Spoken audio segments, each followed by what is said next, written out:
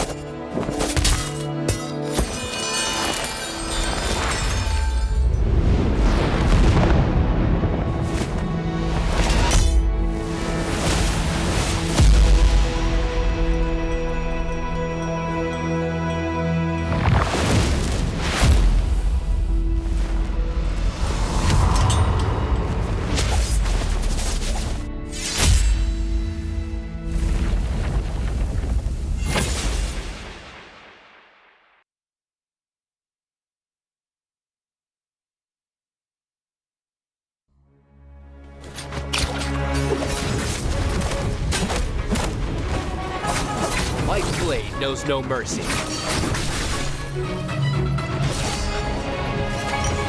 You or many, you will die all the same.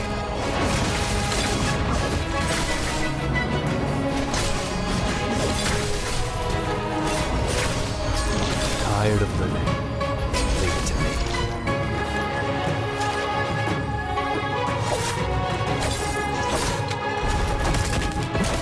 White blade knows no mercy. You shouldn't have come here.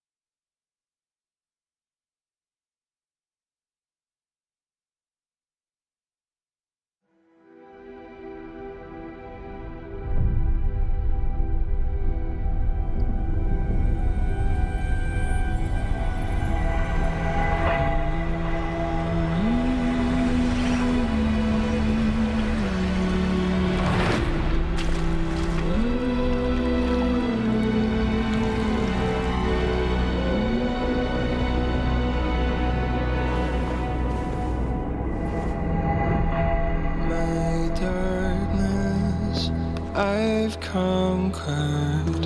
They started, now it's over. My power uncovered. Now I begin.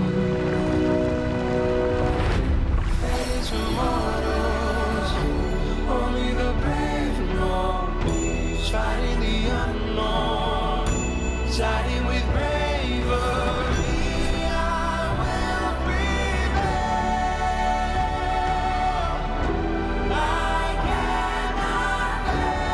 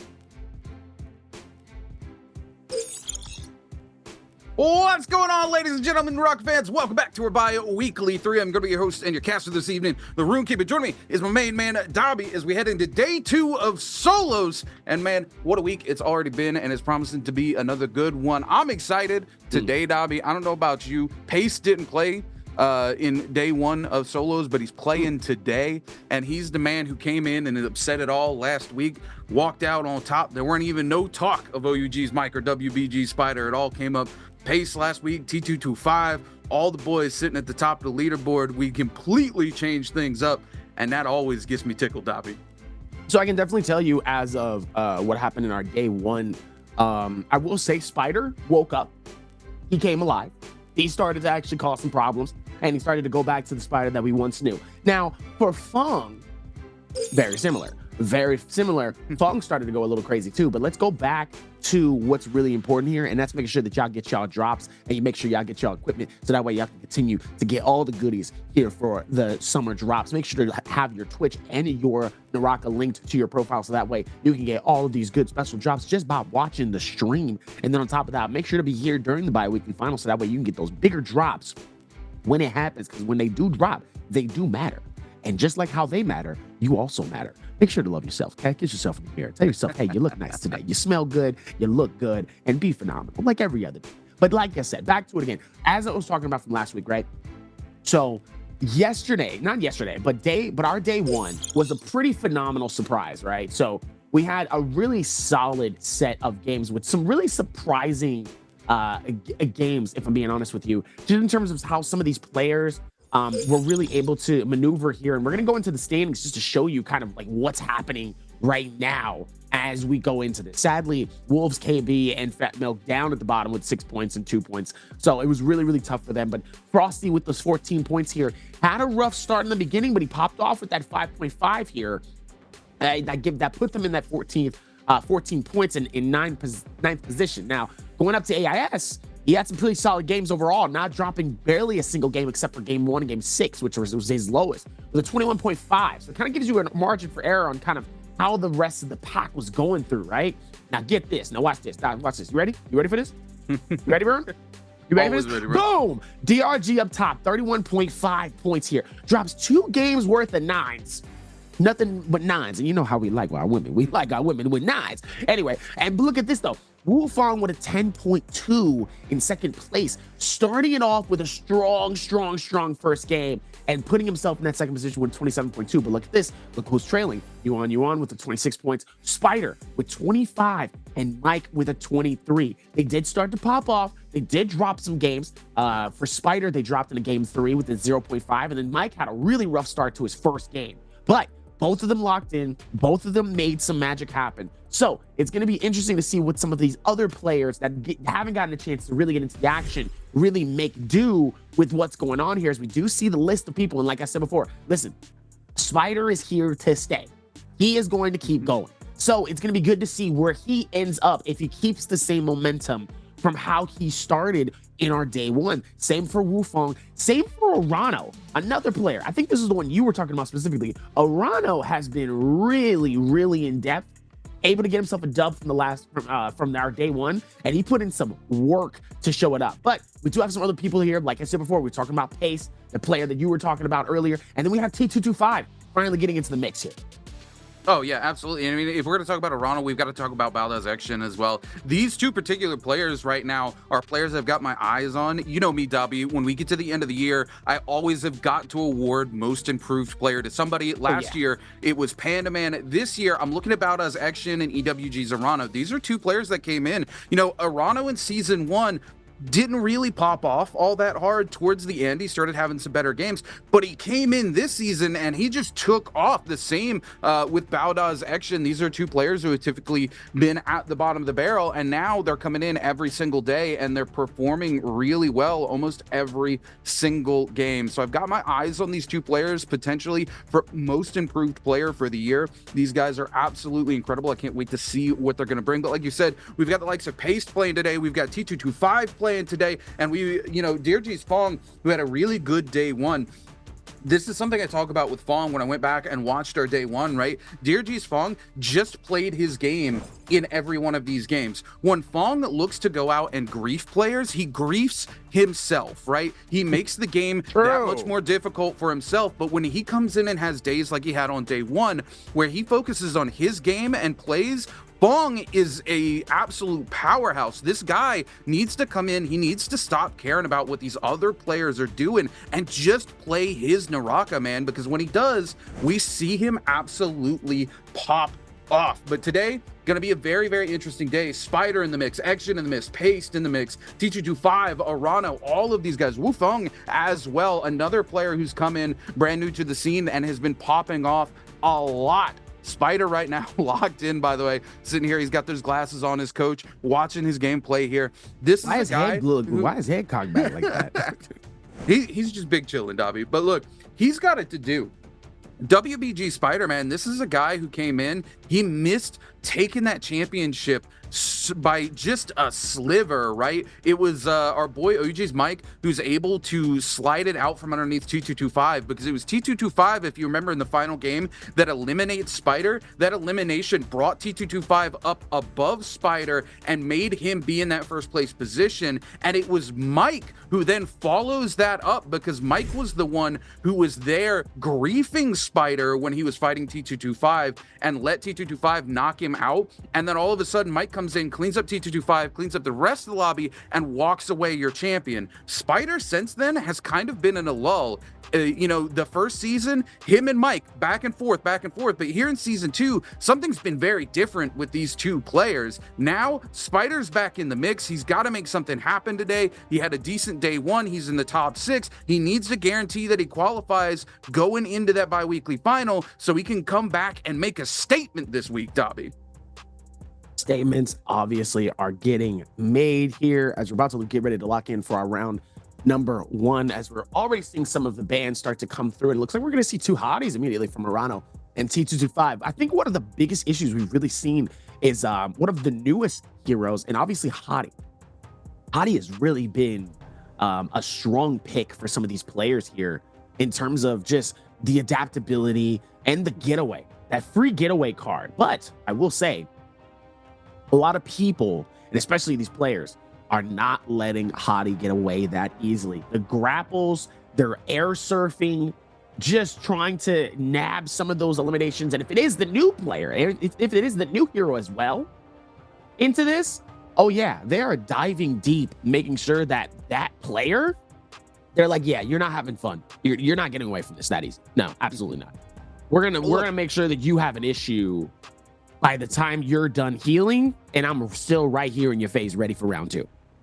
Well, that's what I was gonna say. You said that free getaway, and I'll tell you what, these pro players make it look free, but if you've played Hottie, that getaway is not free at all. These guys in here dog these hotties down when they see them get low, and sometimes it is not enough. Even if you sprout wings to try to get away, these players will chase you to the end of the earth, Dobby, and it is absolutely crazy. What I'm still very shocked about is our phase 1 yet again is Liam being locked in back to back time and time again, and we have seen very few Liam MVPs this season. I still don't understand the craze behind locking in this Liam when he has not been performing the same way some of these other heroes have across the board. I mean, he has been able to do it back and forth yet again, but also, like I said, those surprises, those unexpected picks that we talk about so extensively, it really can be a testament to how versatile these players can be here, even if it's not necessarily the bad game. Sometimes you got to be able to start with something knowing that you do have some powerful fixations for later here. So let's see kind of what happens and where it goes. And I think that's the one thing that's going to be very, very fun to see towards the end of this game here. And it's just going to be fun to be able to put this together and go, hey, where are these players going? What's their thought process, especially when we go to the landing, which I cannot not wait to talk about our forecast. I know you're excited to get in and see the map, especially because we're heading into Praedoria and we're kicking things off today with Firefly game, and we're going to be rounding things out in our final game on Morris Isle, game 6, with Fireflies as well. So start the day with Fireflies, going to be ending the day with Fireflies, which means we're going to see a lot of ults right off the rip. I expect to see some heated fights straight out of the gate, Dobby, and you know what that means. You're going to have to tell us about where these players are going to land.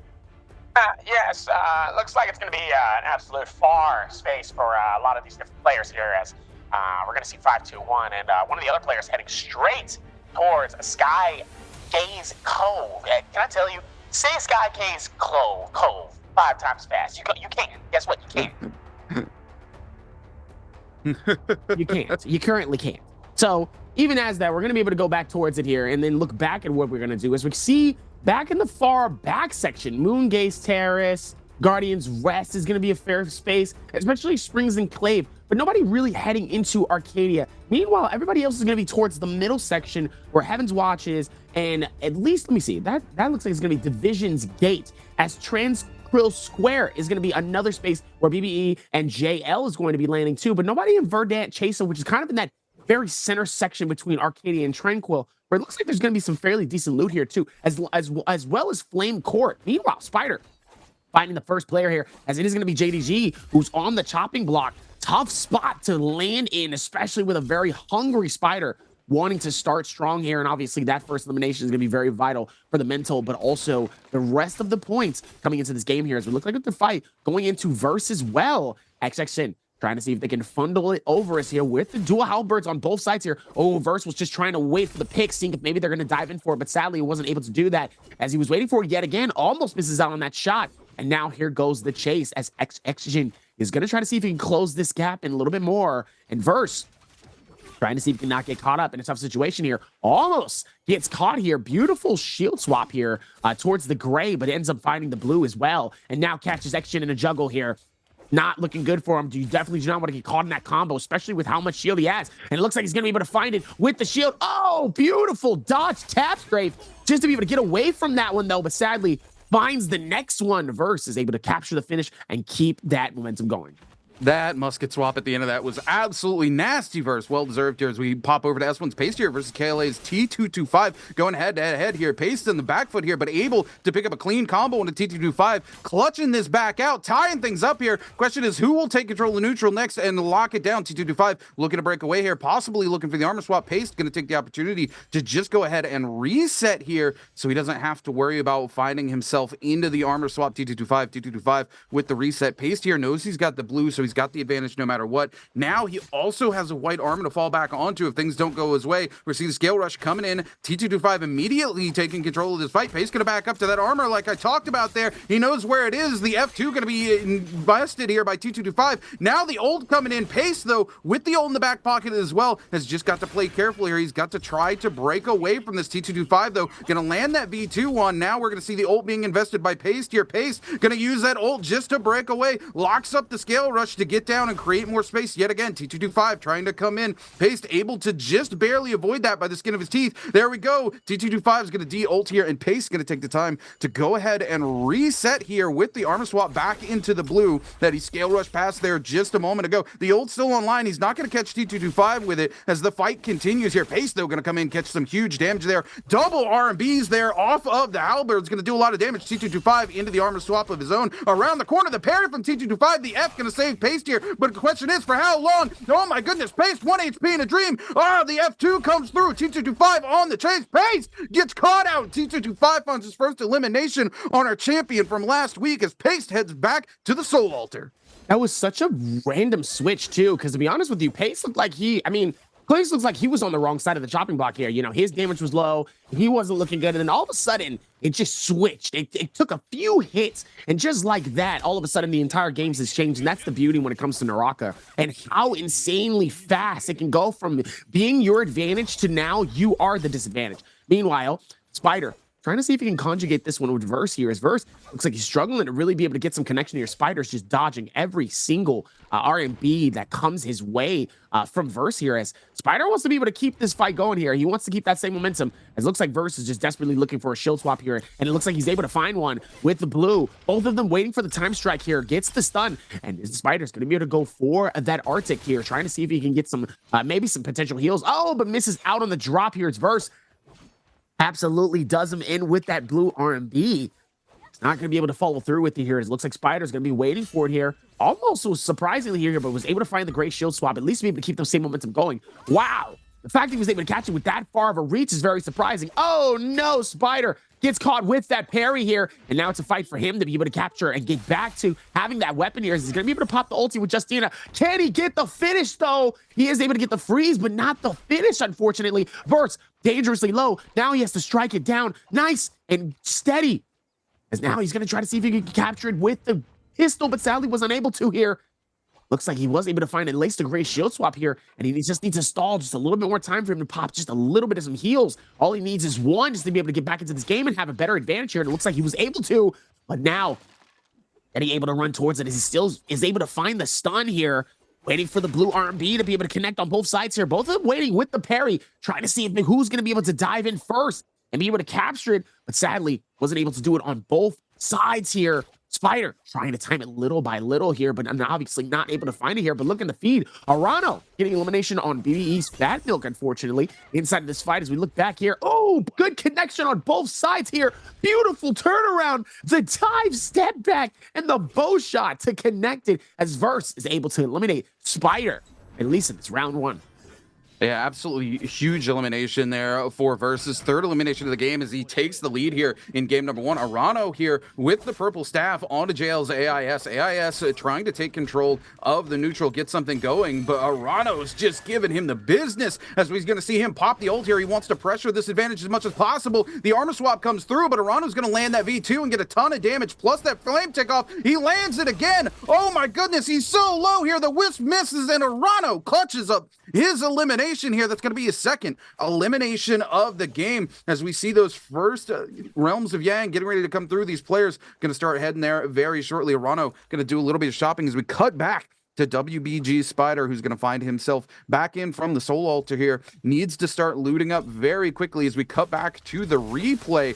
Oh, Spider, though, with the Vulpine Essence here that saved him earlier. Unfortunately, it means Vulpine Essence going to be out of the way there for WBG Spider, but it does save his game one here. And we know just how important game one is for WBG Spider with the way he plays mentally. S1 Paste on the backside here, trying to fight for this Realm of Yang. Going to be feeling forced to back away, though, as Arano shows up. Paste, not happy about it, but he knows what he's going to do. He's going to back away. He's going to go ahead and take himself that bounty, so he's got eyes on Arano whenever he wants, and Arano set himself to head inside. It's going to be X1's Wu Fang versus Fun plus Phoenix's Verse inside the Realm of Yang, who's going to come out on top as things start. Wu Fang goes airborne here, trying to find that charged LB uppercut there off the dagger, not quite able to connect. No range shots just yet there. We will see some from the side of Verse. Verse trying to find him. Wu Fang able to parry him off there. Now into the spear here, looking to come in onto Verse. Verse able to get away though. Nobody. There we go. Massive parry on the side of Wu Fang.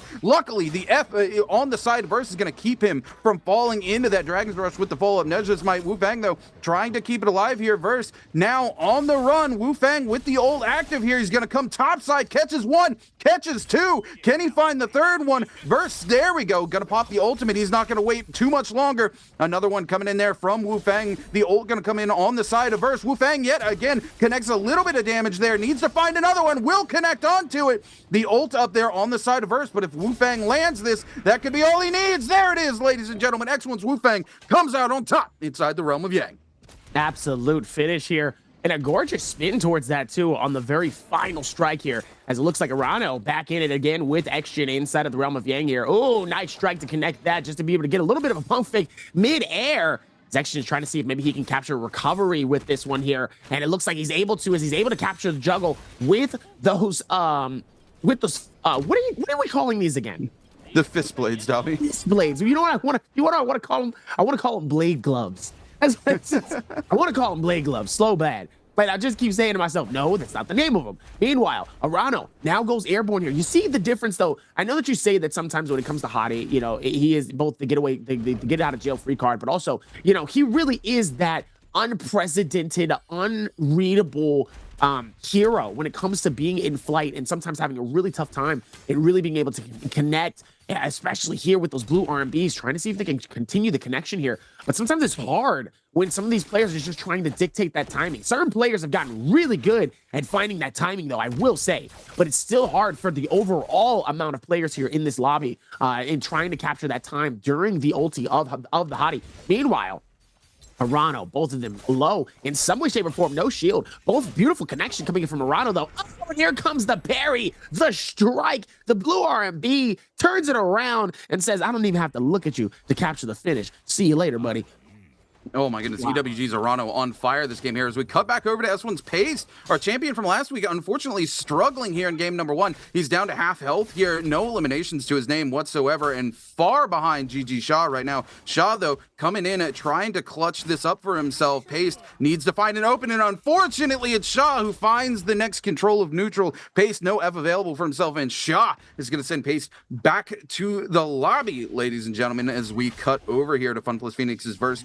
JDG's Chu Zhang and Kale's T225. Chu Zhang with the old popped here, trying to come in onto T225, but T225 opens up with the RB off the staff. Oh my goodness, Verse comes in from behind as well, and Chu Zhang just gets put in the blender as Verse and T225 look to trade blows here. Verse gonna back away, doesn't want anything to do with that Hottie ult while it's popped here. Oh, gonna come back in. Now, there we go, the Hottie ult gonna come away, but it's gonna end very quickly. That legendary staff putting in work on Verse, and Verse gonna break off as the third party comes through from BBE's Fat Milk.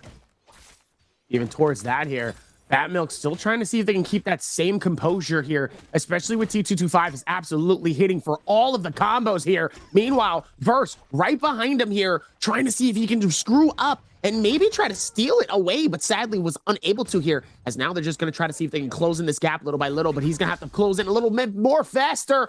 Oh, you almost had it. You got to be quicker than that. Unfortunate here, as Verse actually steals the elimination away and gets that finish on the Fat Milk. Meanwhile, T225 is going to have to go back right to the top of the order and continue this fight. If not, he's going to have to get himself out of harm's way.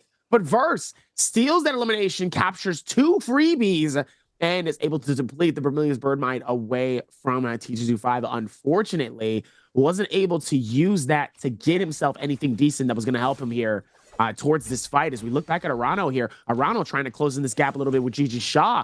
Shaw is able to at least get himself out of the harm's way, but sadly finds himself in the middle of the hands of Xgen. And now here comes the flight coming in from Arano, trying to see if maybe he can close in the gap here, but the speed coming in from Shaw is making it a little harder for Arano, even with flight, even with speed, to be able to catch up to him as well here, making it hard for him to be able to guess on where he's going next here. As Arano trying to see if they can time it, and Xgen just playing around, catching the timing here to see if maybe he can capture the third party and capture a free elimination without really working hard for it. And oh my goodness, the man gets sent down to the bottom of the ship here and says, yeah, I'm out. See you later, buddy. Good luck. Good try. Run it back. See you later. Yeah, action there. Unfortunately, the terrain, just the tiniest little gap, gets sent all the way to the bottom here. WBG Spider onto Jail's AIS here. It looks like they're trying to fight over the second realm of Yang. Spider with the ticket, though, looking to go in and make something happen for himself here. Verse coming through, though, onto AIS. AIS in trouble here. Verse on to one heck of a game right now with 6 eliminations to his name. He needs to make something happen here if he doesn't want to give this elimination to Spider. AIS trying to play it in the wall, able to avoid the R&B there from the fan. Verse going to force his way through. AIS gonna try to make something happen here. The whiff's gonna go through. Verse waiting for that ult to go over, and he's gonna give chase. Spider needs to head on in if he's gonna take himself that realm of Yang. So now it's gonna be Verse looking to chase down AIS here. AIS with no ult gonna leave him in an extremely vulnerable state. Verse on the nunchucks versus the white dagger here too, getting lots of damage and gonna keep up with the chase here. AIS really trying to break the ankle as best he can here, but things not going his way as Verse continues to find damage over and over again. Not going to give him a break as he misses a grapple, though. AIS might find his way out of here. Verse going airborne, looking to grapple again. AIS over the side here, sees that realm of Yang just sitting nearby. Verse going to opt to go ahead and take a reset here as we head over to the realm of Yang. It's going to be EWG's Arano versus WBG Spider. Spider here on Justina, going airborne, going for the pistol shots, not going to find too much damage onto Arano. Arano trying to find those musket shots there in onto Spider as well. Spider playing very carefully, though. Arano will find the first hit there with the musket. Spider will come back with the fan, finding some clean hits himself. Arano on the backside looking to pot up. WBG Spider gonna cancel his pot at the last second, come in, but he lands a massive parry onto Arano. Arano forced to invest the F2 just to break away. Not a ton of damage, though, and he's gonna return the favor onto Spider with a parry of his own. Spider gonna get the fan back here, but he's down significantly in terms of armor here, and Arano still has ultimate. Spider on the back foot in this fight, trying to break away. Pistol shots coming through now as well from Arano.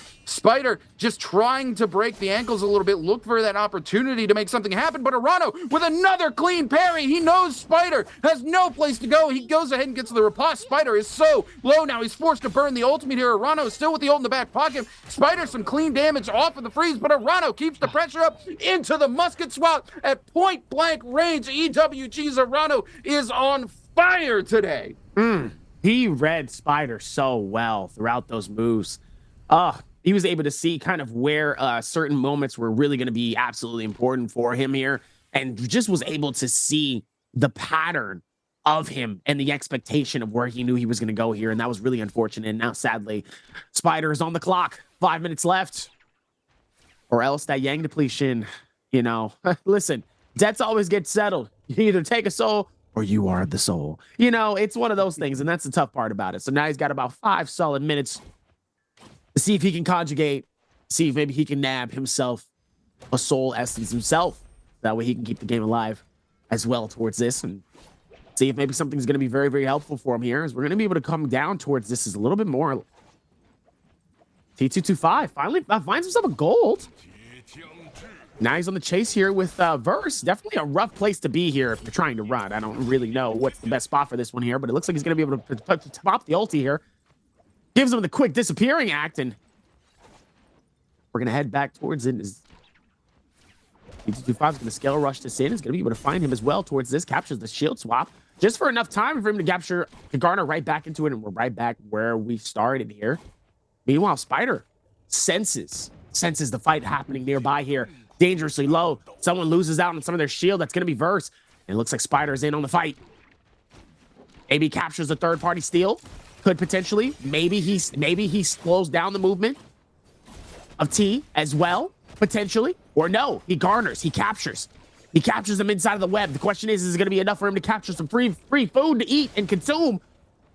Only time will tell here, is now both of them are still in the middle of this fight here. Can he capture 2? Oh, man, he captures 2. But sadly, T225 is able to steal that elimination. And it goes right back towards T225 here as T loses out on some of his shield, though. That was beautifully timed by Spider, but sadly wasn't timed well enough to be able to capture the finish and get the combo.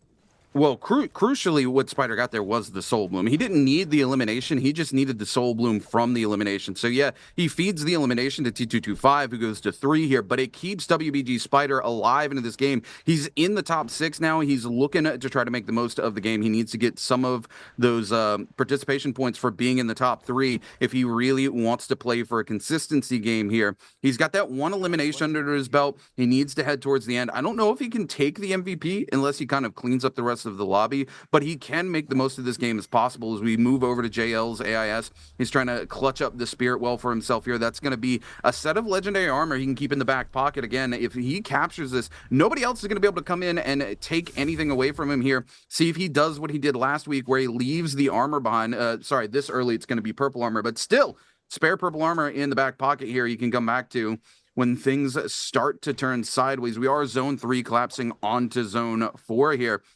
Game's going really fast, Abby. I thought we were later into the game already because of how few players we have left alive. We are only heading into zone 4, which means we're going to start looking for that first late game Bane's Breath very shortly here as soon as zone 3 finishes collapsing. WBG Spider, though, finding himself caught out in the middle here between Arano and a hard play. Spider taking a lot of damage here, getting griefed out by multiple grapples here. T225 onto him here with this legendary staff. Unfortunately for Spider, this is as far as he goes in game number 1 as T225 cleans up yet another elimination. It's going to bring T225 to 4, and he's not looking to slow down anytime soon. We're only on to zone 3, and he's keeping the pain going. Now he's turning it on to 5-2-1's Unique. T225 wants to end this game right here and now. Unique trying to break away from this, going to go up top, but T225 going to take just a second here to take a reset. He's got that cannon. He can throw those rain shots downhill anytime he wants. Unique on the backside. Looks like he was popping 2 nah there. T225 with the legendary staff coming in, and man, Unique already seen that armor shred away from him here. T225 with a huge combo into the zone. He needs one hit here. He goes for the cannon. He's not quite able to find it. The ult's going to keep our boy Unique alive for just a little bit longer, but T225 has put him in the worst possible situation. He's trying to break away, seeing those arrow shots come through time and time again. He finds an armor swap here. Unfortunately, he's leaving that purple behind for a white here. He is going to be able to take most of a reset. And now T225 going to come down below. He knows that ult's going to be ending soon, and he is hungry for this elimination. T225 also looking for a quiet place to take a reset as Unique breaks away. Unique with no ultimate here on the white armor, going to be in a very tough situation. JL's AIS trying to come in onto T225 is going to catch into that legendary staff. Arano also going to be trading blows with AIS as 5-2-1's Unique breaks completely away. He wants nothing to do with this fight any longer. He says, you guys can fight it out. He said, I want nothing to do with that situation here. Y'all got it. Y'all can take care of that if y'all want. I am good. Meanwhile, Ronald's going to be on the inside here. Going to be able to take his time here as he's waiting on others to start to push in too, because he knows exactly what's going to be going on here, as everybody else is going to be like, I want some of that gold as well. Shaw trying to see if he can connect something here. Sadly was unable to as Arano. Sadly, he does get jumped up here, as he's going to be able to pop the Q or the F key, just so he could be able to rise through this. Unique is going to be able to find him from outside the circle here. Nice hits. Oh, it looks like Shaw ends up getting juggled a little bit. Whoa! Absolute devastation here from the longsword here. Forces GG Shaw to absolutely retreat. Meanwhile, T225 and AIS want some of that smoke here, but it looks like they both decide to turn on each other and start fighting that out as well here. Meanwhile, Awano is just sitting and just chilling as AIS starts to dive back into the fight here inside the gold circle. Teddy trying to time it. Oh, nice strike to be able to connect onto this one, as he's going to be able to force the ulti from Arano. All the loot, the worst timing for you to pop it is right then and there. Able to get out of harm's way for a split second here. Now he's going to be able to dive back onto the teammates as AIS trying to time it as well here. Beautiful dodge to be able to connect onto that. If that was a parry, that would have been a totally different situation here. AIS is taking his time here. Oh, he ends up losing that one. Quick pull of the musket. Not able to connect anything onto that one as Arano's going to decide to chill back, as AIS, same thing, goes for the reshield. Taking his time. Oh, expects the fight. Pulls through for the beautiful parry here and is able to possibly scatter away from this. As now he's on the chopping block. Arano is going to try to see if they can close in this gap. Gets hit here. And now he's going to get dived on by everybody. AIS is not looking good for him here. He's going to try to see if he can get out of harm's way here. He's got everything against him. He's got a Bane's Breath. He's got 4 players diving in on him. It's not looking good for AIS here with himself. Oh, seeing a little bit of the surfing here. Not going to be enough as he does get pushed from outside of the circle, as Arano is able to steal elimination. Gets the free lick. Gets the Soul Bloom Essence. A couple of other decent goodies here. And get right back into this fight. Bane's Breath. Worst timing possible. Look, Arano done said, how many licks does it take to get to the center of a Tootsie Pop? And he said, I'm going to take them all. Hey, Arano up to 5 right now. Absolutely leading this lobby here with 5 eliminations. Kaylee's T225 sitting just behind him with 4. Verse with 6. Unfortunately, Verse already eliminated from the lobby earlier. 4 players left remaining live here in Zone 5 as this final Bane's Breath of the game gets ready to come to an end here. Arano, like I said, at the very tippity top here, he's been playing an extremely clean game here today. By the way, he's sitting with 72,000 Darktide coins in the back pocket. The man is an absolute mad lad for not having spent these throughout the game. He has just been hyper-focused on picking up these eliminations, trying to find these musket shots here onto Shaw. Shaw not going to give him the opportunity here as he's sitting there playing with the dagger and fan just to try to break away. Unique here, going to get some clean hits there off of the spear. Arano not going to give too much chase here, but Unique going to come through. Unique not happy about the turn of events earlier where Arano almost eliminated him from the lobby here, so he's putting a little bit of grief down onto Arano, but it's Shaw who's going to lose most of his armor in this turn of events between these four players.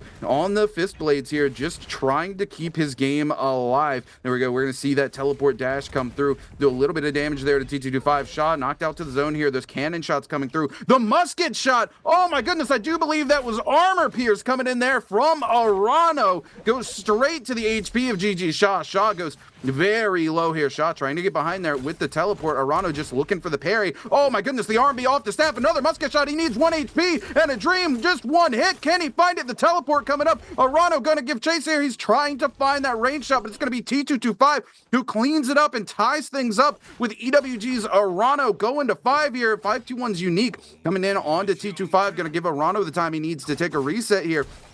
T225 also with the legendary staff popping the F2 here. The two hottie players tying it up here in the final moments. 3 players left alive. Unique, T225, and our boy Arano. The cannon shots coming in from T225 going to take some damage out there onto Unique. I do believe the fire tick coming in from that cannon as well. Unique getting some hits here onto T225, but not a lot of damage being sapped away from that legendary armor here. Unique, half armor, half HP right now, just trying to stay alive. He knows he's the target in the lobby. More cannon shots coming through, a very clean second cannon shot onto Unique, followed by the R&B off the step. He knows he just needs one musket shot here, but the ult's gonna come through, gonna keep him alive for the time being. No, so much damage from this cannon here. He does have that armor pierce, 602 damage from a headshot there. Unique, the only thing keeping him alive right now, the ult. We're gonna see the ult invested by T225. Arano, this might be your opportunity. T225's low, the musket shot comes through. Now T225's the target. He's able to come in, he gets the soul bloom, knocks Arano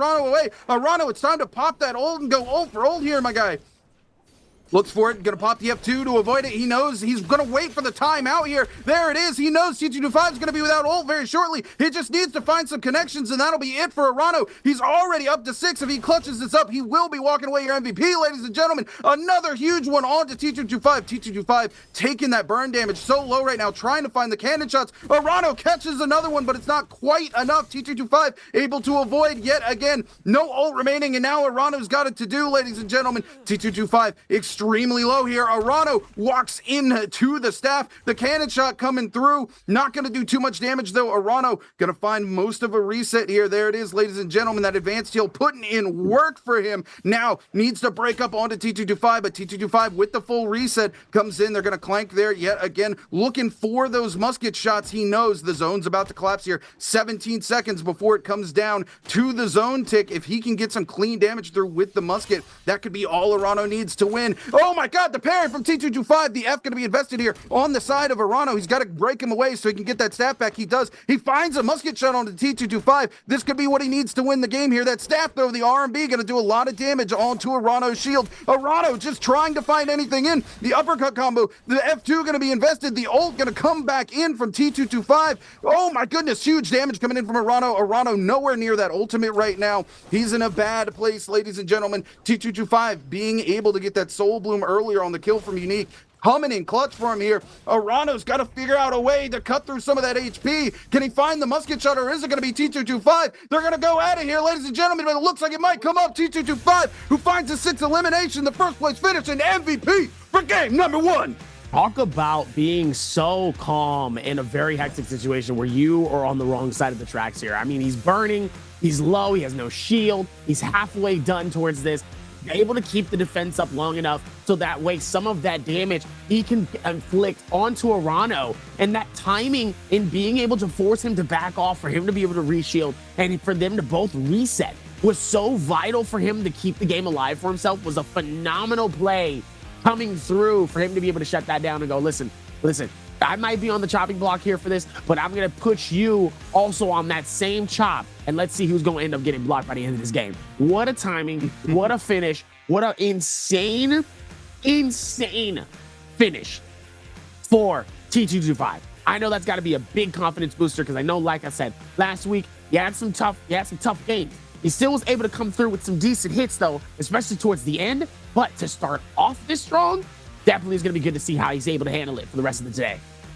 Yeah, absolutely huge game for him here. Really, it comes down to that soul bloom he got. And like you said, being able to force the full reset knowing he had more ult charge than our boy Arano there. So as long as he could bait the fight out long enough to get the ultimate back up online, he could clutch it out as that zone comes through. Also, that massive parry that he lands just before the end of the fight there coming through, doing a world of good for him versus Arano in those final moments. You know, Arano trying to force that musket shot, right? He's got that armor pierce. He knows if he takes the fight to zone and he gets that armor pierce shot, he's going to be ahead in HP. He tries to force it. He ends up taking a lot of damage to his shield because of that. And then as soon as the ult comes through for T225, he's just able to clutch this out. There's not really anything Arano can do in that small of a circle versus that ult. You can't really chase it out and try to break away. You just have to do your best to avoid those slashes as they come in. But speaking of avoiding things, what we're not going to avoid is an answer for treasure, ladies and gentlemen. Who won game number 1 today? Is it A, S1's Paste, B, KLA's T225, C, EWG's Arano, or D, Jail's AIS?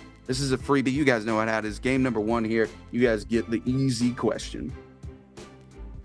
Pretty easy question here. So it's got to be the first. It's got to be. It's got to. It's just got to be. You know, you can't get this one wrong, right, Chad? You can't get this one right, Chad. No, this is. If you were paying attention, you know exactly what went down here in the end of the game. We were literally just talking about it before we threw this question. You couldn't let me down, right, Chad? You just couldn't let me down, right? Like you just couldn't. No way. Absolutely not. As we're gonna be able to put this back. I mean, listen. The amount of effort that's been put in so far is absolutely phenomenal. Okay. Yeah. Seeing how T225 was, especially Arano still going to be in a solid second place position. Still a great amount of points. Regardless of not getting those extra points here, obviously, for the W. Still going to have 1 point behind, most likely, where the standings are in terms of at least the game 1 score. So, for everyone else, though, I mean, there were some pretty heavy fights. The getaway runaway fights were actually really fun to watch. There's a lot of that, a lot of chasing, a lot of back and forth. It'll be good to see how game 2 goes, knowing that we're heading back to another big place similar to Pandoria, Alderaan, that everybody's used to. You know, the place where everything wants you gone, right? Everywhere, every terrain wants you to suffer as much as possible. As we're going to look back here, we're going to see Arano in that second place position with that 8 game score. A T225 up top with 10.4. Just that extra point coming through here, and obviously those kill points with 7.2. It's going to get him ahead of the pack here for a strong start. Reverse 6.5. Another good solid finish for top 3. But then everybody else is 2s and under. A little surprising. Yeah, I mean, absolutely huge game here for T225 in the end here. It looked like it was all going to be coming up. EWG's Arano there, but T225, he plays it out. Like we said, absolutely crucial for him to not only get the Soul Bloom, but also pick up the opportunity to take a reset there so he could make use of that ultimate in the final fight there. And that ultimate comes in and does clutch it out for him. Absolutely huge for the fact that he was able to go in and make that happen. Everything had to go right in those final moments. He had to play that out perfectly, but a huge game for both him and EWG's Arano. Arano just absolutely went off on a blaze here, and we're going to see that as we take a look at the replays here from Thunderbolt. Absolute insane finish here. As we're going to look back at it from Thunderbolt Born for gaming, as we're looking back from some of those fights here. Beautiful turnaround from Spider. But first, I mean, look at that. The step back bow shot was so incredible here. I remember seeing your face in the middle of that. And you was just like, oh my goodness. Some of these finishers too is also just so disrespectful. The turnaround inside of the realm of Yang here, basically saying, listen, I'm not even going to look at you when I finish you off. Pause.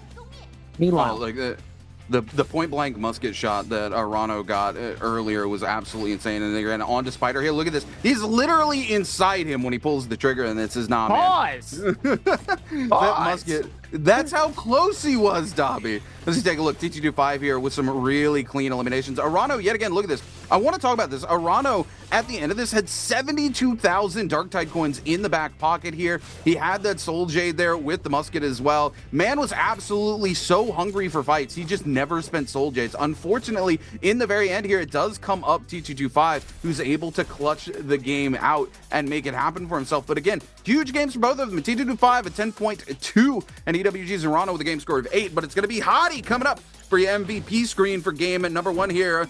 Kaylee's T225 coming out on top for his 6th MVP of the season. 37,000 damage, 6 eliminations, 22,000 of that damage coming in from melee weapons.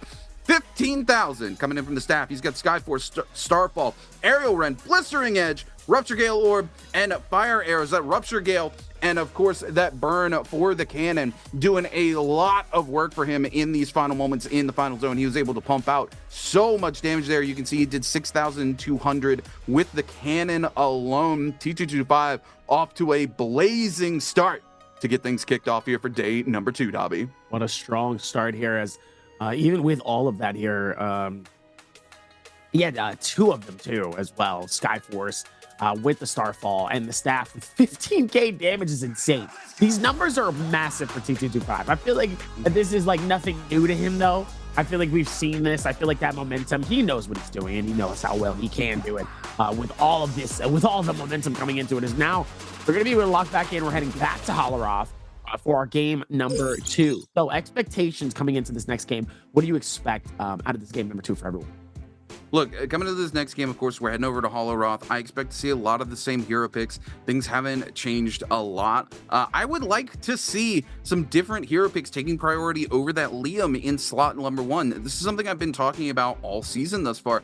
Liam here in solos has been double picked first every single game, and I think he's maybe walked away with 3 MVPs the entire season. It's been so many other heroes that are constantly clutching up these MVPs for these games. I know a lot of these players really think Liam is absolutely dominant. He is a very good hero. You're not going to hear me argue that point whatsoever, but I think he's getting to the point where it's kind of been proven that he doesn't need to kind of be that first round draft pick. I think you're looking at either the Hotties or the Cayenne for that first round draft pick. Those 2 heroes have turned up time and time again in terms of MVP throughout this whole season. So I think some of these players might need to make an adjustment. And the good thing is if they make that adjustment in round 1, they could potentially throw a lot of these other players off during those hero pick phases and put them in some interesting positions, because right now it's kind of a solved meta. You go in knowing, okay, hey, if I'm in the first 4 rounds, I know exactly what I'm taking.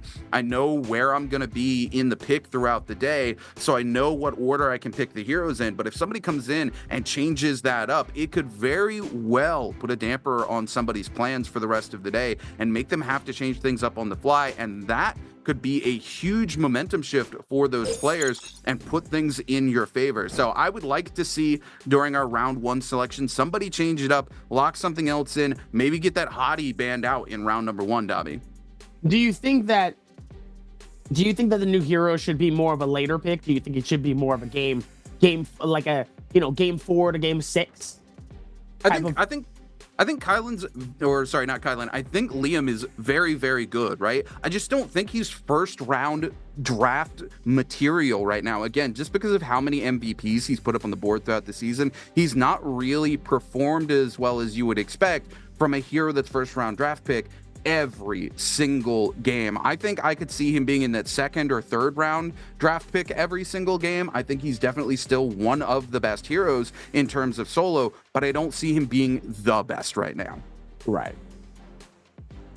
Absolutely insane numbers here looking at it, as we're going to be able to go right back towards the top of the order, looking at it from where we are. Arano with that 30.1, Spider trailing in deep with the 27 points here, but overall, Arano having the really big jump here throughout the rest of the pack here, putting himself in 2nd position and 1 point away, 1.5, should I say, away from putting himself right back to the top of the order and making him the leader of the pack and the follow me for the rest of the games.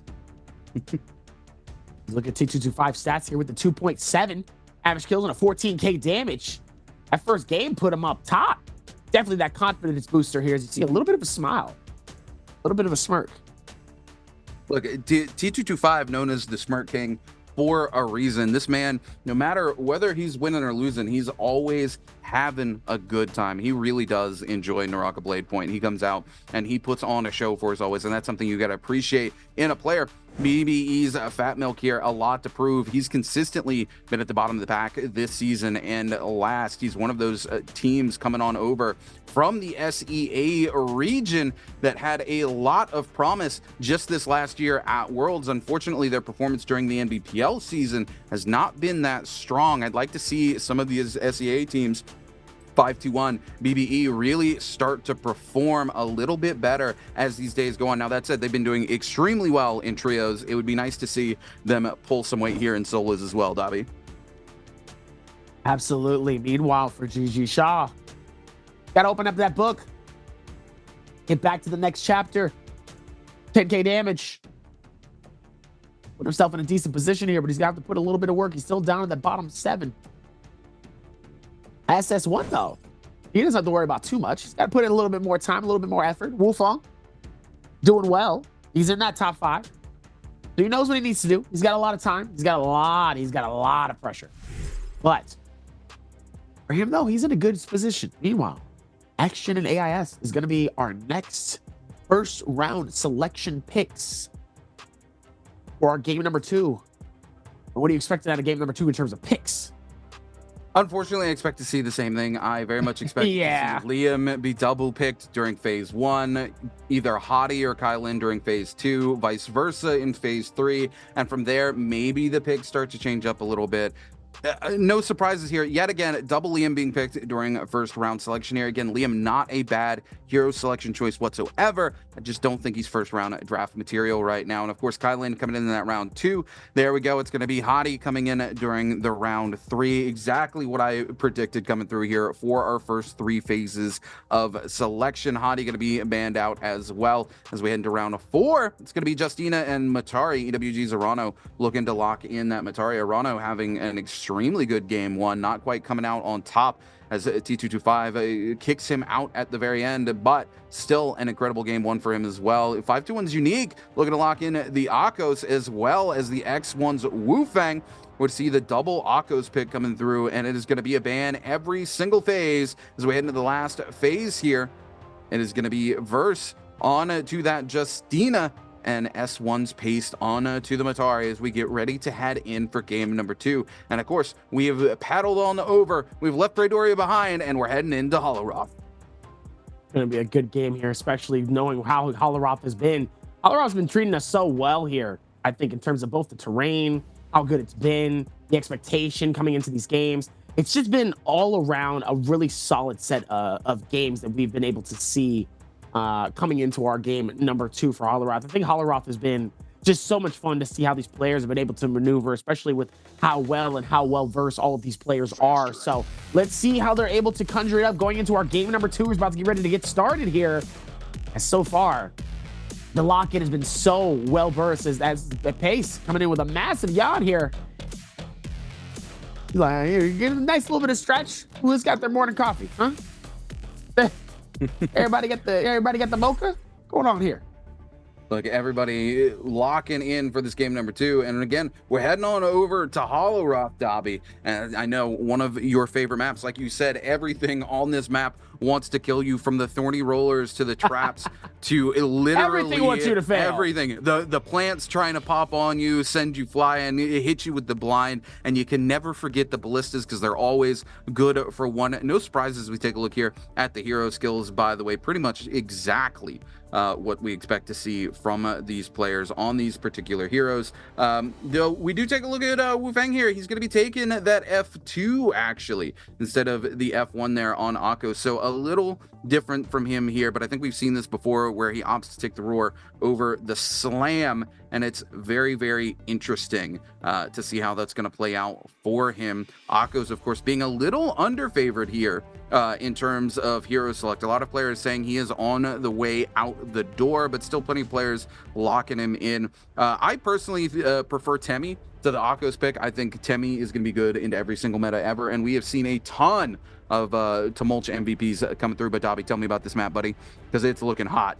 Absolutely stacked for Hollow as everybody is landing towards center of the map. It's going to be super, super dangerous to see how wild this game is going to be. It's going to get absolutely stacked. I think the expectation of it's going to be wild, and I only really see one other player heading towards the right side here. That's going to be another player that's heading towards the city of Tang by themselves. Not really having to worry about too much of everything here, but let's see how these games are going to go as we only see people in that looks like this is going to be Tang Courtyard and Moonfall Pass. Meanwhile, everybody else is going to be in that section of Plum Castle. Great minds think alike, great warriors think alike here.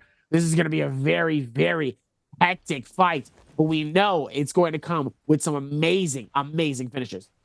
Yeah, Plume Castle here looking like it's getting ready to turn into Fight Club right off the rip, Dobby. We usually typically see players spawn around the outside of the center objective and then work their way in, but this time around, so many players immediately dropping straight into Plume Castle here. We're taking a look currently, though, at Balda's action on the outside here, Paste as well as GG Shaw, all of them looking to trade a couple of blows. Paste going to find a set of blue armor here, going to leave him in a good situation. We're going to see, though, he's going to take the huge LMB there, the uppercut coming in off of the dagger. Paste, though, coming back in control there. Gonna use that teleport immediately to find some more hits here onto GG Shaw with the armor swap yet again. Pace a little on the back foot here as he does not have that armor to swap into. He did just pass a white armor, but he looks to want to keep that blue armor he's got for himself here. Tries to come in, make something happen. Holding blue here just to try to create some space. He is able to get the trigger there onto Shaw. Some good clean damage and able to pest the F as well, but won't connect there. Pace just kind of put into a corner here. This is not a good place to be. Also have Fun Plus Phoenix's verse looking to give chase down here. Pace just trying to break some ankles, create some space, and get as much of a reset going as he can. The musket shots coming in as GG Shaw, Balda's action, join the party as well. No place for Pace to go. This could be a disaster for him. He does not need to lose that early resurrection, a second game in a row here. Again,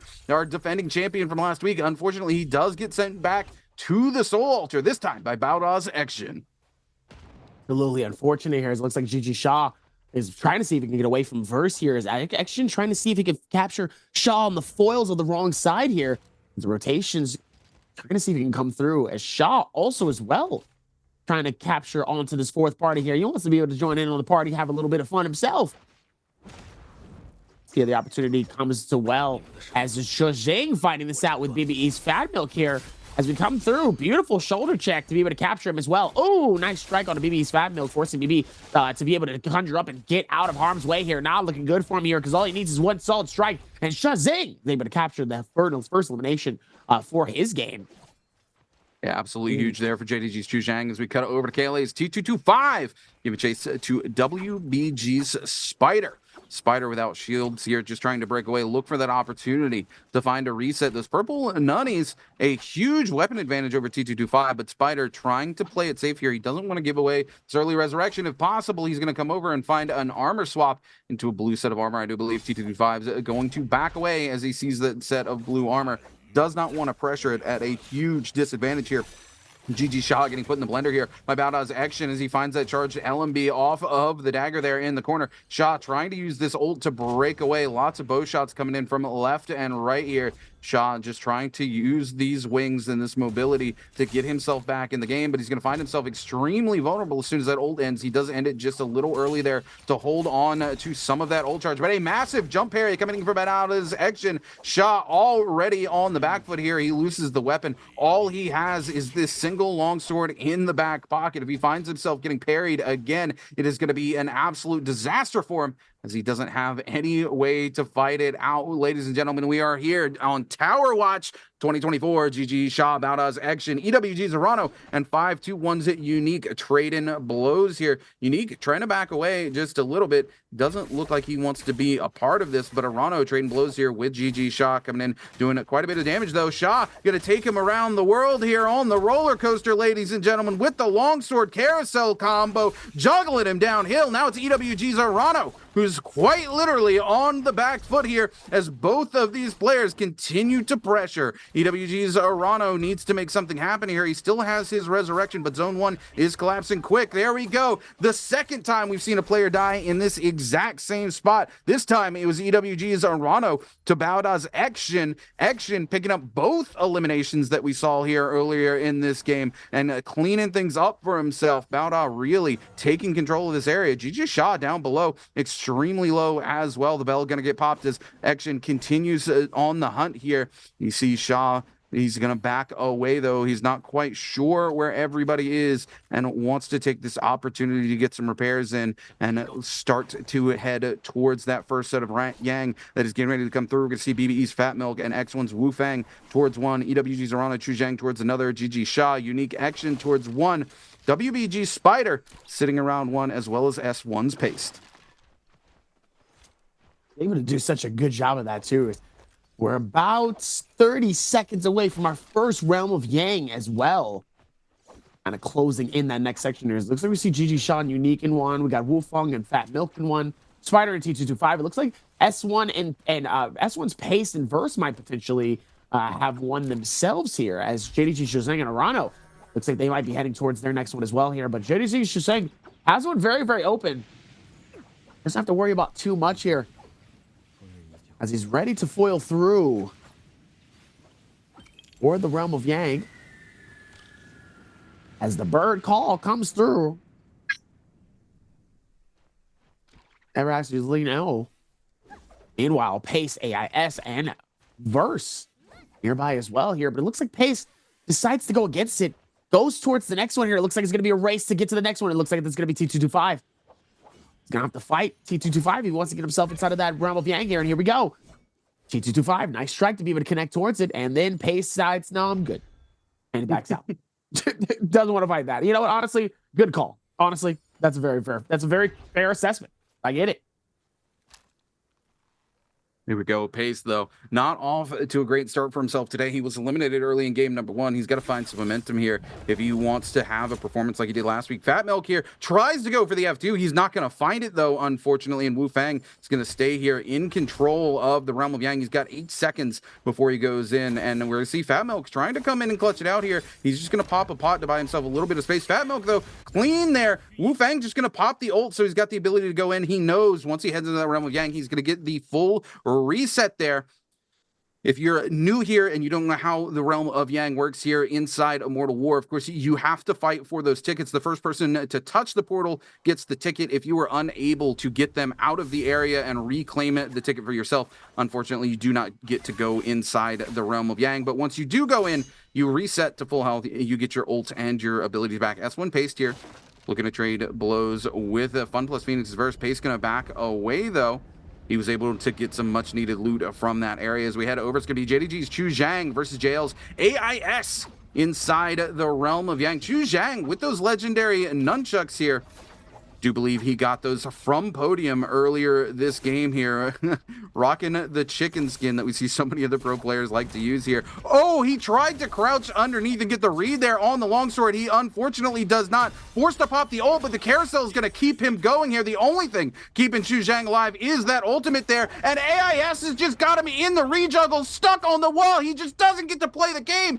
JL's AIS absolutely cleans it up as we head over to X1's Wu Fang versus KLA's T225. The Tiger versus the Ice Princess here. Justina going to pop that ultimate. The Tiger Leap coming through, but Wu Fang not going to find it. He's trying to find another one here, using that gold focus to make sure he doesn't get frozen out. But Justina gets the aerial combo off the longsword into the refreeze in the air, and that's all she wrote. KLA's T225 comes out on top. Now that is rough. That is a rough finding here towards that. Really not able to really capture that moment here. That's going to be very, very important, and sadly does not close in that gap that they need, as one ends up getting stuck inside the realm. How do you get stuck in the Realm of Yang? That's the tough part. It's just you and another player.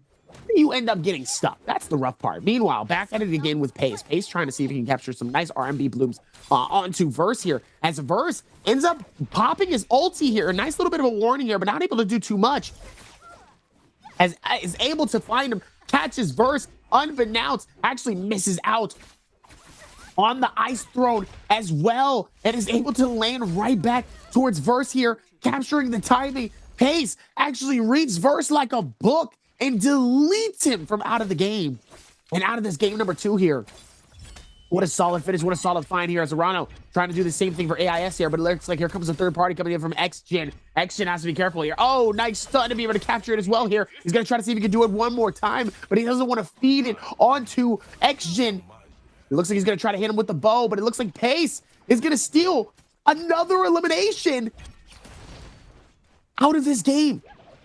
Pace has stolen both eliminations out of this game so quick with beautiful timing that I've ever seen.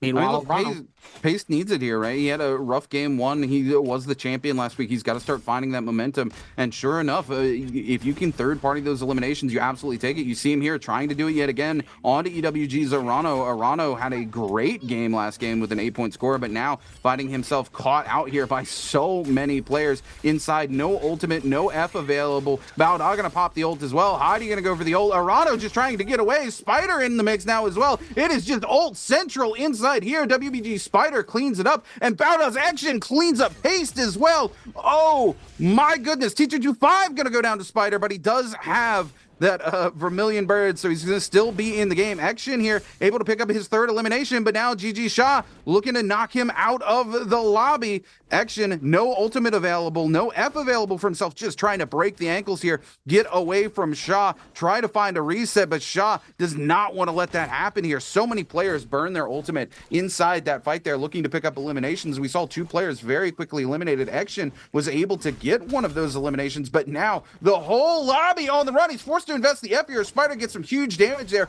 with that legendary pole sword. If it wasn't for the F, he would have went down right there. Action will go down to T225, who cleans up his 3rd elimination of the game. It's him and Spider currently leading the lobby. Absolutely insane find. Now we're trying to see where that next base starts to come from here. Obviously, GG Shah just trying to see if he can get away from this. Gonna take his time. As Scale rushes all the way up top as AIS is just so close. He's not giving him time really to be able to find anything, as he does find extra gray shield swap, but sadly he's on the wrong side of the timing. Oh, ends up finding a blue. Okay, a little bit of an upgrade. We love to see it, trying to stall as much timing as possible here, just for him to get caught inside of a wall. And just for AIS to actually not actually follow through towards this, as we have the second realm of Yang starting to form. Heading into the next one here is Shazang ends up getting caught by the grapple of Fat Milk here. Both of them getting caught on both sides here, not looking good as Shazang ends up getting hit by the foils. And it looks like Fat Milk trying to see if they can time it together here. It's not looking good as the ulti starts to come in. Shazang needs to be able to get out of harm's way, but it's not looking good as Fat Milk steals the elimination away. Meanwhile, in the middle of the fight, both of them nunchuck deep. Another third party starts to come through as well. Who wants to cause some problems, but Wolfgang is going to come through and disappear. Move away. Making it a lot harder for them to be able to conjugate. Meanwhile, T225 wants to fight. He's going to grapple, but now it's going to be a grapple chase as Fat Milk looks like he's going to go for the repair. Most likely he's going to be able to hop in, but let's look back at this replay here from inside one of the spaces here inside of the cave. 4 players inside, not looking good as the Justina comes through with a nice little bit of a save here. Not looking good. Pace tries to keep the game alive, but he just can't do anything.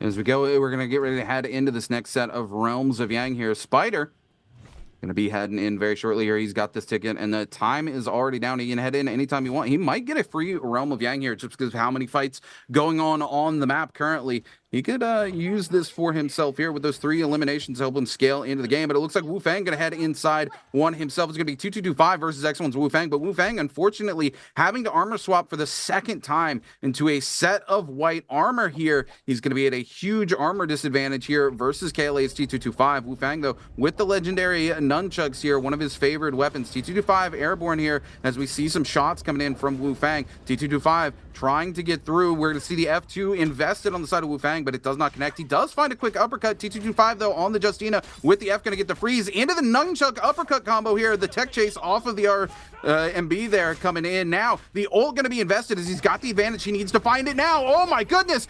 So much damage coming in off the RB there from the nunchucks. He cleans it up even with the armor disadvantage. And T225 is going to be heading out there with the Yang depletions. We cut back to WBG Spider and Jail's AIS in our other Realm of Yang. Spider here with that legendary pole sword, looking for a clean scale rush. Does so much damage if he can land it. AIS able to avoid it there, coming in with these legendary fist blades. Spider, though, with the ult invested here, will find one hit. Can he find more? He's going to find the second one. Goes for the third, connects with that one as well. Liam with the ult on the comeback here. Spider needs to get some big damage in before this ult clutches it out for AIS, before he loses his time in ult.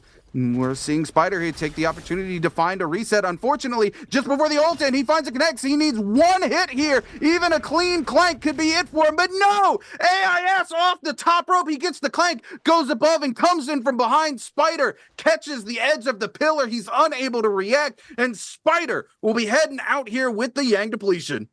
So he plays that so well, reads him like a book in those few final moments here. And sometimes it's not about how you start, but it's how you finish. And that was a really amazing finish as well towards the very end of that, as now the time starts. Same thing for GG Shaw. Also, 4 minutes left on the clock for him for his Yang depletion. He is down in the bottom as well. Definitely a tough place for him to be in here. Knowing that he has 4.5 points, is in 15th place. It's not looking good for him as he has one elimination under his belt. He's going to need to put in some work. He's going to need to do a little bit of some effort if he's really going to see himself inside of this next fight coming up here. Because that's the tough part. It's really going to be showing for some of these games. It's very telling. We're going to see here, Wu Feng, though. You know, he does have that one elimination, but right now he's got White Tigers. He's sitting in a really good place. He's got legendary armor, legendary weapon for himself.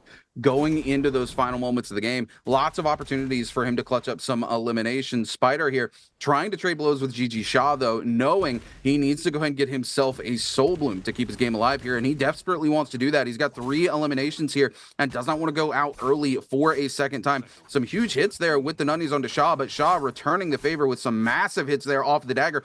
All of the armor being shredded off of Spider. Spider here just losing the neutral here to GG Shaw. This is not what we expect to see from our boy WBG Spider, especially not to GG Shaw. Spider with the armor swap on the inside here. The cannon gonna come through from Shaw, doing a lot of chip damage here to Spider. Most of that white shield gonna go away. The trigger comes through.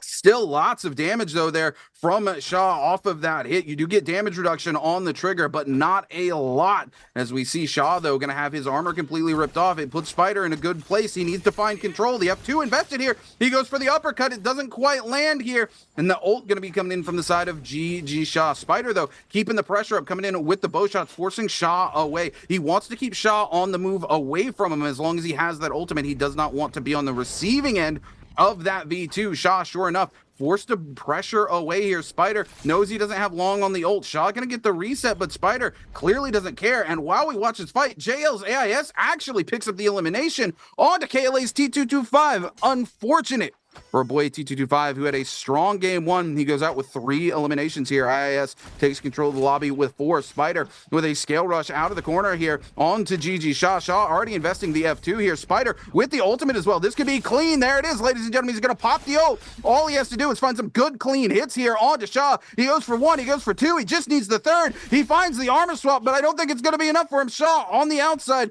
goes for the grapple here. Spider just needs to keep the pressure up here. Shaw knows he cannot afford to take any more hits from this ultimate. Spider only has a couple seconds left. He's looking for it, but I don't think he's going to be able to connect now. He's going to have to come back into this fight and take it from the neutral. Shaw going to have that F2 reinvestable here, but the nunchuck's going to come in, find some good clean damage here onto Shaw. Shaw down to half of that white armor, almost no HP. Spider able to invest the F here just to take control of the neutral, force it. Shaw, no armor to his name here. Spider just needs a couple more hits there. The trigger going to do enough damage. The parry comes through, and our boy GG Shaw heads back to the lobby as Spider finds his way back into the game. A huge elimination for himself as he goes to 4. Talk about crawling his way back here, as he was struggling a little bit here, but he was able to get his mental right back to where he needs to. And now he is back feeling good here as Wufong and JLS is in the middle of fighting this out here, trying to conjugate just a little bit more. Wufong now is on the chase. He's going to try to see if he can close in this gap little by little here. And it looks like AIS is not looking good here. Same person who was absolutely diving back so well, so strong, is now on the worst place to be. Oh, as the bow is able to connect, not onto it, but just enough for the explosion. And that take back is able to do a lot of damage to get the finish. And just like that, he is out of this game. What a tough finish, though, for AIS here. as he was playing that game so well here, doing such a good job. 4 eliminations to his name, 29 points, so will definitely put himself in the 30-point range for sure in the overall standings. But wow. Spider, Wufong fighting this out yet again. Well, Fat Milk and Wufong, but it's not looking good. Oh, the bow shot to be able to connect this. Absolutely diving it deep. And Nanny is able to pop the ulti here. It looks like he's going to try to see if he can get it close as well. Here comes Spider. Both of them having their bows out, trying to see if any of them are going to be able to connect. Oh, he's able to stop the movement from Fat Milk as well, coming in from Spider. And it looks like they're both going to be able to dive deep on him. Oh, but he ends up getting grappled by the wrong person. It's Wufong.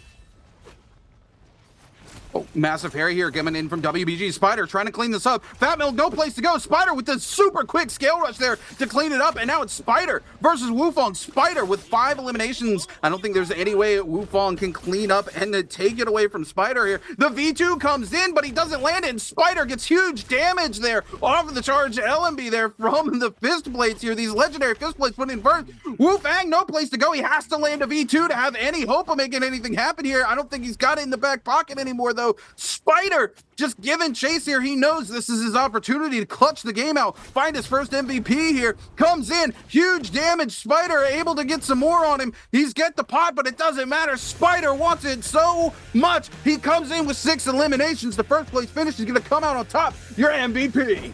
Absolute timing, though. He was reading that super well. Like I said, definitely coming from a point where at that moment when he was fighting AS earlier, that real claw grinding himself right back to having that good advantage here. He was really struggling, I think, kind of halfway through the game. In the very beginning, he was doing really well here, but just something happened. But then, again, something happened, and he was sparked again. The fire was brewing, and he was able to show that he is who he is. You have caught yourself inside of that web here. Congratulations, you done played yourself. I love to see it. Don't get me wrong. I love seeing all these new faces come up, kind of dethroning the old guard, if you will. But it's nice to see the old guard coming back into the mix, making a return to form. You know, there was a fight in the middle of this game between GG Shaw and WBG Spider, where Spider just, man, he kept losing neutral time and time again. And that's not the WBG Spider we're used to seeing, but he comes back into these final moments. He just locks it in, man, and he starts farming the lobby. He goes to 6 eliminations, the first place finish. When we get down to those top 3, man, he's just on it. Nobody is safe in that lobby, and that's the aggression I love to see from WBG Spider. But I love to see it even more when we have some of these new faces, the new guard, if you will, coming in, also popping off. They didn't just give Spider this game, they made him work for it, and I love that because it means we get some of the best NARAKA ever. And that you are not wrong. It definitely makes that pressure even more rewarding, though, when you do win. Knowing that the pressure is going to be from all sides. No one is really easy pickings. No one is slim in the sense of where it is here. But let's go back to where we were talking about here. Question for everybody here. How many kills did WBG Spider get winning game number 2? We were just talking about it. Quick quiz. Who is smarter than a 5th grader? Sorry. Who's faster? Who's better? Who was watching the live? Let's find out who's paying attention. Put your answer in chat for your chance to win a Summer Split random gift. But back to what we were talking about, though. Yes, the amount of momentum, though, from these players was phenomenal. Even the reads down at the very end, you can tell, were very telling.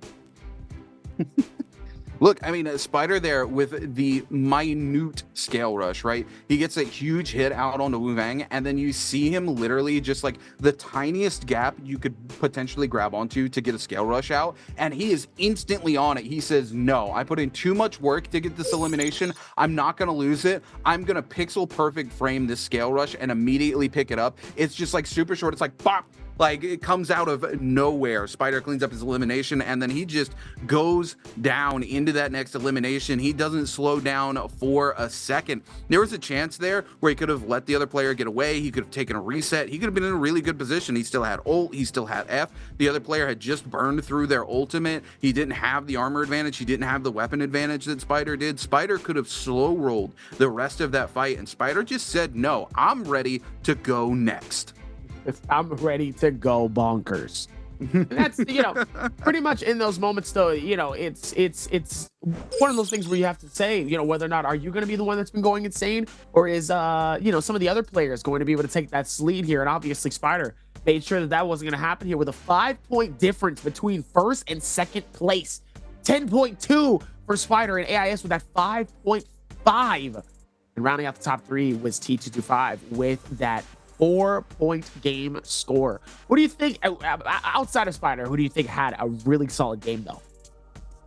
I mean, a lot of players had really good games here. T225 had a strong performance. Badass Action had a strong performance. Jail's AIS woke up this game, came in, put 4 eliminations on the board. It's something he desperately needed to do for himself here if he wants to find himself climbing back up the ladder. I remember at the very beginning of the week, AIS came in, had a really strong week 1. Since then, he's been a little quiet. He's been more mid of the pack.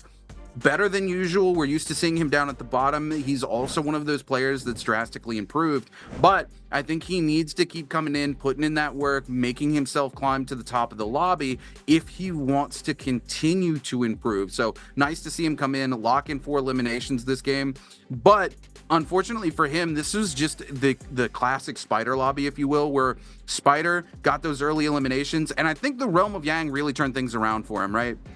Spider is one of those players that is a very mental player. He came in, he had 2 eliminations before that Yang. Once he took that Yang, he went to 3 eliminations and he realized he could start to snowball really hard. What do we see? Spider starts to wake up. He stops kind of like playing blind. He stops losing the neutral. The aggression really starts to kick into high gear. He is sticking to players like glue, right? That's the Spider I'm used to seeing. When Spider came in during his very first season, this man slayed lobbies. We had lobbies end at zone 3 because Spider had 12 eliminations. He had basically killed the entirety of the lobby. But speaking of killing the lobby, we're going to see how those kills went here in our replays, brought to you by Thunderbolt. Dobby, take it away. Even as we got started here, we see T225 immediately coming through. We didn't even get a chance to witness that one here. Just get a chance to see how well that bow can absolutely put in some firework as we look into the Realm of Yang here between AIS and Shazing. Getting that absolute juggle, though. Still able to keep the game alive for himself here, but obviously not able to do it as you continue to get juggled. Same with you with Pace, who was able to find Verse and really capture that moment and gets that finish before Verse can really be able to separate himself. Meanwhile, inside of the fight here, there was so much happening inside of the cave. So many battles happening here. I mean, look at Spider is able to come through and steal that elimination out of nowhere here on an unsuspecting player. Meanwhile, Wufeng inside of the Realm of Yang here, putting in some work with those nunchucks and that massive frog head. Got to give him the rivet. Make sure he gives him that hops. Able to do exactly what he needs to here. Expectation, though, for some of these players is really well. I mean, look at Spider. I mean, look at that. Look at the man himself. Look at him go. Look at him go. Go, Spider. It's your birthday. Go, Spider. It's your birthday. Let him know how it feels. It's so nice to see that return to form. And here we go. There's going to be Kyle in coming in for our MVP card, this time on WBG Spider. Take a look at his MVP stats. His 5th MVP of the season, 17,000 damage, 6 eliminations, 12,555 coming in from the melee weapons. Most of that being on the nunchucks. He's got fire arrows, twice the target lot, jabbing the Sap, Soul Jade, Rupture Gale, and Poison Splash. Man's not even really rocking the Destiny Soul Jades. He said it don't matter if I kill the whole lobby before they get to spend their coins, Dobby. It don't matter. He said, it don't matter. Because obviously he was able to get that shutdown here. But man, put in a lot of work. A lot of bow. Surprisingly, a lot of bow Soul Jades for somebody that, well, we didn't really get a chance to see him pull out the bow too much. Look, I mean, he once he turns it on, man, this is what I'm telling you. WBG Spider is one of those players when he has a good game, he is almost unstoppable, right? The way his mental changes, this game is a great example of it, right? If you go back and look at his first 2 eliminations, his first elimination is off of just a clean third party, right? Which, I mean, everybody needs to be looking for this clean third party eliminations. His second elimination, really rough, right? He's losing ground back and forth against another player. And speaking of losing ground, we're going to lose a little ground as we're going to take a short break, and then we'll come back for game number 3 and see if Spider can do it again.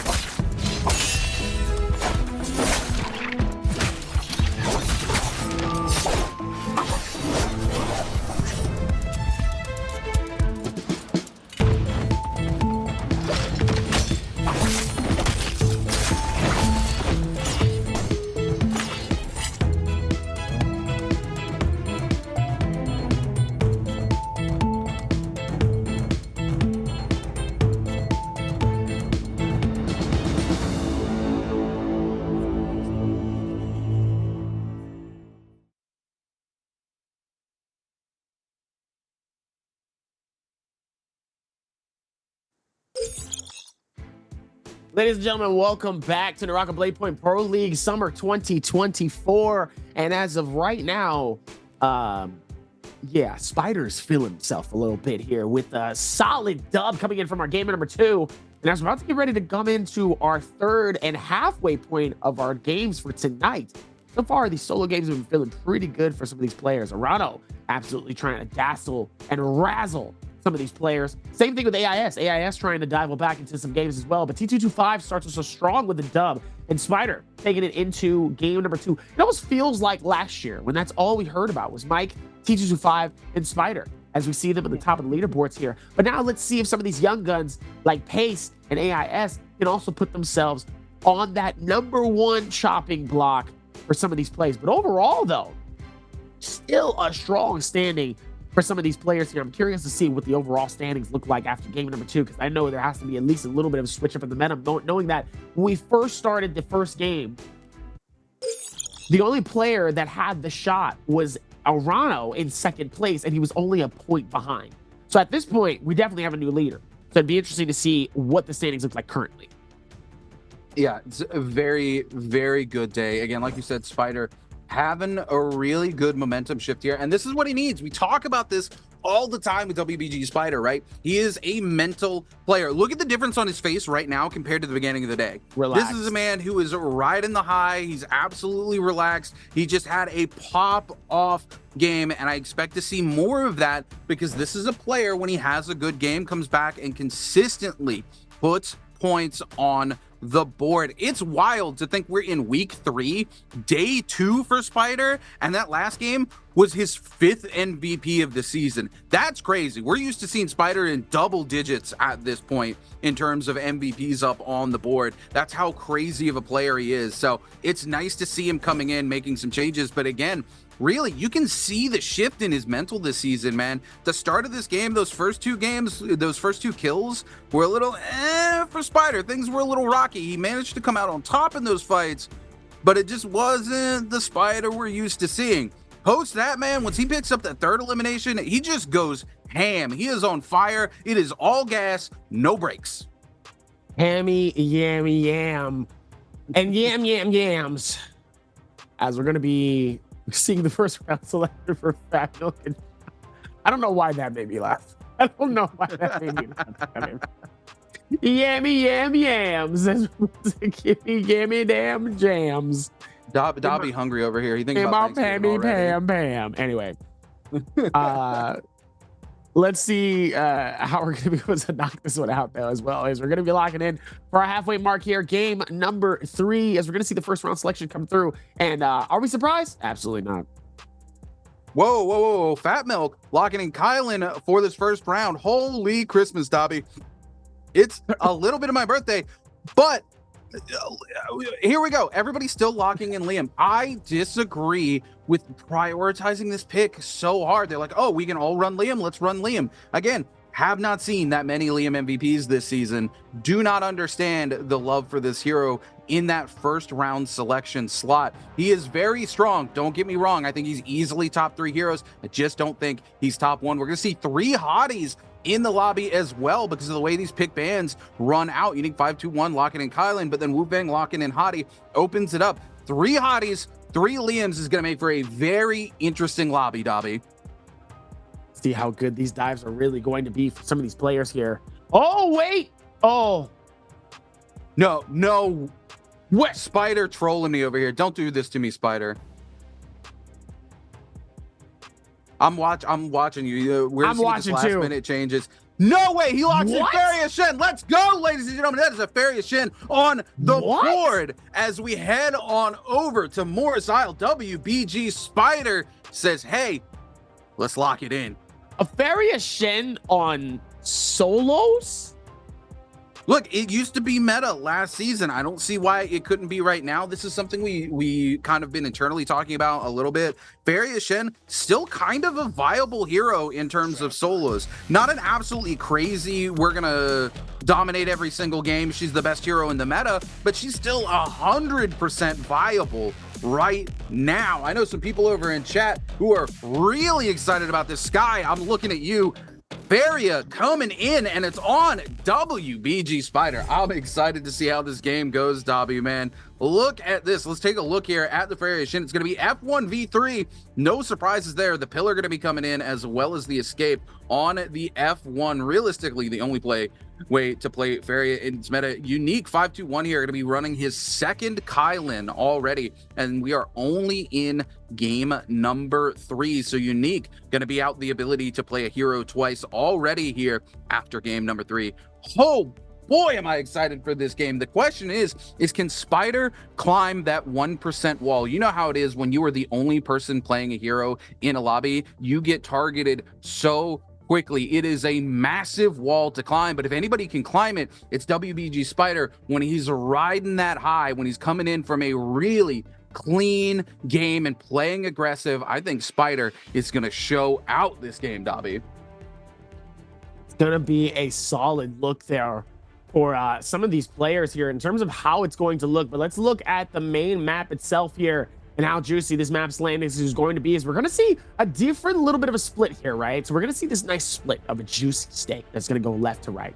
So we got some players heading towards Daylily Meadows, Artesian Grove, and Zest Winery, one of the most popular spots that we usually see in Morris Isle. Then we have the right side. It's heading towards at least where 521 starts, which is Unique. That's going to be near the Wayne Shrine and obviously where the massive tower is. And then it starts to slowly head down towards this kind of a little spherical type of shape, right? So it heads towards Sigma Mine, Shadow Jade, and then somehow Spider's way down in Ravine of Eternity. I don't know why he's that far, but he's really far. Meanwhile, some of the other players is going to be a little bit more on the top section near Daylily and Artesian, but for some reason, he's just down at the bottom here. As Pace is immediately going to fight this out with his fist as the T25 ends up finding something first immediately here. Pace trying to be able to capture something here, is able to get a little bit of something. Oh, beautiful parry. It's not going to be able to do a lot of work. And just like that, T25 captures the first elimination of game number 3. Here we go. T225 off to a good start already. Like you said, over to JDG's Chu Zhang and Fumbless Phoenix's verse here, trying to clutch it out here with that Hong Sword. Chu Zhang, though, on the nutties. Massive parry coming in from Chu Zhang with a very clean riposte there. Unfortunately for Verse, no F available, so Chu Zhang just gets to clutch it out here. Ladies and gentlemen, things kicking off to a huge start already as we take a look. Arano and Fat Milk trading blows, and Chu Zhang just waiting for that perfect third-party opportunity. X1's Wu Fang nearby as well. These two players going to break away from that fight now. Fat Milk and Wu Fang going to trade blows here. Wu Fang coming in with those dual Howlies, going to catch the huge grapple combo into the RMB off of it. Fat Milk a little late there on the F, so he still takes a ton of damage from that charged RMB. Comes back in yet again. Fat Milk is now on to that Hong Sword, trying to get the movement. He's going to find a little bit of an armor swap, but most of it going to be torn away very quickly. Up top here, still trying to break away here as the grapples continue to come through. Fat Milk over the top side now, just wanting to break away, cuts the ankles off there of EWG's Arano. Fat Milk underneath the ceiling here, getting a full heal off as we move over to GD Shah and Bowda's action coming in here with the Hong Sword, going for the grapple combo, but Shah with the F in the back tank. The freeze immediately coming in. Shah so low, able to get the jumping LMB for the tracking, and Bowda's action finds his second elimination of the game. Absolutely insane finish here for Action. Really coming through. Action is still one of my favorite players to date here, although he is on the chopping block here. Dangerously low in that 14th position. He's going to need to put a little bit more work in. He's going to see himself in that qualifying range, at least under the red line that's right on top of Verse, right under Wolves. If you guys are tuning in right now, welcome to NARAKA BLADEPOINT as we're in our day 2 of our bi-weekly 3 solo games here. And we're in our 3rd game, so we're close to the halfway mark here, our halftime for these games. We look at BBE's Fat Milk. Looks like he might be diving in towards Arano, who's currently in the middle of a fight with Wufong, but looks like Wufong deciding to separate from this moment. Meanwhile, Arano decides he wants to possibly get into this fight as well here. Almost captures him with the pull from the RMB. Oh, beautiful parry towards that, but nice little bit of a reset from Arano. Not really getting too faltered under that, as Wufong is going to continue to keep the same aggression and that power as Fat Milk decides he wants to join in on this fight as well here. Trying to see if he can time it well. Trying to wait for the strike, trying to see if maybe they come out the window a little bit faster, but sadly was not able to, though. Timing a little bit better as Arano now is just moving and schmoving. Is able to find a blue shield swap, though. Nice little shield swap to keep the game alive, as now He's just trying to dive deep, back forward, trying to see if he can keep the same momentum. He's absolutely wall through and through every single jump, going through all of the different barrels and just making sure he doesn't get caught right through the window, up top, on top of the roof. And he's going to take his time to be able to pop the nice little bit of a heal to keep the game alive. Oh, almost gets grappled. And now Arano was back in the fight. Here we go, ladies and gentlemen. Arano going to be knocked down below from our boy JD's Xu Zhang just to the side here, looking to give chase, wants to keep the fight going, comes up, catches a huge scale rush in with the fan. Now the third party come through as well, but Xu Zhang going to keep it going. Unfortunately, misses the scale rush out of the side. Arano down below waiting for it, sees him, comes through, just holding on, doesn't want to over-aggress here inside this no ult zone. Will find the huge RMB off the fan, double RMB into the jumping LMB. Oh my goodness, sorry, jumping RMB. Xu Zhang doesn't get the elimination though. It's a Wu Fang on the backside there who's able to clean it up. Fat Milk comes in. Now we're going to see the F being invested. Fat Milk going to pop his as well. They're going to trade F for F here. Both of them trying to find a clean entrance to the fight. The F, the charged RMB going to come in off the fan there, but everybody turning on to Xu Zhang. Xu Zhang coming up, looking for a clean space to take a reset here. It looks like he's been able to break the ankle. Is going to take this opportunity now to get the reset as Wu Fang and Fat Milk continue to trade blows on the outside here as we wait for this no ult zone to go down. All of these players trying to take advantage of these isolated fights as much as possible. Wu Fang decides he does not want to stick around now that he's got his ult back up, so he's going to break away. More than happy with his one elimination. He's going to look to go ahead and do some upgrades. As we take a look, we are heading into our zone 1, being almost collapsed onto zone 2, which means our Realms of Yang get ready to come through. Wu Fang heading towards 1. JL's AIS heading towards 1. Verse on the top side, potentially near another Baoda's action, as well as Fat Milk and 521's Unique continue to trade blows here. Fat Milk with the ult, Unique with the ult going as well. It's Kylin here as we see the ults continue to trade blows, but Unique goes down to Fat Milk. Fat Milk still with some time on the ult, going to use this opportunity to threaten the space, pick up some much-needed resources from the body, trying to come in and catch somebody here. He will catch on to Baoda's action. Pace nearby as well. He's going to go ahead and end that ult, though, and break away as we get ready to head into our first sets of Yang, Dobby. See if they can keep that same momentum together here as Xu Zhang trying to see if they can rotate towards the very end here. Making it work a little bit for himself. Trying to also play it just a little bit better, but still can try to find it as Xu Zhang just trying to time it, but sadly is unable to here as Fat Milk just reads it so well, but that parry reads it more than anything else here. Beautiful parry with the combo. The question is he going to be able to finish it off here? He almost misses out on that next strike here. All he needs is one, and just like that, he's able to turn around. He plays it so well here. He gives it that dynamic that's absolutely needed here, and the shutdown was absolutely flawless. You couldn't have made it any better. Oh my goodness, Xu Zhang gonna go down here to KLA's T225 as we do get ready to head to those Realms of Yang. It's gonna be S1's Pace battling it out versus Baoda's action here. Unfortunately for Pace, he's gonna get his weapon parried away. He's gonna go extremely low. He's got to give this to Action, and Action trying to get those pistol shots but does not want to give up the Yang. Crucially, is gonna let Pace live to fight another day as Action heads on inside that Realm of Yang with Pace's weapon, no less. He's gonna find himself in a really good position, and we're going to see X1 and Fun Plus Phoenix in our first Realm of Yang action, waiting to see if he can potentially get the free Yang. 3 seconds left remaining here. It's going to be Verse versus our boy inside here. JL also going to be going in against WBG Spider. Wu Fang versus Verse here. Both of them trying to find those range shots, not going to be able to clutch it in. It's going to be Verse who comes in with huge damage off the fist blades early. Wu Fang trying to find the skill rush. Verse overholding there, waiting for the opportunity to give chase here. Looking for it, still holding the blue. The grapple into the uppercut. There we go. Huge damage still coming in onto Wu Fang. Wu Fang not able to find control of this fight just yet. He goes for the skill rush. Going to be forced to pop the ult here now. Verse still holding onto the ult, holding onto the F in a really good space here. He just needs to wait it out. There we go. Wu Fang on the back foot now as Verse gives chase here. He's able to avoid that first hit from Wu Fang as well.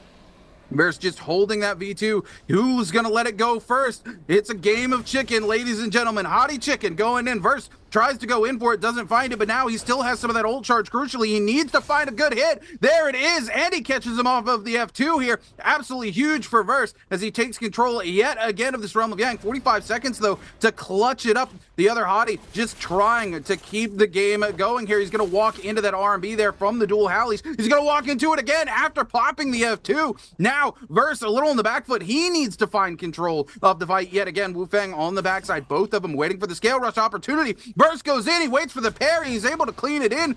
Now, a little tied up here as we're going to see range shots being traded between the two players. 20 seconds. Verse walks in and takes just a little tick of damage. He does it again. He doesn't quite have the range on those dual Hallies. This might be what ends him. The parry comes through from Wu Feng into the triple pistol shots. What a way to clutch it out as X1's Wu Feng walks away victorious inside your Realm of Yang. The triple is absolutely insane here. You know, getting caught by one is okay.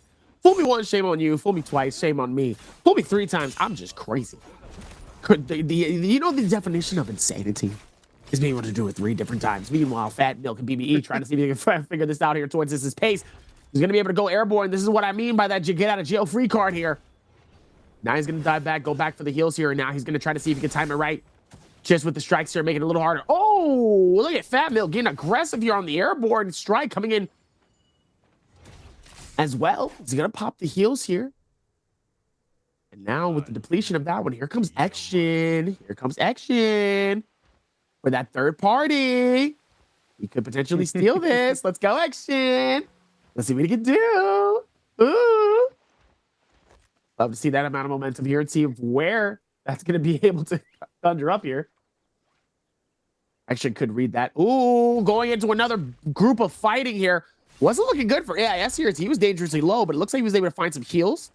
Get a little bit of some free time here as the grapples coming in from everywhere. Not giving up much of a space here. Really try to stay alive here as the bell is going to sound and the location of everybody nearby is going to be very telling. Question is, who is going to take advantage of who in the middle of this next sets of fights here as 2225 and AIS decides to fight this out. Spider decides to back out, go for some quick praying. Oh.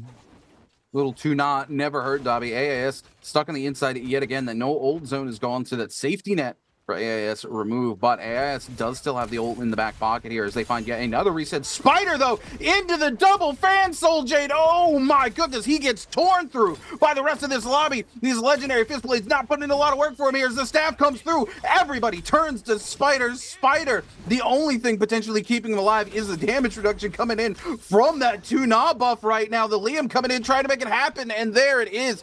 WBG Spider gonna be eliminated here. He does have, thankfully, that Vermilion Bird's Might keeping his game alive, but man, things went from bad to worse for Spider inside that fight. Baoda's action in a similar situation right now, gonna find himself on the receiving end of the van, gonna find himself catching the freeze on to Sha getting some of that attention turned onto him. Now Action needs to take this opportunity to find a reset before these players come in, and Sha very quickly disappears as WBG Spider finds his way back in the fight, but now Action, no ult, only the F available going into Baoda's Action here. Action with that legendary fan. The armor swap for Action, though. Sorry, Wu Feng with the legendary fan, but the Action with the armor swap, keeping it alive. Unfortunately, that armor gonna go away very quickly in the face of that legendary fan, and there it is yet again. Oh my goodness, the Windy Trinity comes out and cleans up the elimination there on Baoda's Action as we head on over to Celestia where the action keeps going. Fun Plus Phoenix's verse looking for KLA's D225 here with the ultimate here on Hottie, trying to track it down. D225 breaking away so fast. Verse still giving chase, though, doesn't want to let T225 get away. Unfortunately, he's going to come in. There it is, the bell. He's only got a couple seconds left remaining on the ult. It's going to end now. T225 heads towards the zone. Verse wants this elimination, though. He's going to have to make it from range if he wants it. If T225 stays out for too long, Verse isn't going to be able to get anything here. And Verse says, I'm heading in. T225 able to get a pot off here. Looks to keep going. He does not want to give this elimination away to anybody. He finds another pot as we see Verse continue to give chase. And T225 is going deep. So is JDG's Chu Zhang. Verse, Chu Zhang, everybody given the hunt here on to T225. T225 not able to find a moment of rest. Going to come in on to Verse, looking to get some huge damage out here. Verse taking lots of risks here, given that he does have a bounty on his head and he's so deep in the zone. He's half health.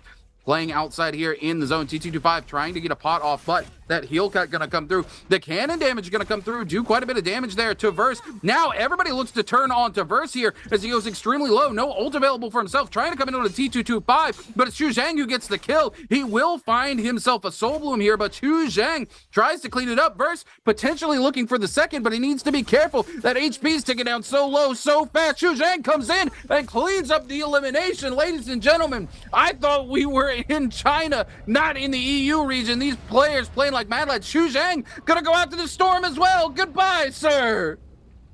Oh my goodness, that was a heck of a finish. That's how you finish sometimes here. Able to capture an elimination. Listen, at least if I'm gonna go out, I'm taking you with me. If I'm going, you going too. What are you talking about? Meanwhile, with Pace and Spider in the middle of a fight here, let's see if they can keep that same momentum. Oh no, Pace. Wait, he misses out on the strike. That was a very vital one here. Looks like he's going to try to see if he can go for a round 2 here. Ooh, nice combo with that blue RMB to try to see if he can push it here. Let's see if Spider can get some pushes as well, but not able to do a whole lot with the blue RMB here. Oh, it's not looking good as he's going to be able to call on to the ulti here. So he's going to try to see if he can catch him on the air. Spider, dangerously low. Has to be able to pop his heals here. It's not looking good as Pace dangerously is able to get him low enough where he doesn't have to worry about none of that. Wow. So close. He had a shot, but sadly just got too low for him to really be able to finish that off. And Pace coming in here, you know, uphill battle there for Spider. He was completely knocked away from the pillar. He wanted to be in that pillar so much sooner, but Pace was able to just force him away. He gets in with 1 HP in a dream. Pace just goes up.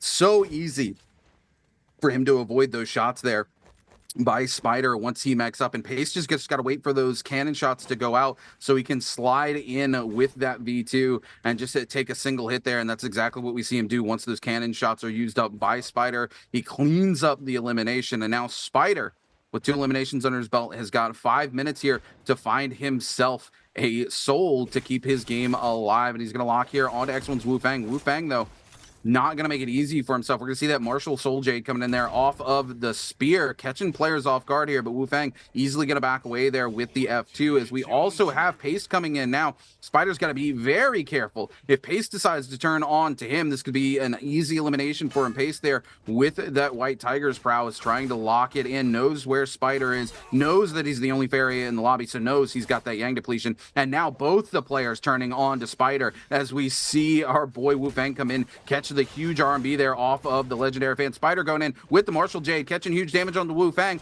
We're going to see our boy Pace trying to lock it on to Spider. Oh my goodness, this scale rush into the burn tick here. Going to do a lot of damage to Spider. Spider no place to go. Going to be forced to go ahead and burn the ultimate here on the Faria pick. Looking to make something happen, but the no ult zones pop. Spider gets no respite whatsoever as every player in the lobby turns on to WBG Spider here and makes it as hard as humanly possible. He's able to get underneath here. It looks like they lost track of him. No, there it is. We're going to see Arano show up, coming around with the scale rush onto Spider. Yet again, Spider just trying to keep his game alive here. He cannot go outside of the circle, and unfortunately for him, every player comes in, but it's X1's Wu Fang who clutches it up, Dobby. Absolutely insane clutch here for that finish here. Is now we're going to be able to dive back straight to where we just was from earlier here. See if they can keep that same composure here as now Wolfong trying to see if he can dive back into it. It looks like he is, as he was able to capture a nice little bit of some strikes here on one of those rotating players. Question is he able to keep that same energy and that same momentum as he goes back into the fight here? Still a lot of surrounding people here. It's crazy to think, right? We're only in circle 3, and we have 6 players left. Pace down to the very bottom with that 1 elimination. Fat Milk with 1 on the chopping block. GG shot 3 eliminations deep, already past it. Unique with 0 eliminations. He needs to get an elimination for himself here. If he's going to keep himself in here, listen, he needs to keep that work going here. He can't stop. Really tough for him to be able to keep that work going here if he's suffering in a tough situation here. Yeah, this has been a very, very action-packed day. Nothing has slowed these players down. As we head back to the realm of Yang, it's going to be Wu Fang versus GG Sha. Wu Fang with a massive parry. Sha able to use the F to keep the game alive here. Both of them with the legendary fan, but Wu Fang just taking masterful control of this fight here. Able to take it again and again. He catches the RB yet again. There's nothing Sha can do here. He does get the ult online right here in the very end, trying to make it happen. He is able to clutch up and land himself a hit here onto Wu Fang, get a little bit of HP back, but Wu Fang trying to break away. There we go. Comes in. Sha actually, against all odds, clutches that out there. 1 HP and a dream. A huge elimination there for Sha, as we see him back in live right now, locking up that 2 Nah. 6 players left alive here. He wants that bonus defense as well as the healing. As we take a look, Fat Milk on the outside here. Purple armor, purple weapons across the board for him. Many of these other players on legendary, though. Paste here, the legendary Fist Blade, not turning on to the other hottie, not looking to take a fight just yet. Needs to be careful. There it is, the late game Bane's Breath at the start of Zone 4. Pace now can afford to look to go in onto some of these other players because he knows where that Bane is going to be. He wants full health, though, before he goes in. Does not want to give anybody the opportunity to catch him off guard here. Unique on the inside, trying to find a couple of late game resources for himself. Sitting on 2 health pots and 8 shield pots right now. Unique banking on being able to get the shield reset before he has to burn through those HP pots heading into the late game. GG Sha on the outside here. Legendary spear, legendary armor for himself. Arano here with the cannon as well as the fan. A lot of players rocking the fan at this game. Dobby, very favored weapon into this particular lobby. I mean, understandable, though. I mean, it's a very fast-paced weapon. The picks, when it comes to, like, really being able to get those picks, is a very phenomenal type of aspect here. Definitely a lot of different things that really shows forth towards it, and just a really good observation as well here. It looks like GG Sha is in the middle of also looking through his book, as well as he's shopping for some soul jades, trying to see if he can find something good here. Oh, it looks like he might have found what he wanted too. Looks like he might have found something in terms of what he wanted for his soul jades here. See a little bit of some lightning strike coming through from GG Sha. Looks like he got something real splendid. Oh, look at the resin coming through here. Beautiful finish though from that with the fan. Able to pull him away here. Gets him so close. His pace decides he forced himself to back off here. Probably a smart call for that one here in this moment. See if that see if they can keep that same momentum from happening here. Is all going to start the conjugate. Maybe you'll be able to push through towards that. Try to see if they can play a little bit more safe. They got to dive back and they got to dive deep just a little bit more. Just those things are a little bit more easier. Maybe towards that, though, GG Sha maybe can climb up top. No, decides to back off. Definitely does not want that energy. Understandable. Unfortunate. Look, this no old zone has played so much impact onto this game. The circle continues to push this way. I do believe this is the 3rd or 4th time we've seen that no old zone in play here. 5-2-1, trading a couple blows here with Sha. Sha able to catch the leg sweep there off the spear. Massive opportunity. Goes for the Dragon's Rush. She's gotten it a 2nd time. Doesn't quite connect. Now we're going to see the Kylan ult being invested here by 5-2-1's Unique. Probably the only thing keeping him alive here. He's got to play this so carefully. He needs to land these blows, try to get most of a reset back online, as I do believe we see some fire arrows come through onto Unique as well as he starts to take some of that tick damage. We're going to see that second late game's Bane's Breath coming in. That ult going to end. He almost walks into the Bane's Breath. He's got just a couple seconds left. There it is. Sha, though, the one on the receiving end of some pain here. Arano trying to get a shield pot off here in his face. Sha trying to back off as well. We're going to see cannon shots continuing to come through. A little bit of a gentleman's agreement between these two players, but not with Pace nearby. Pace also looking to head in on to Sha. We're going to see now 5-2-1 Unique. Vulnerable here. He doesn't have the ult. He's going to do a little bit of surfing here on the edge of the Bane to try to break away. Looking to get the pots. There he goes. He's going to get one pot off as the players continue to come through. Unique walks into the Bane. Unfortunately here, he's going to take multiple cannon shots as well. Unique in a really bad position, but Arano with the scale rush into the Bane as well. Gonna need to back off and look for the reset. 6 players still remaining alive in the lobby. 10 seconds until Zone 5 collapses onto Zone 6. Unique just trying to keep his game alive. even with that there, it's going to be real hard, though, knowing that, oh, he still got, okay, we have 0 seconds left on the clock. I actually thought the Bane's Breath was still going here. And there was one right next to Unique here, as he almost would have got caught by that. But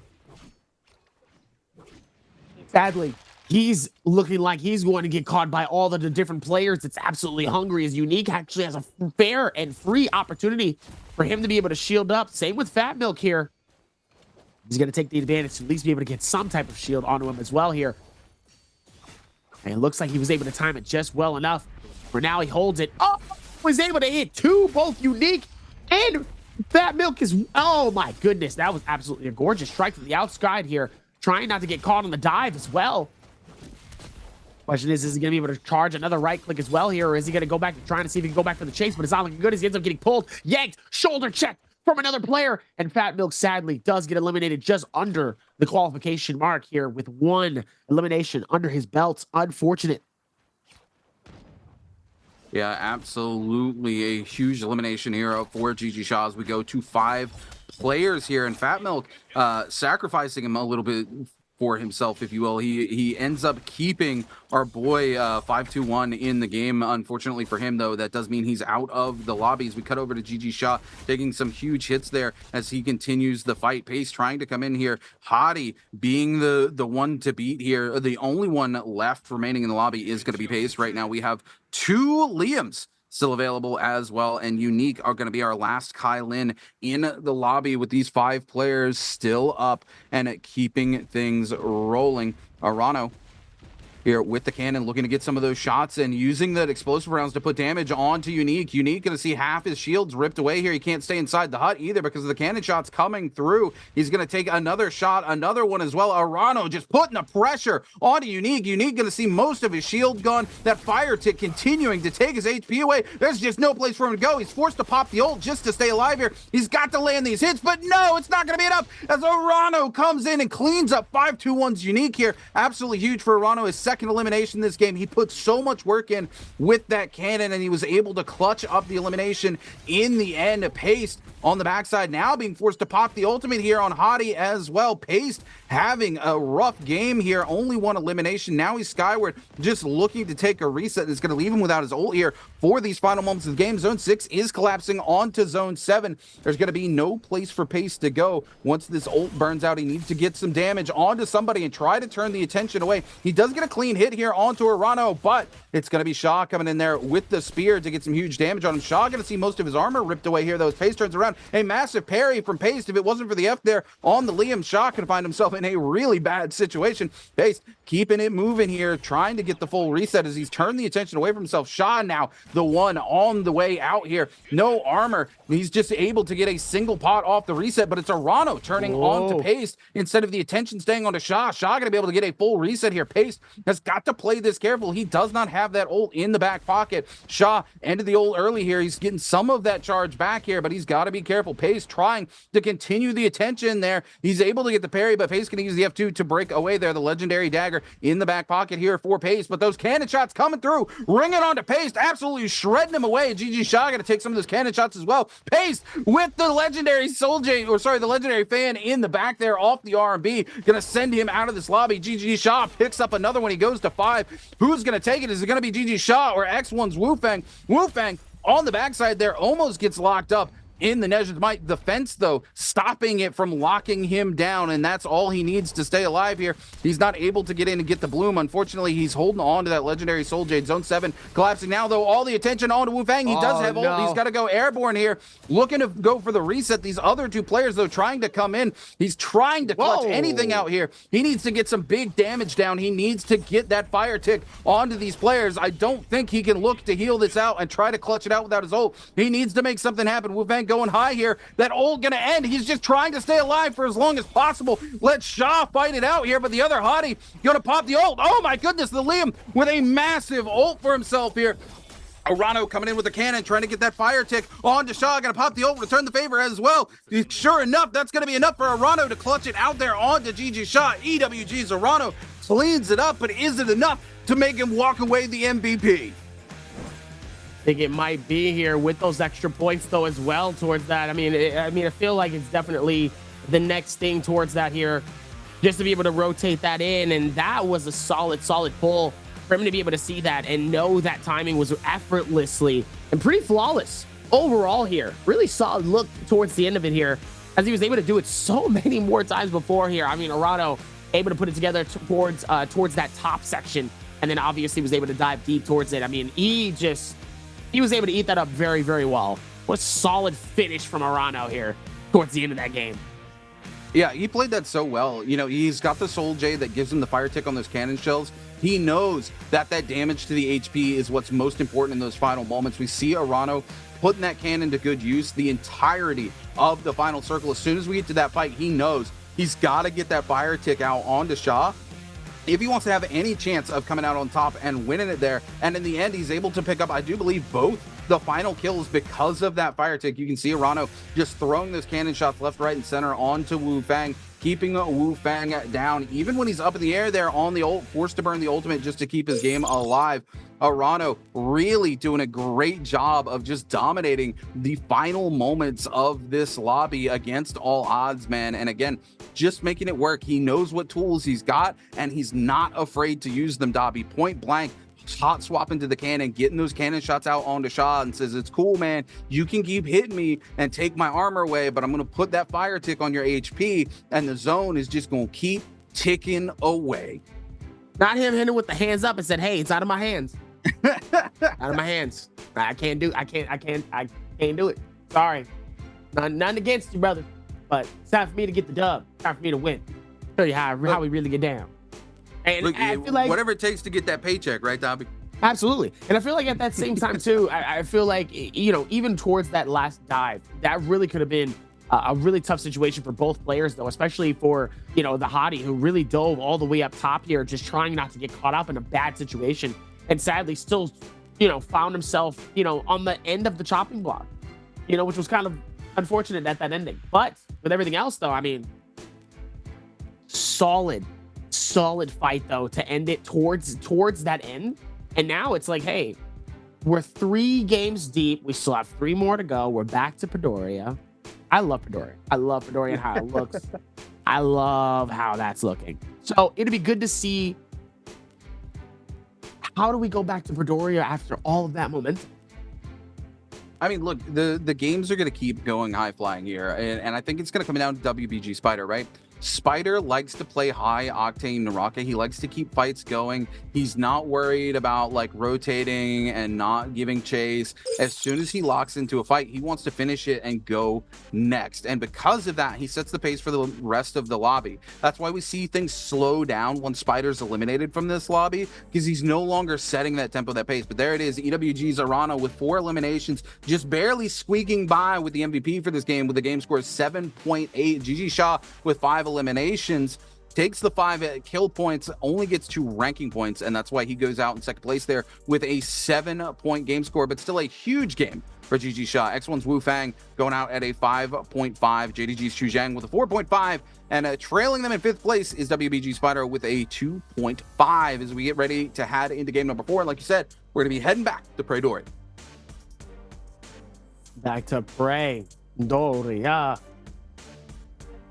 As we're going to see how we take this all the way to the very, very end. It's going to be really good to see how we can dive into this. Realistically, what makes sense here is we're going to look at it. Pace with that 4.5, Action with that 6 points. Batman with a 5.5, 7.5 in total here for 2 days worth of gaming. It's going to need to pop off in these next couple of games here. His last game, though, he really did put in some effort, though. Definitely was feeling himself a little bit here, but sadly was not able to really end strong here. Look at our 7 through 12. B225 with a 16.2 as well in 9th place. Getting close to that chopping block here as we're going to look up top here. I'll be surprised. No. But interesting to see Wu Fang and Arano in the top 3. 38.2 for Wu Fang, Arano with the 37.9. And AIS with that 29 points. It's going to be a good next 3 games here. I'm excited. I'm really, really excited.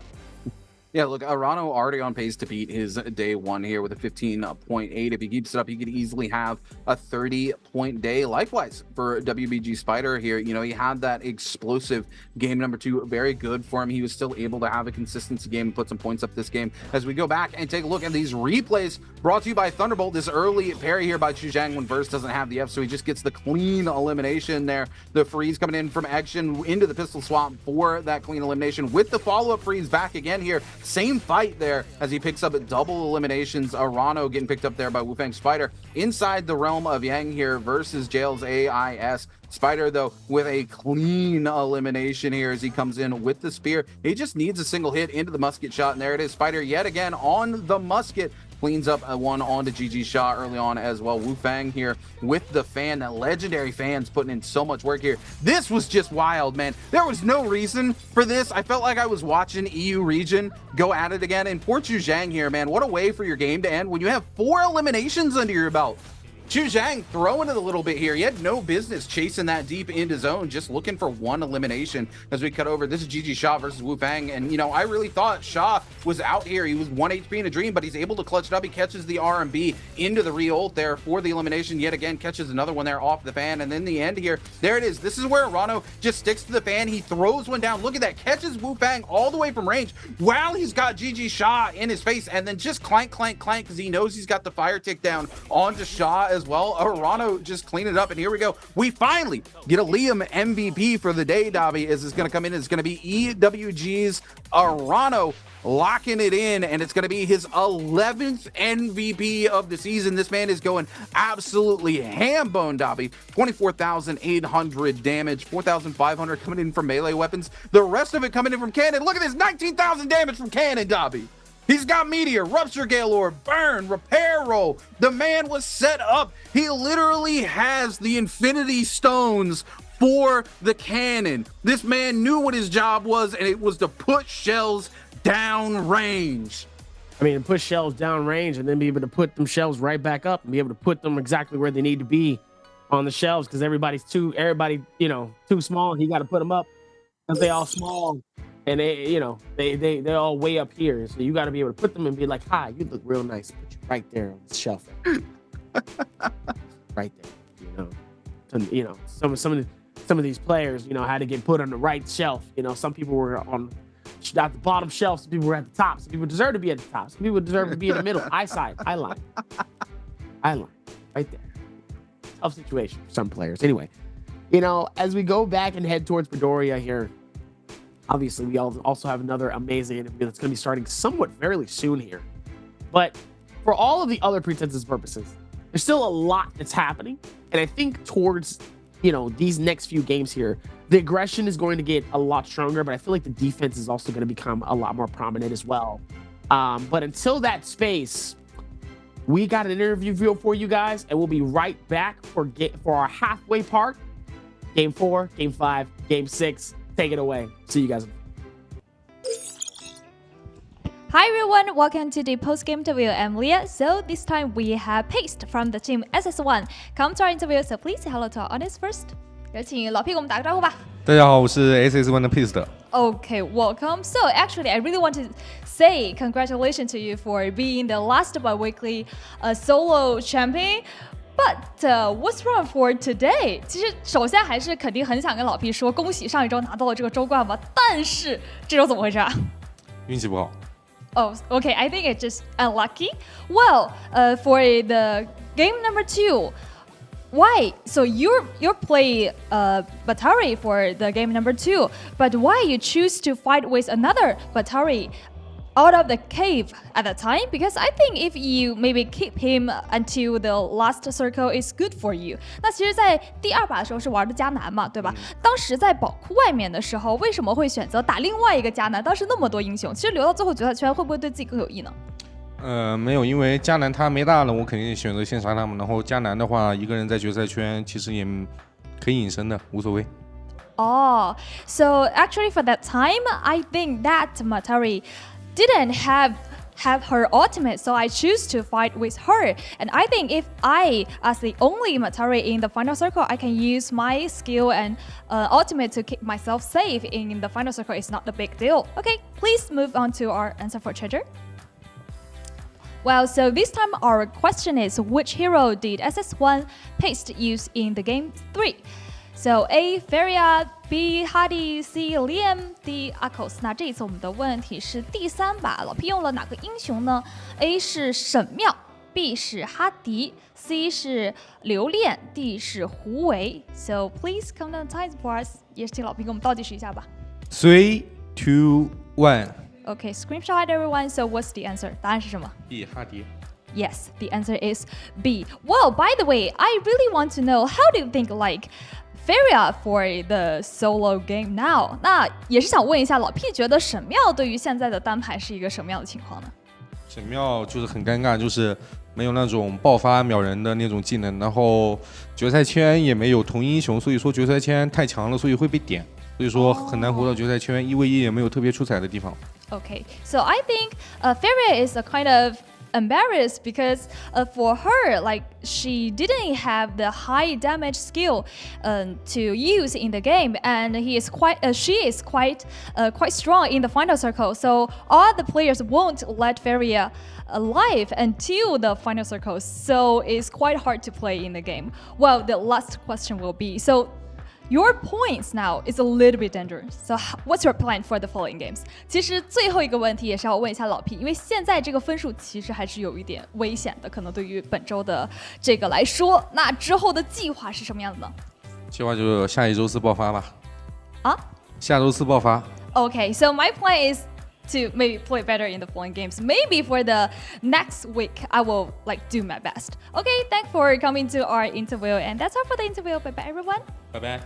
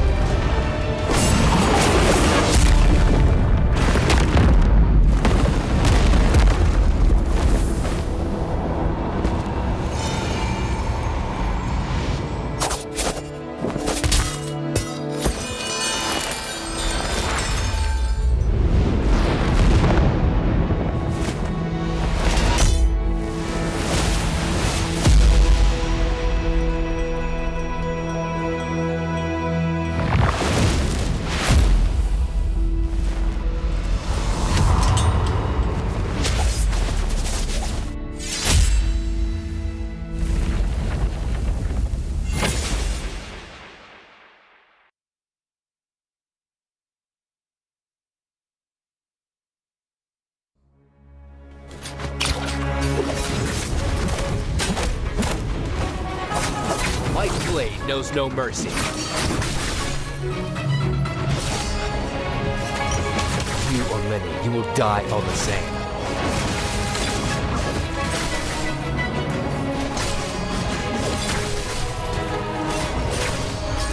Tired of living. Leave it to me.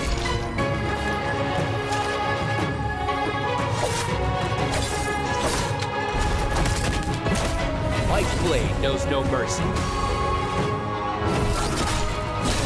You shouldn't have come here.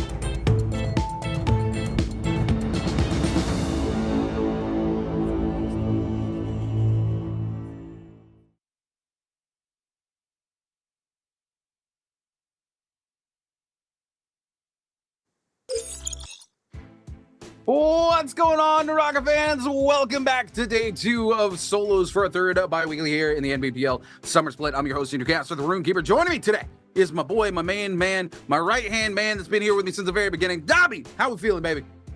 So far, I mean, the games have been absolutely phenomenal, Rune. The amount of parries, the amount of pushes, the amount of aggression has been super, super high today. But also, same thing I would say is for the defense. And just like the defense, you guys need to make sure that your accounts are obviously well protected. And just like being well protected, you need to make sure that you get your rewards. And your rewards are here on Twitch. While you're watching these lives, make sure to have your NARAKA link to your Twitch so that way you can get all of your drops from your Tay to your Silk to your gift choice. All you have to do is continue to watch here. You get rewards as you watch, and also make sure to have them linked so when we do our bi-weekly finals, our gifts keep getting better. I was about to get ready to lock in for our next set of games here. So far, expectations are really high. Game's been really good. What do you think we are going to see next out of these next 3 games? I mean, things are going to be very, very interesting. Obviously, we're heading back to Praedoria here, which great map. Absolutely love the energy that this map brings to games. I expect the aggression to turn up yet again. I don't think WBG Spider is going to let this last game get to him. It was a good consistency game for himself. He's still very tippity top of the leaderboard there. He was on fire at the start of the last match. Unfortunately, he found himself in a bad third party, goes out early, but if he sets the pace here, I again expect this lobby to go very, very quickly, especially because it's Praedoria. Regardless of whether it's a Firefly map or not, this particular map leads to early aggression from a lot of these players, those early fights coming out. We saw a little bit of a change up. We saw a Kylan during the phase 1 pick in this last game, and it really threw some of those numbers off. We're used to seeing 2, 2, and 2, but we actually saw triple Kylan, triple Hottie, and triple Liam getting locked in because of the way the phases played out in this particular last game, and it really shifted a lot of those fights. We saw actually for the first time in a long time a couple of players kind of having an agreement. Like we saw the two hotties standing next to each other, one of them like healing off, the other one shooting a cannon out. Instead of them turning focus on each other, they're like, hey, we're gonna take our little corner for a while, we can have it, and then they split ways. It wasn't like before where we would have like 6 of the same character in the lobby and all 6 of those characters would kind of push to one corner and not fight it out, but there was just a little bit of a gentleman's agreement there to keep the game alive for both of them. And Arano in the very end there with the cannon, man, so much damage coming through. Like I said, that man assembled the Infinity Stones when it came to the Cannon Soul Jades. He had the Meteor, he had the Repair Roll, he had the Bounce Shell, he had the Fire Tick as well as the Burst Shell. Just absolutely huge for him there, able to pump out so much damage. And in the end, right, he's face to face with GG Shah. He sees the other player come down from the sky and he's just like, cool, cannon shot past Shah to clean up the elimination, throws another cannon shot onto Shah, just like, cool, you can hit my armor all you want, but that cannon shot, that fire tick is going to clinch the game out, and clinch the game out it does in the very end, because post that he just goes to Clink and makes sure that Shah has no chance of taking the neutral from him there, and because of that he clutches out. Speaking of which, Arano gets to go to that first round of selection here as we head into game number 4 of 6 today. It's going to be interesting to see what he locks in terms of these hero selections. I'm seeing a hottie in phase 1. TG25 going to be rocking in the Liam Dobby. I feel like these players have got me in their ear and they're just like, all right, Rune, we're hearing you. Liam's not the pick. Let's lock something else in. We're going to see triple Liam again across the board because of that. And I'm expecting to see double hottie in the next phase, which potentially opens up triple hottie as well. I love to see it coming in that way, Dobby. See how they're going to be able to keep that same momentum pushing through here, as we're going to see the lock-ins cards start to come in here, and the expectations still really well for Shazing and Spider here. Really surprising pick though, by the way, coming in from Spider, as we saw in our game number 3 here. I'm excited to see if we see any more shocking picks coming in from our games here, but what are we voting for, boys? Hello? Oh, the Temmie. Love to see it. Temmie, one of Spider's best heroes, comes in, is always good, which means we're going to get triple Kylan as well this game. Hottie still available as we get ready to go into round 5 picks as well. This is going to be such a good game. This is the change up I was hoping to see all day when we started talking about these picks at the beginning of game 2, Dobby. The Matari coming in from Verse as well. We're also going to see Justina coming in. The Hottie still available in round 6 picks, but also a round 1 pick. This is wild. You do not expect to see Hottie make it all the way to round 6. Now, Wufang and Unique got some choices to make. Unique going to be locking in that Temmie pick because he can't play a second hero because he did it so quick into game 2. He had the opportunity to lock in that Kylan twice. So now he's forced to play something different here. He can't play the Hottie again. He's going to be playing the Temmie. Wufang will be locking in the Hottie. I do believe it's going to be his second pick onto Hottie in this game number 4. I love this so much. You love to see the difference coming in. Some of these players starting to realize maybe Liam is not a must-have pick in the beginning of these games, Dobby. Absolutely. Here it's still a lot of things kind of happening here to really kind of like settle it down towards the very end here. Let's see how they're going to be able to rotate this in. They've still got a lot more to do here, and it's only going to get just a little bit more crazier. We're going to lock in for our game number 4. You love to see the amount of momentum is going to get pushed inwards towards this. And with those picks, still going to be a very aggressive lobby, though. Yeah, lots of double picks coming in here, by the way. Chu Zhang on his first double pick, GG Shaw on his, EWG Zarano on his, Kaylee's T225, Wu Fang on his as well. That's a lot of players that have 2 more games still to play that don't have that opportunity to double pick, lock in some of these heroes. But I really love this change of pace that people in that first round of selection picking different heroes is really changing up things for these players in terms of the hero selections going forward, because it opens up these triple heroes like a triple Liam, the triple Hadi, the triple Kayan, really bringing some more aggression into these lobbies like we were talking about, Dobby. But tell me about where they're landing, buddy. So far, Padoria, the beautiful nighttime sky here, as the expectations are going to be very nice and overcast overall here, as we're going to look back into it here. And it looks like JL by himself is going to be landing at least towards Imperial Camp. It looks like that very center section of Ascension's Forum is going to be housed by SS1, 521's Unique. Far right side, Sky Gaze Cove is also going to find its fair share of players. It looks like we're going to find one person all the way by himself in Mandate Yard on the bottom right section. Is everybody else going to start to land in towards, and we start to see nothing but smiles on the faces. I get a little bit scared when a player like Spider starts smiling. That means everybody else, it's not looking good for him. Let's see what happens in this next game. Game number 4 starts right now. Oh my goodness, Pace coming in here, gonna get parried real early out here by FunPlus Phoenix's Verse, but Verse, oh, he's gonna take the overhold not once but twice as Pace cleans up his first elimination of the game. 521's Unique coming in here, trying to make something happen here on the spear. Pace, though, is able to duck under the spear and move away. We're gonna see the grapple come through, the armor swap for Pace. Pace coming in there with the R&B off of the dual Hal. He's doing a good job, able to avoid that sand as well, steps away from it, goes in, is not quite able to land the scale rush there onto Unique. He kind of takes a blind scale rush around the corner. Unique, though, now down below as Pace keeps the pressure up, comes in. He's going to go for the clank rather than the parry. Much safer bet. Oh my goodness, he overholds for Unique. Unique goes for the air parry, but he eats that R&B there off of those dual Hallies. He will find the parry. Finally, though, goes in, goes for the cancel, doesn't go for the riposte, goes for that overhead swing from the R&B from the staff. Absolutely tons of damage onto Pace. Pace able to get the freeze, though, and clutches it out with 2 eliminations off to the rip. This is exactly what Pace needed to get things going here in game number 4. Absolutely insane finish towards this here, as looks like JDG also trying to work towards this one as well. Absolute whirlwind. Shaw trying to see if he could capture the chase.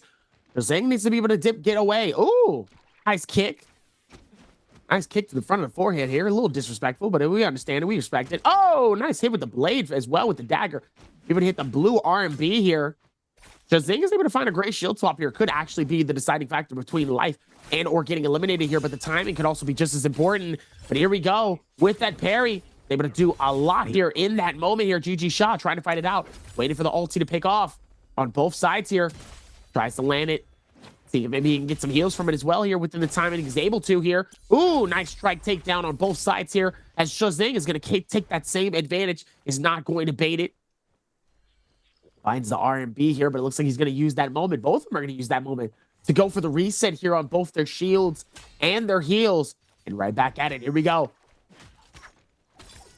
Oh my goodness, coming in there with the grapple. Chu Zhang really cleaning this up there, not giving those fist blades the opportunity to do anything here. Looks for the parry. Both of them are going to go for the parry, but it is Sha who comes out and is able to find a couple of hits here, but it's not going to be enough as Chu Zhang just goes for the overhold on the R&B with a very clean execution on to GG Sha. Chu Zhang finds his second elimination of the game as we're getting ready for Zone 1 to start collapsing on Zone 2 soon. WBG Spider out in the zone really low. Will he make it? The tick coming through. Thankfully, it is only Zone 1, so he will make it in. No eliminations under his belt, but he is able to find his way back in, keep the game alive for himself. JL's AIS here getting grappled onto by KLA's T225. T225 into the armor swap, keeping AIS from being able to come in. He's going to have to take the half blue armor there. Really smart, just micro there from T225. T225 getting parried, going to use the F just to keep the game alive here. AIS coming airborne there with the LMB there off of those fist blades. Really getting some huge damage there onto T225. Going to swap over. Unfortunately, T225 is going to pop the ult. Absolutely huge for him here. Just needs to keep control of it. AIS in the ult. The only thing keeping him alive. Goes for the ult again with the rejuggle there. He just needs to find a couple more hits here. AIS trying to land the ultimate here, going to start getting some of the healing off that he needs here. T225 going for the musket shot, knows that that ult's not going to last too much longer. He needs to go in and clutch this out quick. He is going to be able to pop a very quick heal, needs to stop AIS, but not going to stop him from being able to get that pot off. T225 keeping the pressure up, though. This is his elimination if he can make it happen. Still, we're going to cut back over now to S1's Paste and BBE's Fat Milk. Paste with 2 eliminations, but in a bit of a sticky situation. Does find an armor swap into a blue. Absolutely huge, because he does have a white armor swap back there as well if things get sticky. Paste keeping it moving here with the F. We're going to see Fat Milk find a blue armor swap for himself as well. Paste wanting to keep the pressure up. They're going to trade musket for bow shots, but those musket shots going to do a lot of damage onto Paste. Fat Milk trying to get a heal off. They're going to go in. Fat Milk with a huge opening there into the blue. Now Paste stuck inside of it, not in a great place, forced to pop the ultimate here. He can't really turn on to Fat Milk in that area. Now he's on the backside with a massive parry. Fat Milk with the F though. The ult comes through. He needs to find a freeze outside of that zone. The zone gonna go away. He misses the freeze here. Paste trying to make anything happen. He has to take a reset here if he wants to keep the game alive. Needs to find a clean freeze out here on this last dash if he wants to come out on top in this fight. Fat Milk just trying to keep it moving. He does find the freeze into the huge there. The F comes through online at the last possible second. Fat Milk, Paste. It's all going to come down to the neutral, and it's Fat Milk who comes out on top. Absolute shut down. And the finish here. It looks like we're going to head right back towards WBG Spider here. As it looks like he's going to keep going towards the maneuvers here. Action also getting a nice little bit of a read here. He's about to get ready to go into the realm of Yang. For our round number 1 of Realm of Yangness. Yangness. It's out of the yang thang, twang. Oh, and it looks like it's a strike here. Question is, who takes it? It looks like it's going to be Action. It actually takes it here. And Spider's like, no, that's mine. Hold on now. Wait, hold on now. It's like a big brother fighting with his nephew. Meanwhile, Spider trying to see if maybe they can connect this one. He wants to be able to get this elimination here before they hop into this realm of Yang here. Meanwhile, Spider wants it for himself here. As he's going to do what he can here. Maybe capture the elimination here. He's going to take his time here. Waiting for the connection. So he's going to dive back towards it. Oh, Action. Able to get a nice little bit of a connect here towards this. Nice hits coming in from the dual blades here. Trying to see if they can connect it a little bit more. Blue RMB to connect it on both sides here, but sadly misses out on both. Looks like he's still going to try to take his time here with nice shutter speed. Trying to see if he can capture the finish here. Dodges for the first one here. Says, oh, you got to be quicker than that. As he pops the ulti to slow down the movement here. Making him a little bit harder for him to be able to work towards what he needs. He's going to get himself inside of him, but now they're caught in between, trying to see if they can fight this out here. Action does not want to give this to him. He says, no, if you're going to get this fight, you're going to have to earn it. Oh, and he throws him out. He says, see you later, buddy. I'm going in. Yeah, Spider tried to work that really hard there. I think he popped the ult just a little too soon. If he had waited a little bit longer, I think he could have kept him out there. That's one's Paste going to get parried here. Or sorry, yeah, SS1 Paste going to be parried here by X1's Wu Fang. Wu Fang keeping the pressure at Paste, able to get a little bit of a reset, but not much. Huge fan damage coming in, though, on Wu Fang. He finds the RB a second time. Wu Fang tries to go for the parry at max range. Not quite close enough for Paste to get the hit through. Now we're going to see the ult being invested, and Paste still with the ult, still with the F available. Looks for the opportunity to back off here. He does have the ult up. Unique coming in with the pistol rounds, though, going to make life extremely difficult for Paste. Paste needs to get away here. He's going to go... No, he's not going to go surfing. He's going to go topside here. He wants to keep that chase up onto Wu Fang. He knows he's got that ult timer ticking down. As we head into the realm of Yang, though, it's EWG's Arano versus Bowda's Action. The F coming out from the side of Action to keep Arano from finding big damage there off of that Action into the ult. Arano going to break away with the F2 there, easily able to get away from the ult. Just going to go airborne here. Looks to go for the F2. Needs to be careful. Action going to use a dash there just to get away from that V2 damage. He's not going to escape that one, though. Gets away. Action needs to look for some clean hits in here. Instead, he's going to try to play the reset game. Unfortunately, that fire tick from Arano, the spacing really serving him well as Action continues to use his dashes to play defensively. Unfortunately, that ult has run out. Arano still at full health. Full HP here. Action needs a miracle to come out on top. He is going to get some huge damage in there from the LMB off of those dual blades, but not quite enough. He goes extremely low. Arano coming in here with the staff, goes for the musket shot. One more hit's all he needs. He goes over the top of the LMB and cleans it up. Absolutely insane finish, though, coming from Arano here. That timing couldn't have been any better there. Able to read that so well. A well-placed back and forth fight between both players here. That timing couldn't have been any better. As now Arano and T225 also getting their Vermilion's Birth Mites.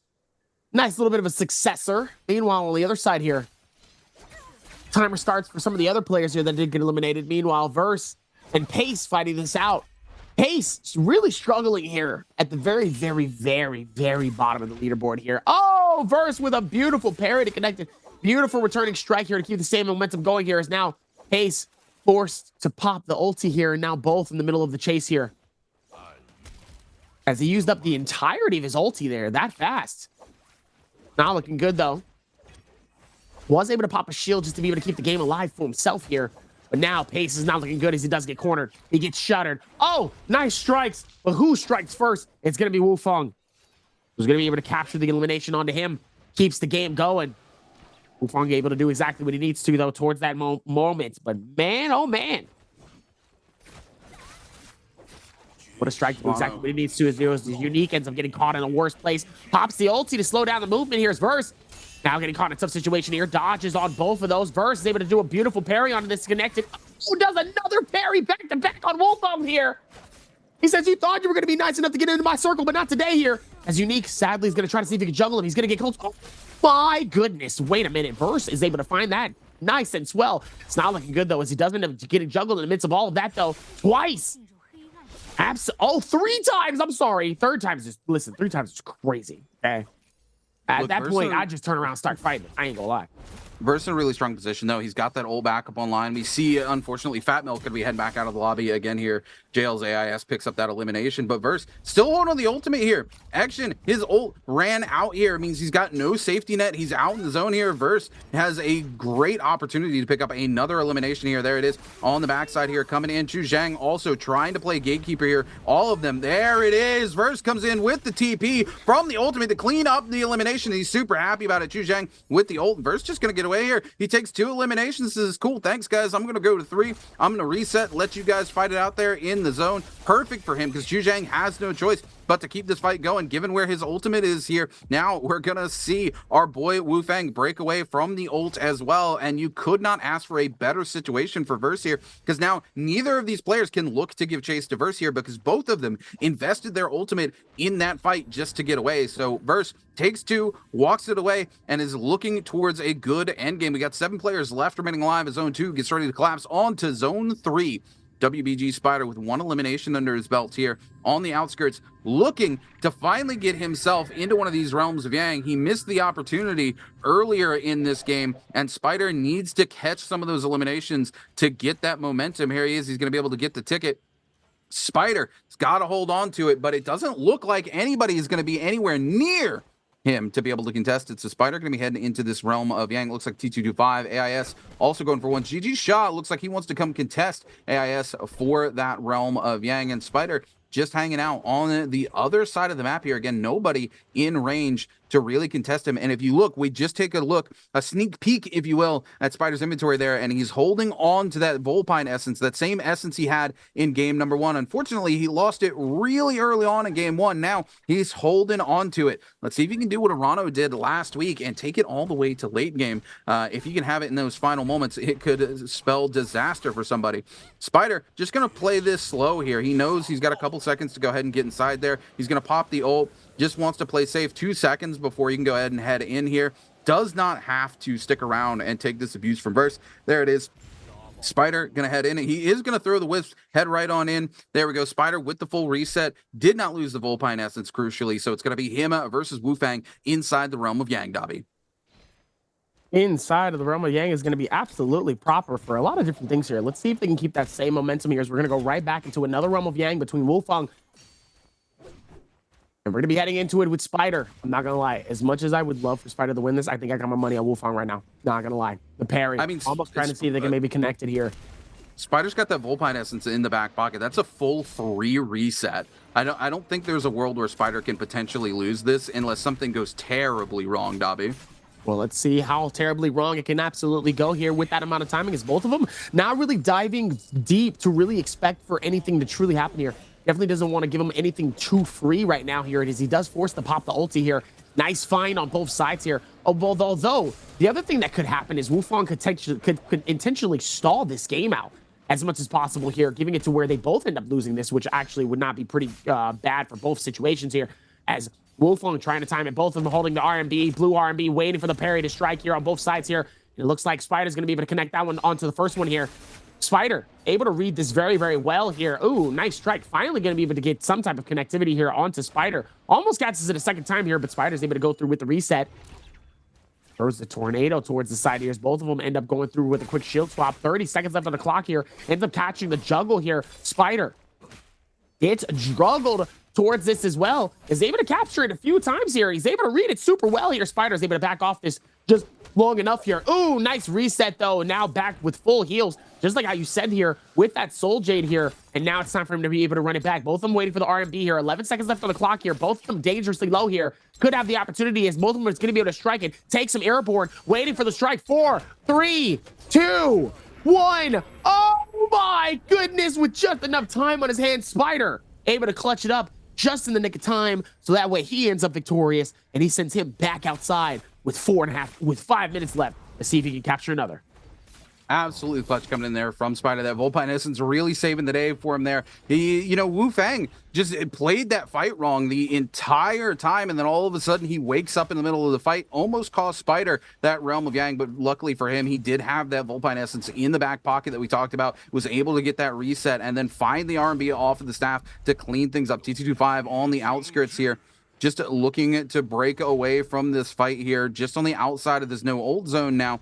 He doesn't really want to pressure in here as he does have ult up, so there's no point in him taking a fight at this disadvantage, but he is going to come in. He sees the player's top side. He wants to come up, look to a victim. Oh my goodness, the no ult zone actually just barely coming up to the peak of this giant stone sword here, and Chu Zhang sitting topside watching T225 and AIS trade blows here on the hilt of the giant stone sword, able to use his ult from topside here. Very rarely do you ever see somebody at the top of a no ult zone like this. Absolutely wild to see here as we see AIS and T225 just scale rushing, playing around here. Instead of tower watch, Dobby, it's sword watch.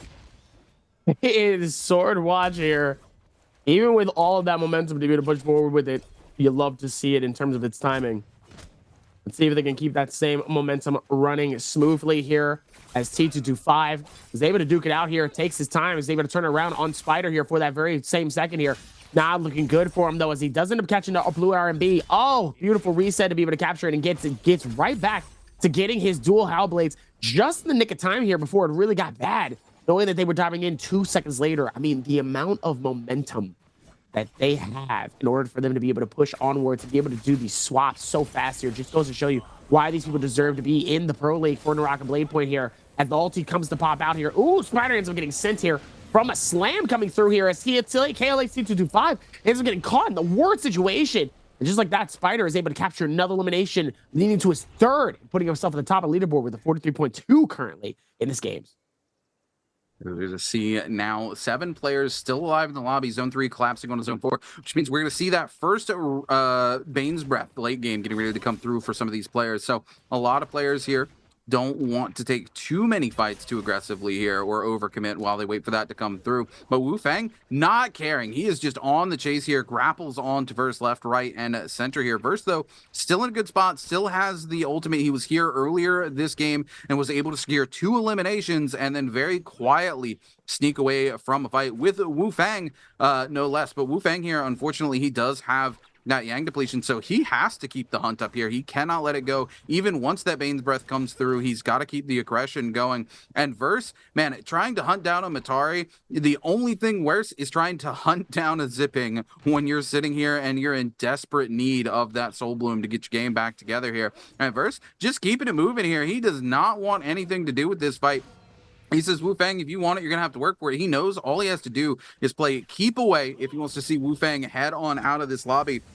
Wufang with only 1 elimination under his belt here. Now he sees another player here. This is a great opportunity for Verse to flip the script potentially, put a little bit of damage onto Wufang and turn the attention on to him, but Verse going to just play keep away here. He knows Wufang here hanging out with that Yang depletion, does not want to give him the opportunity to make something happen here. Wu Fang just keeps it going, and Verse keeping traveling here. Going to invest the teleport yet again here, the dash. Arano on the upside as well. We're going to see Verse take a lot of damage here. Going to be forced to burn the ultimate, look to break away. Wu Fang might be able to make something happen here as the rest of the lobby collapses onto Verse. Verse not in a good spot here, taking a lot of damage as well. Wu Fang trying to come down. Verse with a little bit of tick HP. He's got to get back inside the zone. A parry coming through. Verse trying to break away here. The teleport not going to be enough. He goes into the zone. Shaw gets the elimination. Wu Fang able to get the Soul Bloom, keeps his game alive. Oh no, Verse was on a tear here with 3 eliminations, and all of a sudden the rest of the lobby descends on him, and Verse heads back to the lobby. Absolute push to do exactly what he needs to do here in this moment here as Arano. They're going to rotate this in. Let's see if they can keep that same energy and be able to run around with it. Back down to the same thing like I said before. Circle 4 and 6 players. Absolutely incredible here as we look at AIS here. Oh no, end up getting caught by the Reza coming in from the spear. AIS decides to back this off here. Both these players waiting it out. Thinking it's time for both successors here as he pops the ulti here, giving it a little bit more space. Do what's need be. As Wu Fang does end up getting parried though, but sadly no one actually takes advantage of it here in that moment, so it gives him a chance for him to slowly get up. You see how slow it took him for him to get up? Get up! Spider here coming in with that spear, looking to sweep things up, if you will, but AIS not going to make it easy for him. Spider still trying to, but the Cloud Weaver going to come through. He's forced to burn the F here. Looks to go ahead and throw that down to keep AIS out of it, but AIS with the Cloud Weaver yet again going to send Spider flying. Spider knows he just needs to go ahead and break away, take the reset here. He's not going to be the one to get his hands on this, as AIS is taking so much damage potentially to secure this. He's going to be forced to burn the ultimate here. He's trying to come in. He wants to clutch this out. The Wisp comes in yet again from Spider, making things difficult for AIS here. Going in on the ult now. He's got to break away. He has to go in and try to take this armor reset if he wants to make something happen. Xu Zhang trying to play gatekeeper here. AIS no ult though. He's able to find a quick little armor swap, but if one of those cannon shots hit him, that's going to be it. Ladies and gentlemen, oh my goodness, that cannon shot didn't connect. He was able to catch the iframes to keep the burn from coming through, but he's got nothing left. He's in the zone, ladies and gentlemen, and Spider picks it up with the bow shot and sends their boy AIS back to the lobby. Spider with 4 eliminations as he keeps the pressure going in this game, keeps the momentum going for himself tonight. WBG Spider takes control of the lobby. Absolutely insane shutdown here, just to be able to find it here. You love to see how they're really able to take that same momentum and really push it together here. As now, just to be able to dish it just a little bit more, trying to take his time and maybe being able to find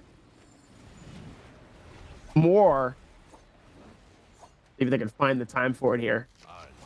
As JG Shazing trying to see if they can find it as well here.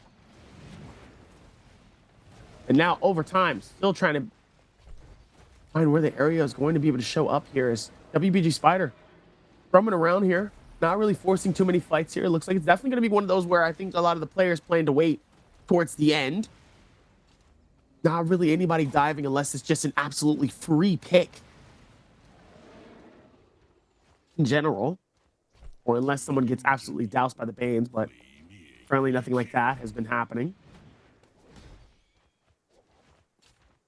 See if they can rotate this in here with GG Shaw. Trying to see if maybe they can get something here, but like I said, I don't think anybody's really diving in for any picks here.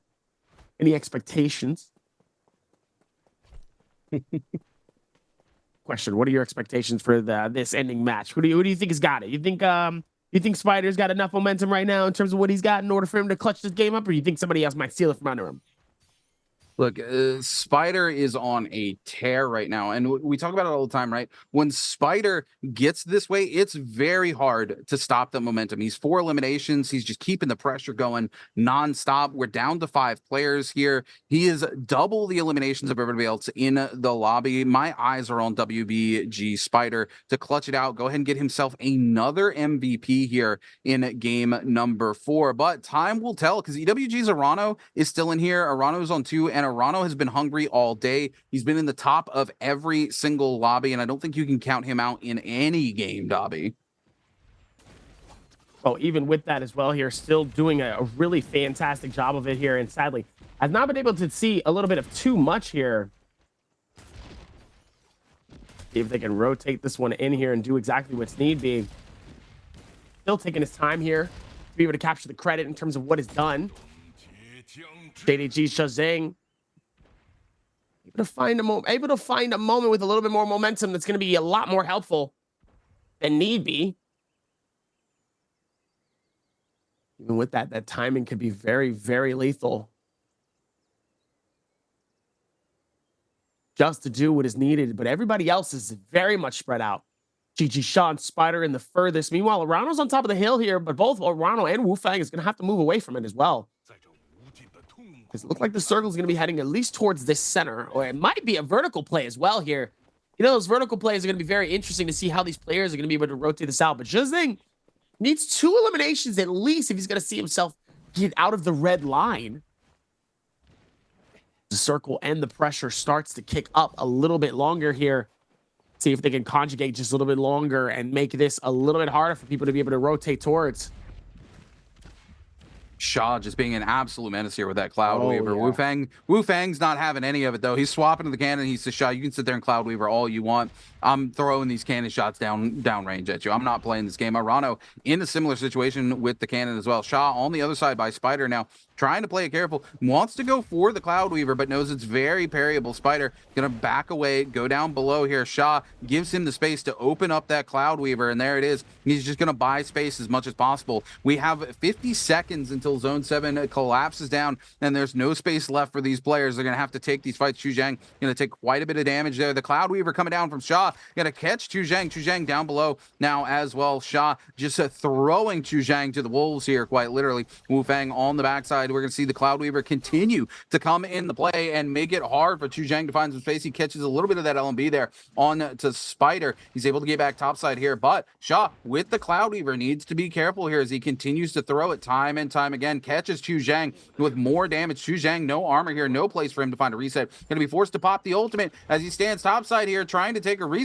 The rest of the lobby kind of turns their attention away from Chu Zhang. You know, once that ultimate's offline, he's not going to be in a good position. He's going to come down here and look to make some plays here. There we go. He's going to catch out onto EWG's Arano, immediately turn it over here onto Wu Fang.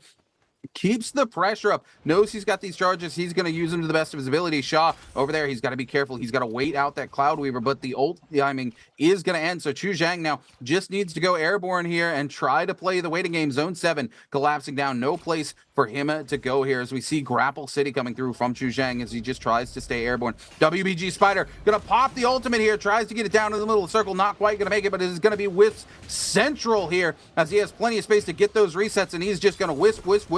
Oh my goodness, the Dragon's Rush into the Nexus Might. There's no place for them to go. They take so much damage. Spider finds another elimination. We're going to see Shaw go really low, but it's going to be Wu Fang who picks it up. Wu Fang picks up another one onto Spider, but it doesn't matter. Spider, with so many eliminations, is going to come out on top. He's going to find his second MVP of the day. Way to go, WBG Spider, with the Wisp into Wisp into the Dragon's Rush Nezha's Might. What a clean way for Spider to clutch out game number 4.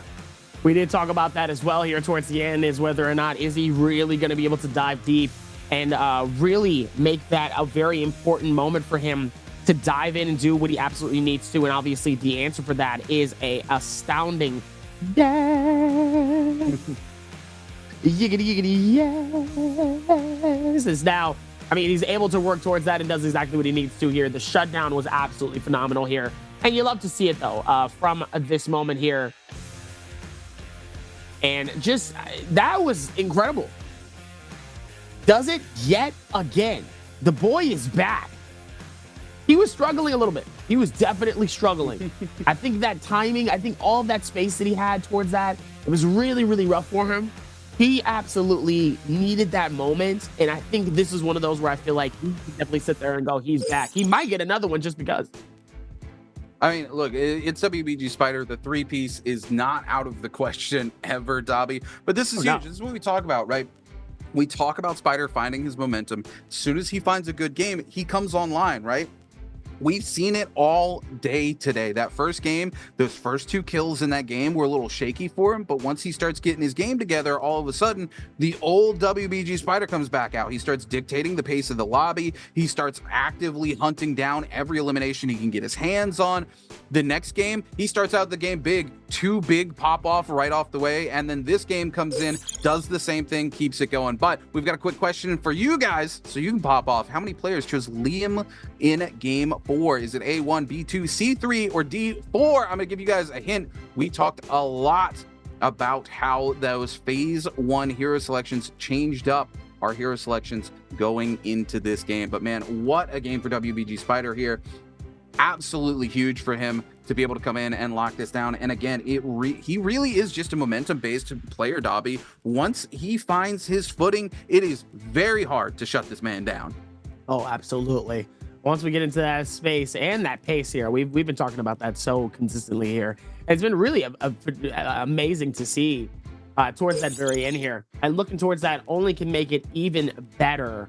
And just like that, they're able to rotate that and just make it even better for the rest of the games. And so far with Spider, though, Spider knows exactly what he's doing here. 7 eliminations up top, or should I say 5, and it's game score of 7 points. What a momentum for Spider.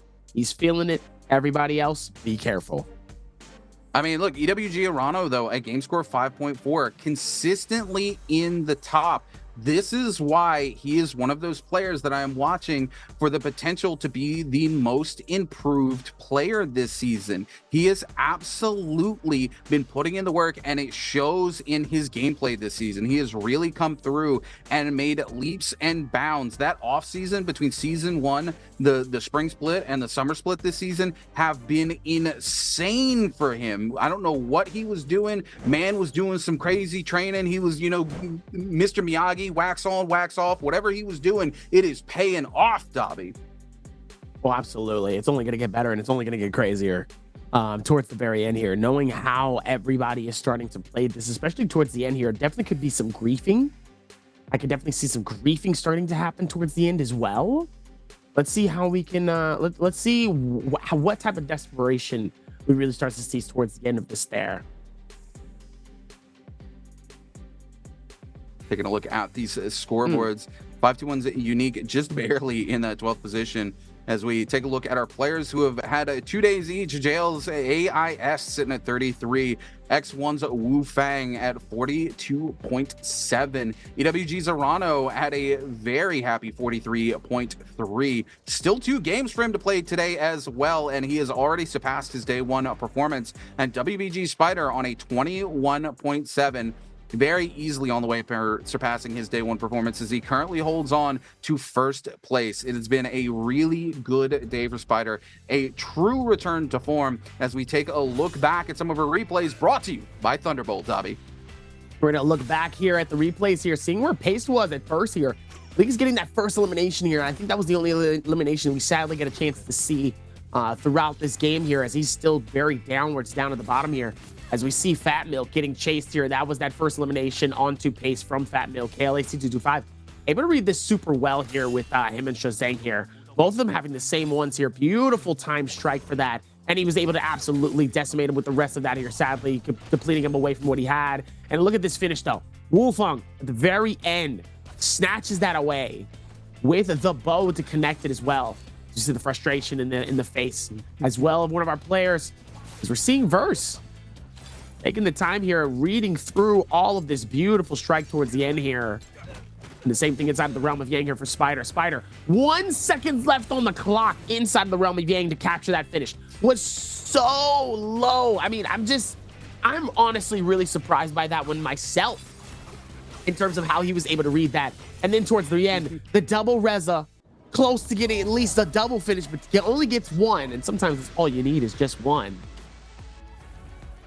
Daniels was able to do exactly what he needs to towards that. And look at that, ladies and gentlemen. The MVP is, that's crazy. How could we have guessed? Spider, 6th MVP with the Heartstopper, Switch Dazzle, Twin Shot and Bounce, Juggernaut, Rampage, and Fire Arrows, and Target Lock. Staff with all close to 8,000 damage and 20,000 damage overall. Very phenomenal and a super insane clutch finish for him 2 in one day so far.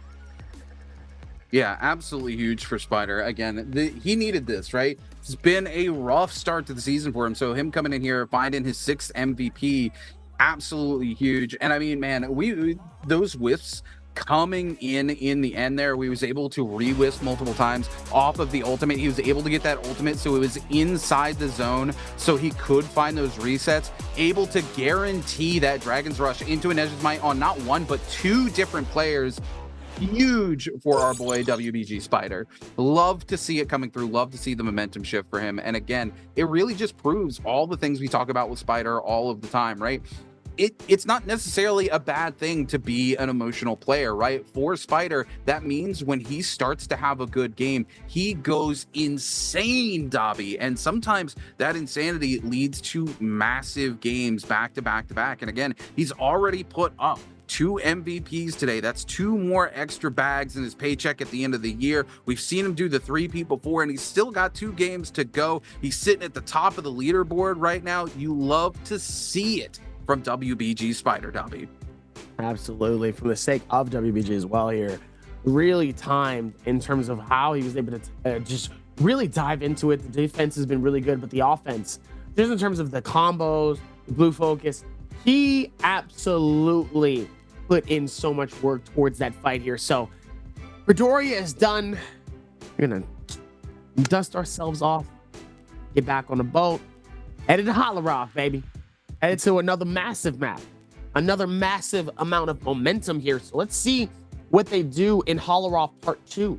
This is Part 2. He's stuck in the closet. Anyway, the expectations, though, are very, very high for some of these players here. The question is, can Spider do it again? He's got a 2-piece. We've seen him get a 3-piece before.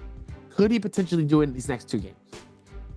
I think Spider might be the only player who's picked up a 4-piece, 4 MVPs in the same day. I don't see it happening today. He'd have to win both games. It's possible. Mike may have picked up one. I think Mike might be the only other one. I mean, it's never a question of if Mike can do it, because Mike certainly can do it. Again, one of the best players. There's a reason he is the defending world champion, right, Dobby?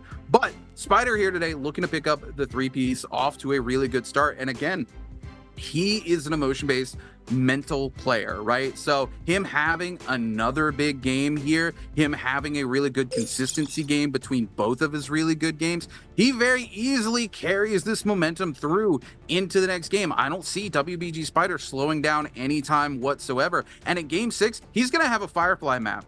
That is going to be where he really gets to pressure some massive aggression onto the rest of these players and force them to play at his tempo.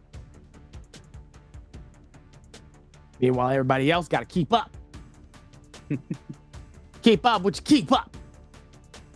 Don't get caught.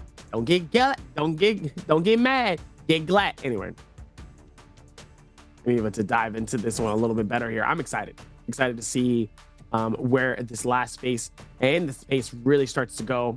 Some of these areas here, I think the momentum is only going to get better, especially when it comes to timing, where everybody has been so far. That expectation has been very, very good for a lot of different things. We've been able to dive back into this over and over again. And now, 2 games left. The pressure is on. Even the music, this music right now also gives like a decent amount of pressure too. You feel this? You feel this energy right now? Oh yeah, absolutely. Yeah, I mean, NARAKA always got the best tunes, Dobby. As we take a look here, we are heading into game number 5 here. We're going to see that first round selection go to Wu Fang and 521's Unique.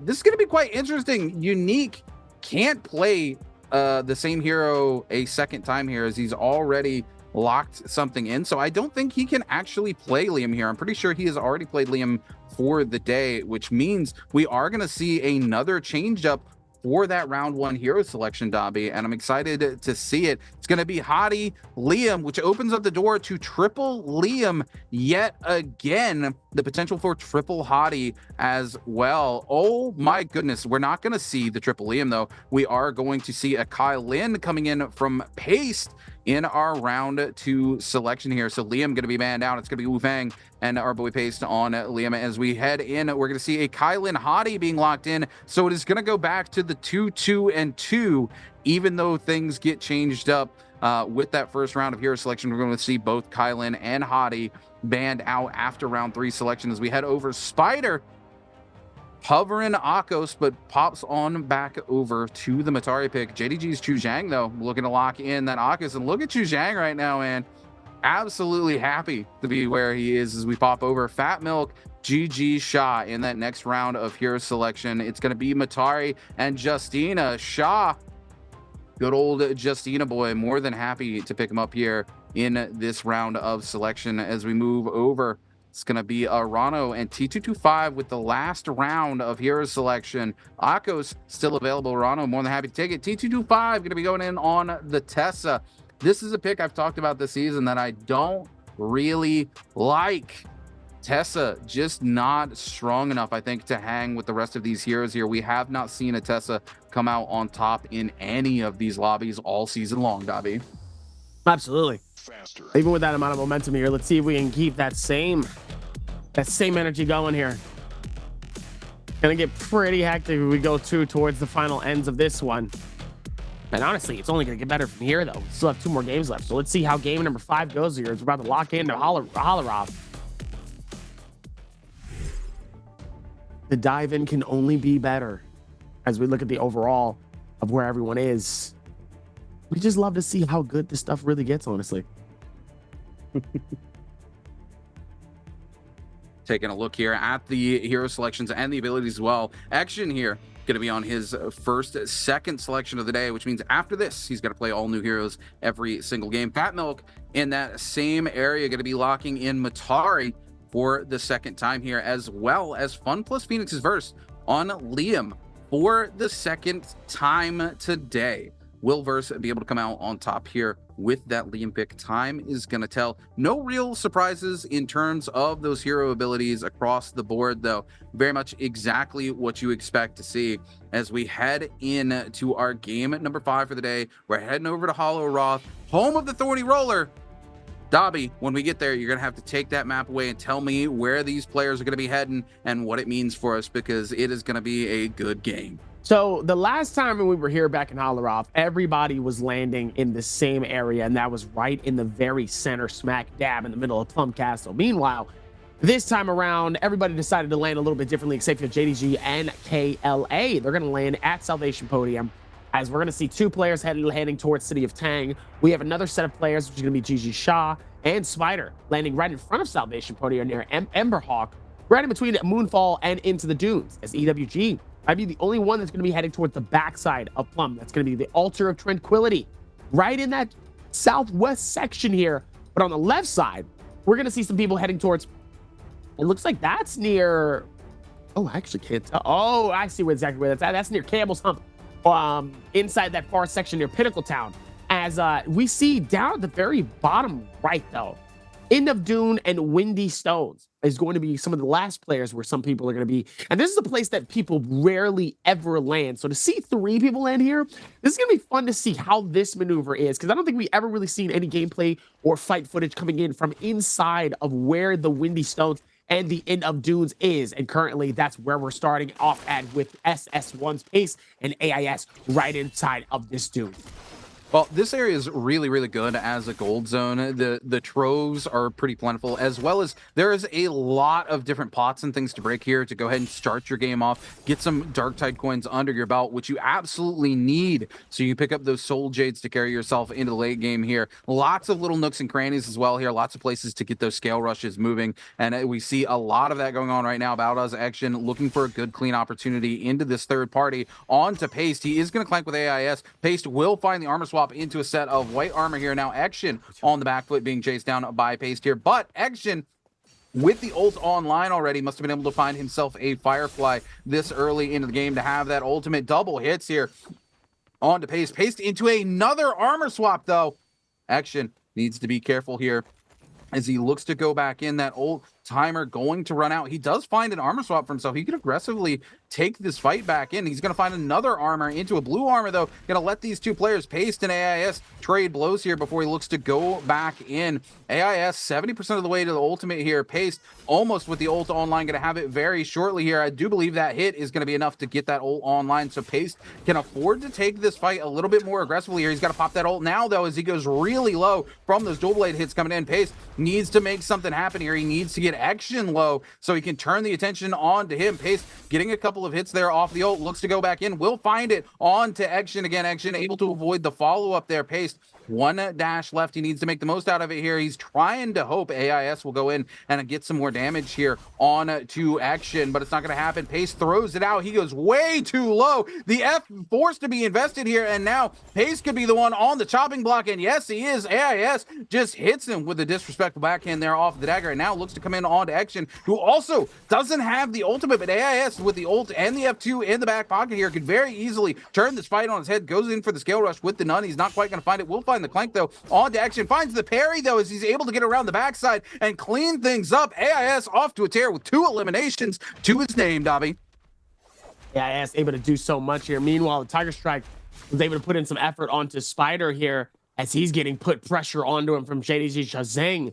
As it looks like Shazang doesn't want to necessarily fully take advantage of that fight, though, in the middle of that.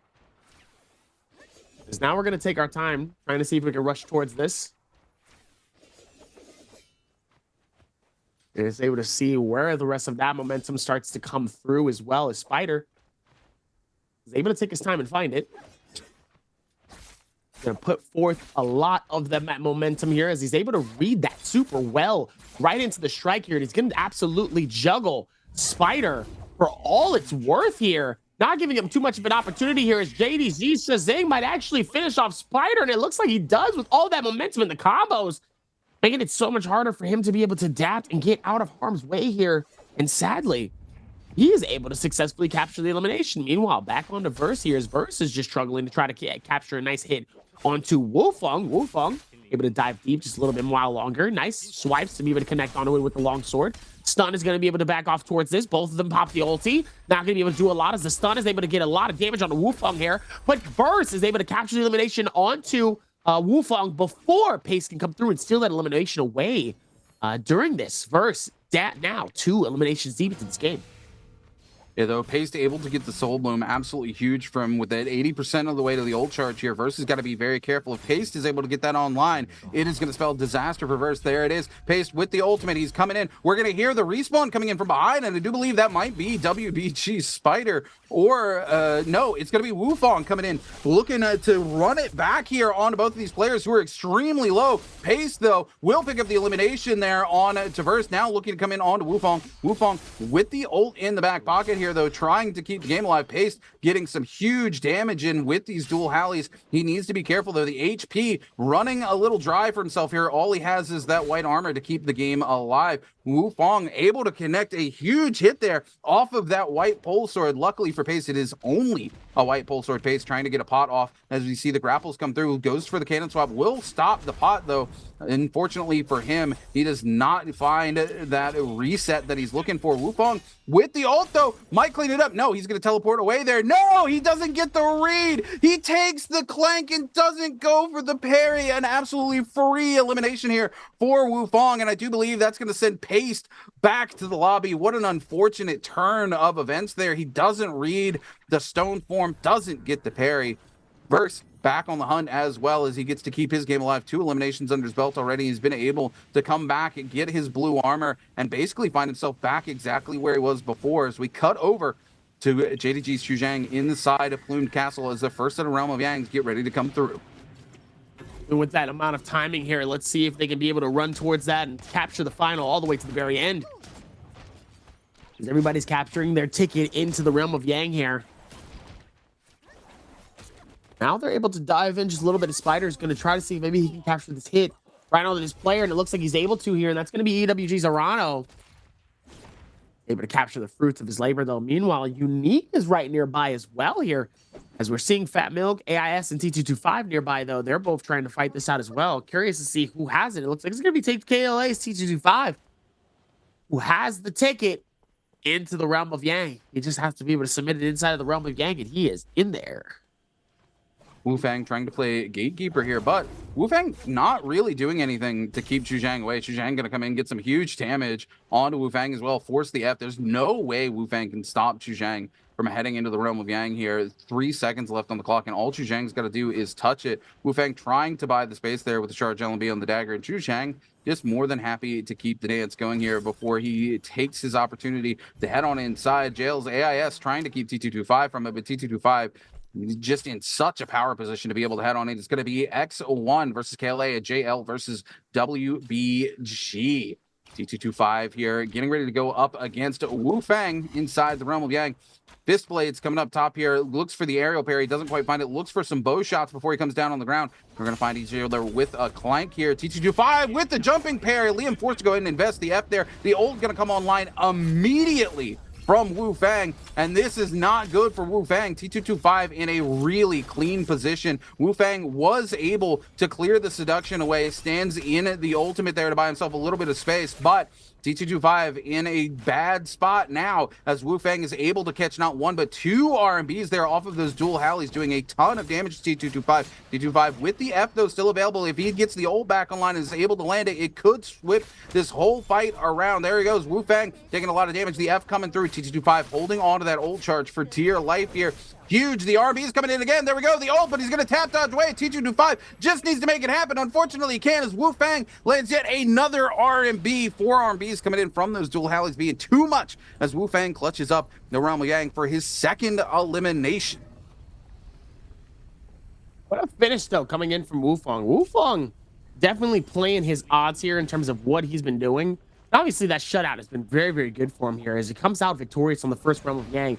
And the same with JDG's just saying. Also another victorious winner for our realm of Yang here as we're going to head back in and outside into the light of the day, inside of the desert here. Where, like I said, any and everything can kill you inside of Holleroth here. So you got to be a little careful as the grapple starts to connect onto Verse. Unique is going to be able to take advantage of that, trying to see if maybe he can close his gap in just little by little. Going to dive in, but sadly misses out on that section here. And it looks like Verse is going to be able to capture the fruits of that hit. Here's to see if anyone's going to connect anytime soon here. Oh, and it looks like not only will they be able to connect onto that one, though. Looks like Verse sadly gets caught within the stun. TLAC225 ends up getting sent back, though, and is able to deplete himself from getting stunned. As Verse decides he wants to back out this. Verse here with the dagger, just trying to break the ankles here, get away as fast as possible. The scale rush is coming through. Looks like these players turn on each other. No, T225 sees him in the distance here. We will see the armor swap coming in from Verse, but a huge bow shot comes through and rips half the armor off immediately. Verse running into yet another player. Verse able to stop the second arrow here.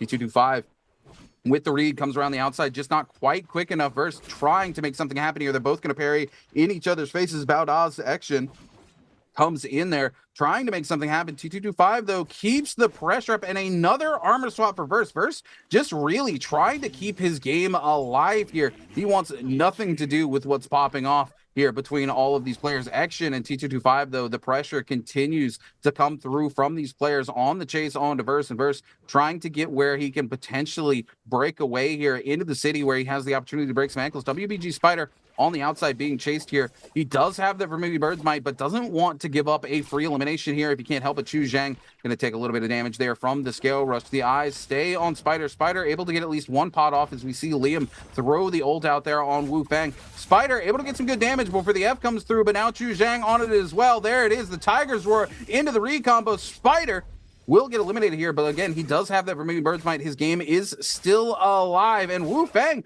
looks like he's going to become the victim of JDG's Chu Zhang yet again here. Chu Zhang, a lot of pressure. If he doesn't get the read on the parry, though, Wu Fang, though, going to go in here. He only has the F2, though. There we go. He's able to land it in.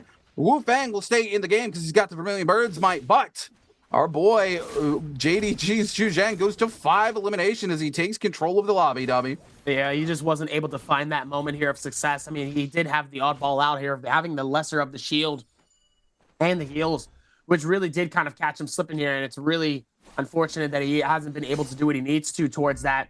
Let's see if they can keep that same momentum here. As he's going to try to see if maybe he can conjure it up just a little bit better. even towards all of that momentum, even with the mistakes here, definitely is very, very hectic. ALAC225 able to find an X-Gen. Nice dodges away from all of the blue focus strikes here to compare it to, as T225 decides he needs to back off this, but he goes outside of the circle here, trying to rotate this around here, and it looks like he ends up getting grappled, though. Looks like he's going to try to see if they can finish this fight off. X-Gen wants this elimination here. He pulls him back and says, come here. I want that. It looks like he's going to be able to time it nice. Nice move and nice maneuver to be able to get out of the stun. And the movement, though, now it's just about who's going to kick harder, who's going to move a little faster towards this is KLAC225. It's getting caught in the worst grasp possible here. X-Gen able to get a little bit closer here. Both of them, he has to be able to get out of harm's way here. Worst way possible, dangerously low, is able to turn around the corner here, catch them inside of the corner. Both of them taking their time here, avoid the strikes. T225 only has so much shield to be able to get the Grampus off here, but X-Gen is able to capture that elimination, gets that finish, beautiful find, and is able to capture another elimination to get him back up there, just to try to see if he can move up a little bit more towards this, but he's already low. He's got a lot of work to do. Yeah, like Action here, I don't think there was much way he could lose. He's got that ultimate to keep him alive, right? He, other player, unfortunately, stuck in the zone. No way to get his heals off there. As soon as that ultimate comes out, it pretty much spells disaster from JDG Shuzhang here. By the way, trolling these players. They're looking for who has the ticket. Shuzhang just hiding on the inside of the building with the ticket. Like, cool, this is going to be mine. As we head over, it is going to be our second set of Realms of Yang. It's going to be X1's Wu Fang versus Bao Da's Action. Inside the Realm of Yang here. Wu Fang going to go top side here. That legendary longsword looking to make something happen here. Action just chilling on the backside of the pillar. Wu Fang just trying to play this smart. Looks for a good, clean intro into this fight. Needs to be careful. That bow shot going to come in from Action. Going to be the first damage to open the fight up here. Action, though, going to take some damage. Going to invest the F there. He does not want to end up on the receiving end of that carousel. Wu Fang needs to be careful here as the ult coming in from Action. We're going to see the F come through from Wu Fang. Wu Fang now going to pop the ultimate there. He's playing this really safe. He's just going to be able to hold this space while he waits for that ult to tick down from Action because of the ultimate. He's got one charge left. He's going to let Action do his thing here. He needs to find a good entry into this fight. Off of it, unfortunately, he does take another ult charge there. He's going to take another one, and Wu Fang finds himself in a very bad situation. Action, though, half HP here, still with that full purple armor in a really good spot. Wu Fang needs to find a really good carousel combo, I think, here to stay in this fight. Action, though, will take a huge charged RMB from that legendary longsword here, as well as a follow-up bow shot. So Action now tying things up with Wu Fang after that. 35 seconds left remaining. Wu Fang able to find the scale rush, the F on the side of Action. If Wu Fang can find control of neutral one more time here, he could make some huge damage. No, the blue from the nunchuck's going to buy him just enough space. Wu Fang takes a ton of damage. Both of them going for the overhold. The tech chase coming in, though, from Action is going to be a little too strong as Action clutches it out inside the Realm of Yang and picks up the elimination on the X1's Wu Fang. And towards that here. What a well-placed strike, though.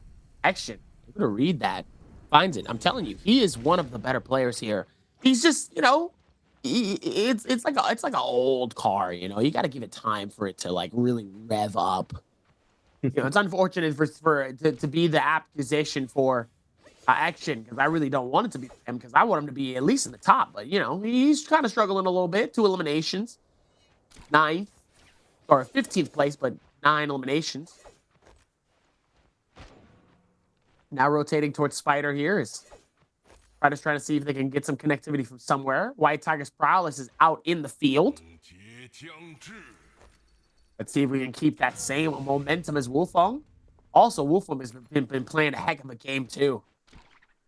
He has been playing it super well today. 2 eliminations so far. He's close to the 50. Oh, and here we go. First 2 players. Number 1 versus number 2 here. Wufong just trying to take the time on each side here, waiting for the strike on both sides. Blue time strike, trying to see if they can connect it. Ooh, nice little return on that one. To be able to set that one right back to where he goes. Oh my goodness, Wufong gets absolutely destroyed here. No shield whatsoever for him here. And there goes that momentum. Pops open the little shield here. Is able to give him a little bit of some time to keep that same momentum. And now he's caught in between 3. Ends up backing up a little bit. Oh my goodness, but Spider comes out of nowhere and steals that elimination and says, see you later, buddy. Back to the lobby for you is where you go. Spider needed that desperately. That Soul Bloom keeps his game alive. Both Wu Fang and Spider there with the Yang depletion, somebody had to go. Spider goes to 4 here. JDG's Chu Zhang sitting on 6 though, but this could be the back-to-back-to-back we were talking about for Spider. This could be his 3rd MVP of the day as we take a look back on the replay inside the realm of Yang, and it's Chu Zhang versus Spider. Spider gonna get caught in the uppercut there off of the dual blades with the fall of juggle. Unfortunately, F2 from Chu Zhang not gonna land, but the parry from Spider comes in. Chu Zhang gonna take a lot of damage, but he immediately goes into the ultimate here. He's got that legendary fan in the back pocket here. He just needs to find the V. Absolutely huge damage on to Spider. The heals come through as well with the jumping LMBs there from the Tiger Claws. Spider, no place to go here. Chu Zhang with another V in the back pocket here is able to get avoid the teleport coming in there from Spider. He just needs one more hit there, and the F2 comes through the roar. JDG's Chu Zhang with a little bit of a different play here on the Akos here. He likes the roar, he likes the extra damage, he likes the combo extension off of it over the damage reduction of that F1. So Chu Zhang clutches up his 6th elimination there inside the realm of Yang. Spider, though, able to get that elimination in on Wu Fang, able to get that Soul Bloom he needs to keep the game alive. So it is still anybody's game here, Dobby. Anybody, it's game, even in these moments here. Timing couldn't be any better for certain moments and for certain instances here. Let's see if they can keep that same momentum happening here as JDG Shozang is on the rotation here. It can only get better for at least some of these players here. Let's see if they can rotate this in. Action with that rotation nearby, at least one of the players here. We're down to 6 yet again. Circle 4 or Circle 3. It's about to be the start of Circle 3. Kind of insane here towards this one. Let's see if they can keep that same momentum here towards this one. Let's see if they can keep this one together. Here's Verse. Able to pop some shields, pop some heals. Hey, you're gonna need to get out of that circle there. You know, the circle tick is kind of hurting now. You know, it might not be too insane, but it's getting a little painful there, buddy. First starting to scare me a little bit. What kind of momentum is that? It's not looking good for you. Don't do that.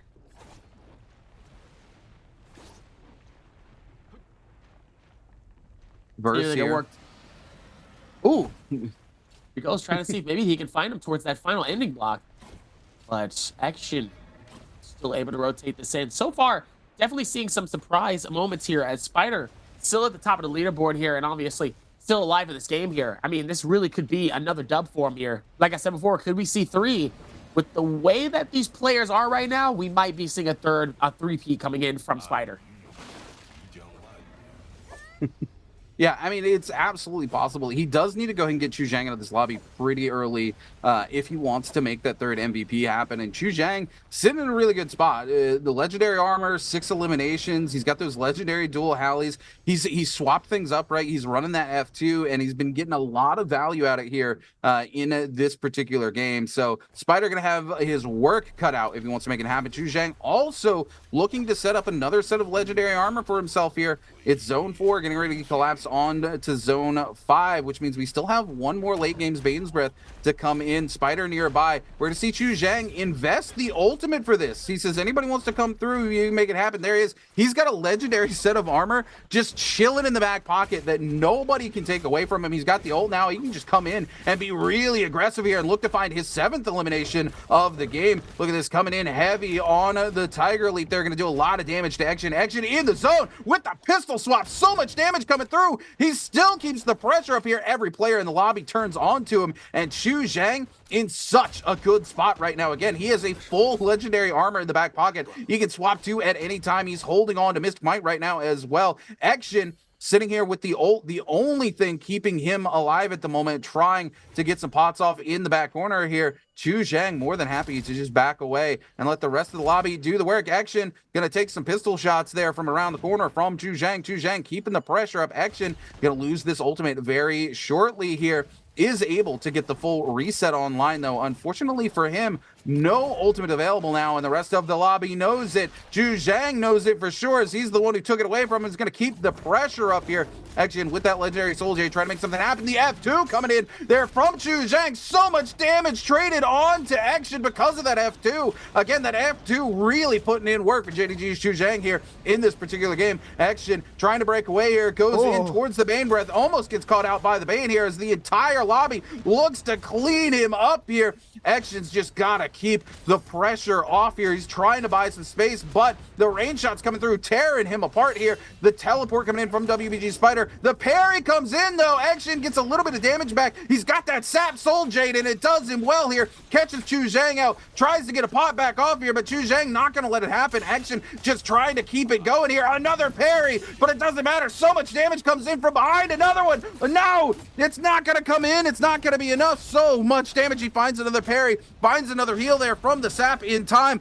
It keeps the game alive for himself, but he walks right in there to those dual Halleys. So much damage. Action 80% on the way to the ult. Another tap dodge away, but it's not going to be enough. As Spider cleans up the elimination and goes to 5. Ladies and gentlemen, WBG Spider closing the gap between himself and JDG's Zhu Zhang as he picks up the elimination on the Baoda's Action.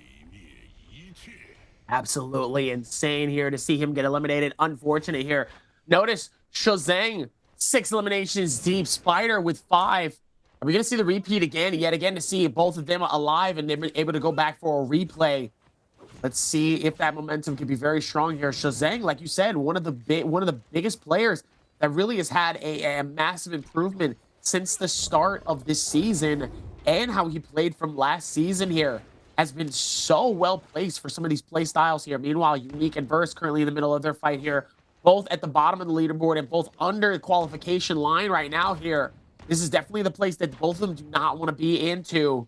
Knowing that Alliance Frostmas really could get eliminated just by one elimination or at least a solid placement point is enough to keep them out of harm's way here. Because now we're going to see Shazang. He's going to pop the ulti here. He's going to watch the feed. Both of them trying to see who's going to be able to capture the dive here in this moment here. Oh, no. Oh, my goodness. Unique absolutely gets destroyed here in seconds. Barely has any time, and Spider is able to capture his 6th elimination with a musket from far away. Takes his time. Doesn't have to force anything towards that one here. And is able to get the shutdown here towards that. Wow. Kind of wild with everything that's been going down here. And now we're back down to the final 4. Verse, Shaw, Shazing, and Spider. Both of them, all 4, has been playing so well here to take themselves away from this moment. And look what happens. Verse pushes himself into 14th place and pushes them into the line inside of qualification. Meanwhile, Ja with that 17.5, Shazing with that 17.5. They're both taking their time here towards this final strike here. And this is where things can truly, truly, truly catch up and speed up towards the very end of this one. Could get absolutely insane here depending on the final breach. And Verse able to catch him with the Reza here.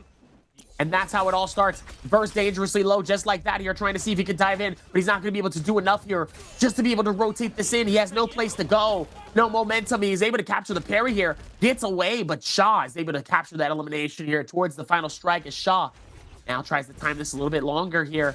And Wufeng has the ulti out here, so we might as well use it to his dismay, knowing that we still have Spider all the way up top here. Ends up getting bullied off the cliff here, away from the circle tick. And now, still going to be able to take the time for it, as now GG Shaw is now in a tough section here of this. Oh, ends up getting hit by the bow. Not good to connect this.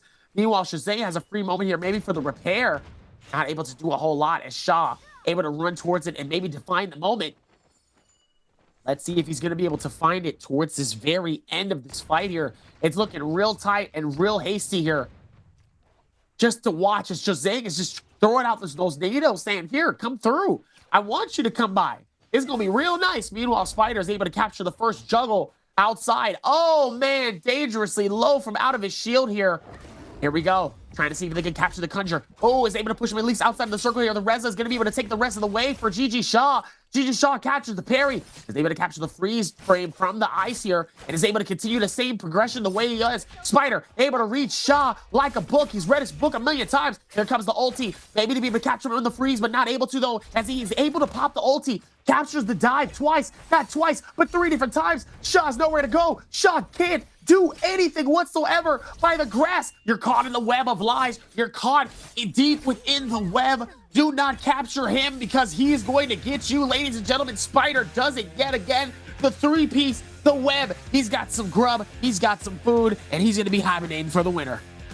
That was an absolute disaster for JDG's Chu Zhang there. He really needed to back up, play his game a little bit easier there. He greeds 2 ults to try to pressure out eliminations super fast. Unfortunately, gets nothing out of him and then finds himself on the receiving end of a ton of pain from WBG Spider, and he has nothing he can use to get out of it. With no ult online, with only 3 players left alive, he very quickly becomes the target of 2 players in the lobby. There's no space for him to go. Shaw cleans up the elimination, and that just leaves it all to WBG Spider. There's no way Spider can lose the game at this point, but 7 eliminations to the first place finish is going to be an absolutely huge game for WBG Spider here. I do believe he's going to walk away with something like an 11.4 potentially for the score for this game. Spider doing what Spider does, and this is what I talk about, right, Dobby? We see Spider come in, he finally finds his footing, he has a really good game, and then what does he do? He turns it up to 11. The man says it's all gas, no brakes, I'm coming at you the rest of the lobby, and even in the end,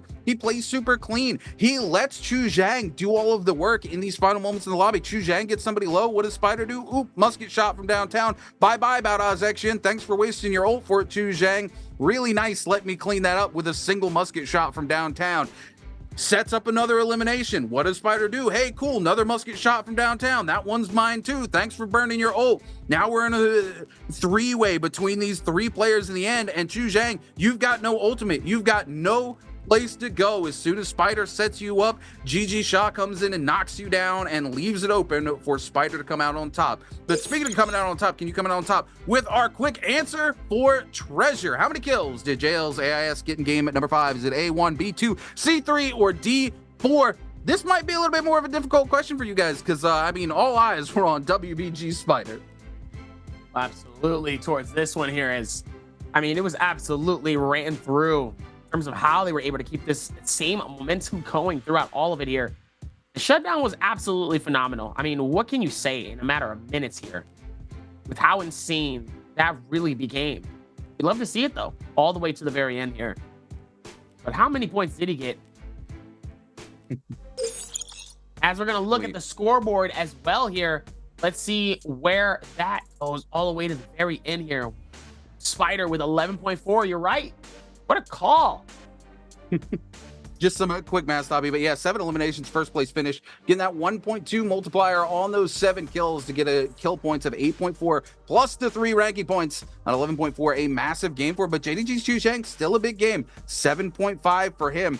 Unfortunately, for the likes of some of these other players, not as good a performance as we have been seeing from them all day. EWG Zorano takes his first 0, his first game today where he was not in the end of the lobby. He just gets bodied this lobby. That said, I think Arano can afford one bad game. Does he want to see a bad game? Absolutely not. But he's sitting pretty towards the top end of that leaderboard. And he's been having good games all day long, Dobby. Oh, absolutely. Now he's cooking, knowing that he's about to head towards the very last game here and gets the shutdown. Let's see if they can keep that same momentum rocking in towards it. Love to see it though as we look at the standings here. And Versus started to make a little bit of some moves here. He's going to move himself up a little bit higher here, but sadly for Pace, he's still down at the very, very, very bottom. Same with Fabman. Same with X shit. Oh, it's unfortunate. As we see Shazang and T225 trying to come up a little bit more. Shaw with that in 8th place. Towards it just to see what's going on here. And Spider up top with a 58.1, a massive lead, the lead that he needs towards this game here. Not surprised at all. Not surprised, not one bit. So love to see it. Yeah, Spider here having a really, really good day. And this is what I talk about, man. You know, I talk about him being a mental player all of the time, but that's not necessarily a bad thing, right? Yes, if he comes in and has a bad game one, bad game two, it can kind of shut him down for the rest of the day.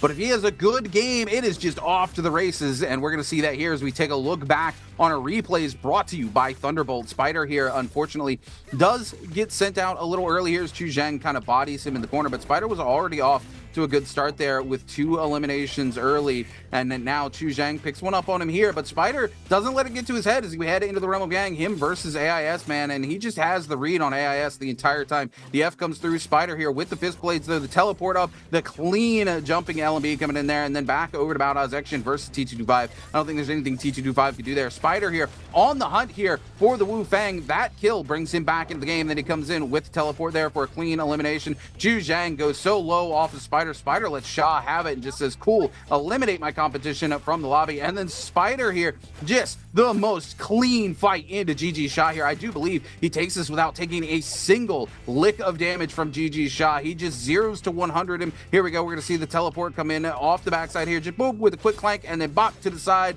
and bit, boom, pow. And that's all she wrote as WBG Spider comes out on top of the lobby with 7 eliminations for a game score of 11.4. That's going to be his 3rd MVP of the day. He's going to be locking it in here on the Matari. Absolutely huge for Spider. That makes it his 7th MVP of the season with 25,000 damage, 18,000 damage coming in from the melee weapon, 3 parries, 7,000 damage coming in from the Honk Sword, another 6,000 from the Fist Blade, another 4,000 from the Musket, as WBG Spider says, I can do it with everything. Bit, boom, bop, bit, boom, bit, bop, boom, and pow. Just like that, just to show how much aggression that really do be sometimes here. You love to see how that amount of momentum really does come through it, is it though? But with that amount of damage, with that amount of eliminations here so far, and look at that, 7 kills, 7 MVPs. Love to see it, Dobby. This is the Spider we're used to seeing, and again, very mental player. Doesn't always mean it's a bad thing, because clearly right here today, this is where being a mental player comes in, and it is good for you. When you, like, Spider just plays. He's a completely different player when he starts having a good game, man. He just, it's like he gets a buff, right? That buff just sets him so far ahead of everybody else. He is on top of it. He knows what he needs to do to win games. We saw it in the end there. The target he needed to target out was Chu Zhang. What does he do? He sticks to Chu Zhang the entire time in that fight till he finds an opening on him, and then he just lets Shaw come in and cleans it up because he knows he doesn't need the elimination. If Chu Zhang goes out here, he just wins. And then, man, when he takes that fight into Shaw, it is absolutely beautiful. Speaking of things being beautiful, we're gonna pass things over for a short break before we come back and lock in for today's 6th and final game, so don't go anywhere.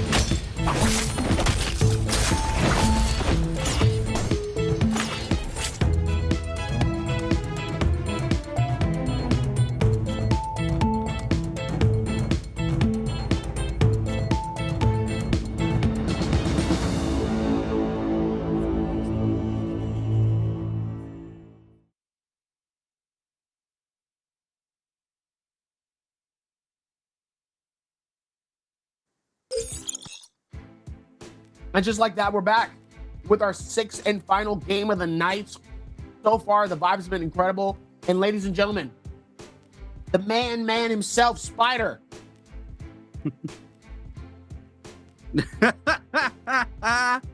Has a rose. And he's starting to back out with 3 dubs so far tonight. And potentially, could he do a 4th? We haven't seen this since not even last season, I don't think. But ladies and gentlemen, welcome back. I'm your host and caster, Dobby, here alongside my main man. We were just talking about how great things was since we've been back and being able to cast together. My dog, Rune Keeper. Dude, the OGs, man, you and me been here for a long time. Going on 4 years ago now when we flew out to LA for the very first Morris Cup and locked it in, man. It has been a crazy experience to be here for NARAKA. No place I would rather be. I love to be here casting these games. These players, man, too, they put in so much work, and I love to see how much that work pays off for them, too. And it's always evolving, right? The meta is always changing. The players, the faces, we get some new faces coming in and out, but a lot of OGs here, man. A lot of people have been here since the very beginning, and I love to see the dedication to the sport and the dedication from the fans too. Got to give a shout out to everybody here watching on Twitch here. You love you guys. You're such a great community. As we are going to head into game 6, though, we're going to take a look. It's going to be Chu Zhang and WBG Spider in that first round of hero selections. Like you said, Spider could come in and potentially do the 4-piece, man. We talk about him being a momentum-based player. We talk about him being one of those players that is very much caught up on his mental. And right now, his mental is on Sky 9. He is absolutely bringing out all the stops, Dobby. Absolutely. With that amount of timing and momentum in terms of where he's been so far here, he can't really lose. He's at the top of the leaderboard. He started at 12th place. Not 12. I'm sorry. That's very low. He started at 6th place. And he was kind of in a place where he was already in a decent place where he didn't have to worry about really anything qualifying related. But he was definitely in a place that he's not necessarily used to. We're not used to seeing him really struggling this badly. Like, you know, he's had his moments, absolutely. But this was definitely one of those very telling moments of like, wow, we're really seeing this kind of happen to him. But also, I could say the same thing for Mike. I haven't really seen a Mike pop off, but mind you, Mike is not playing today. But we talked about it from yesterday. Mike was not necessarily doing that much in terms of that as well. So it was very surprising to see that we haven't really seen Mike have like a massive pop-off game like we're used to seeing him do as well. Yeah, I mean, Mike not playing today. He didn't have a great day 1, but Mike still the OG, man. Really, really hard to see him struggling this particular season, but hopefully we'll get to see him come back on day 3 for this bi-weekly bounce back, just like WBG Spiders. As we take a look, talk about a diverse group of heroes this time around. A lot of people already played their double hero across the board, so we're going to see some really big hero diversity as we get ready to head into Morris Isle, Dobby, and I'm really excited to see how things play out. I'm excited to see if WBG Spider can do it again, if he can find that 4th dub here today and get the back-to-back-to-back. You gotta remember, this dude came in at the start of the day. He was at 4. If he can go to 8 MVPs for the season off of one day, that is a huge bonus on his paycheck at the end of the season, Dobby. The back-to-back is absolutely insane. The back-to-back-to-back isn't crazy. The back-to-back-to-back-to-back? I'm gonna need you to calm down, Spider. Actually, don't calm down. Keep the same energy the rest of the season, please.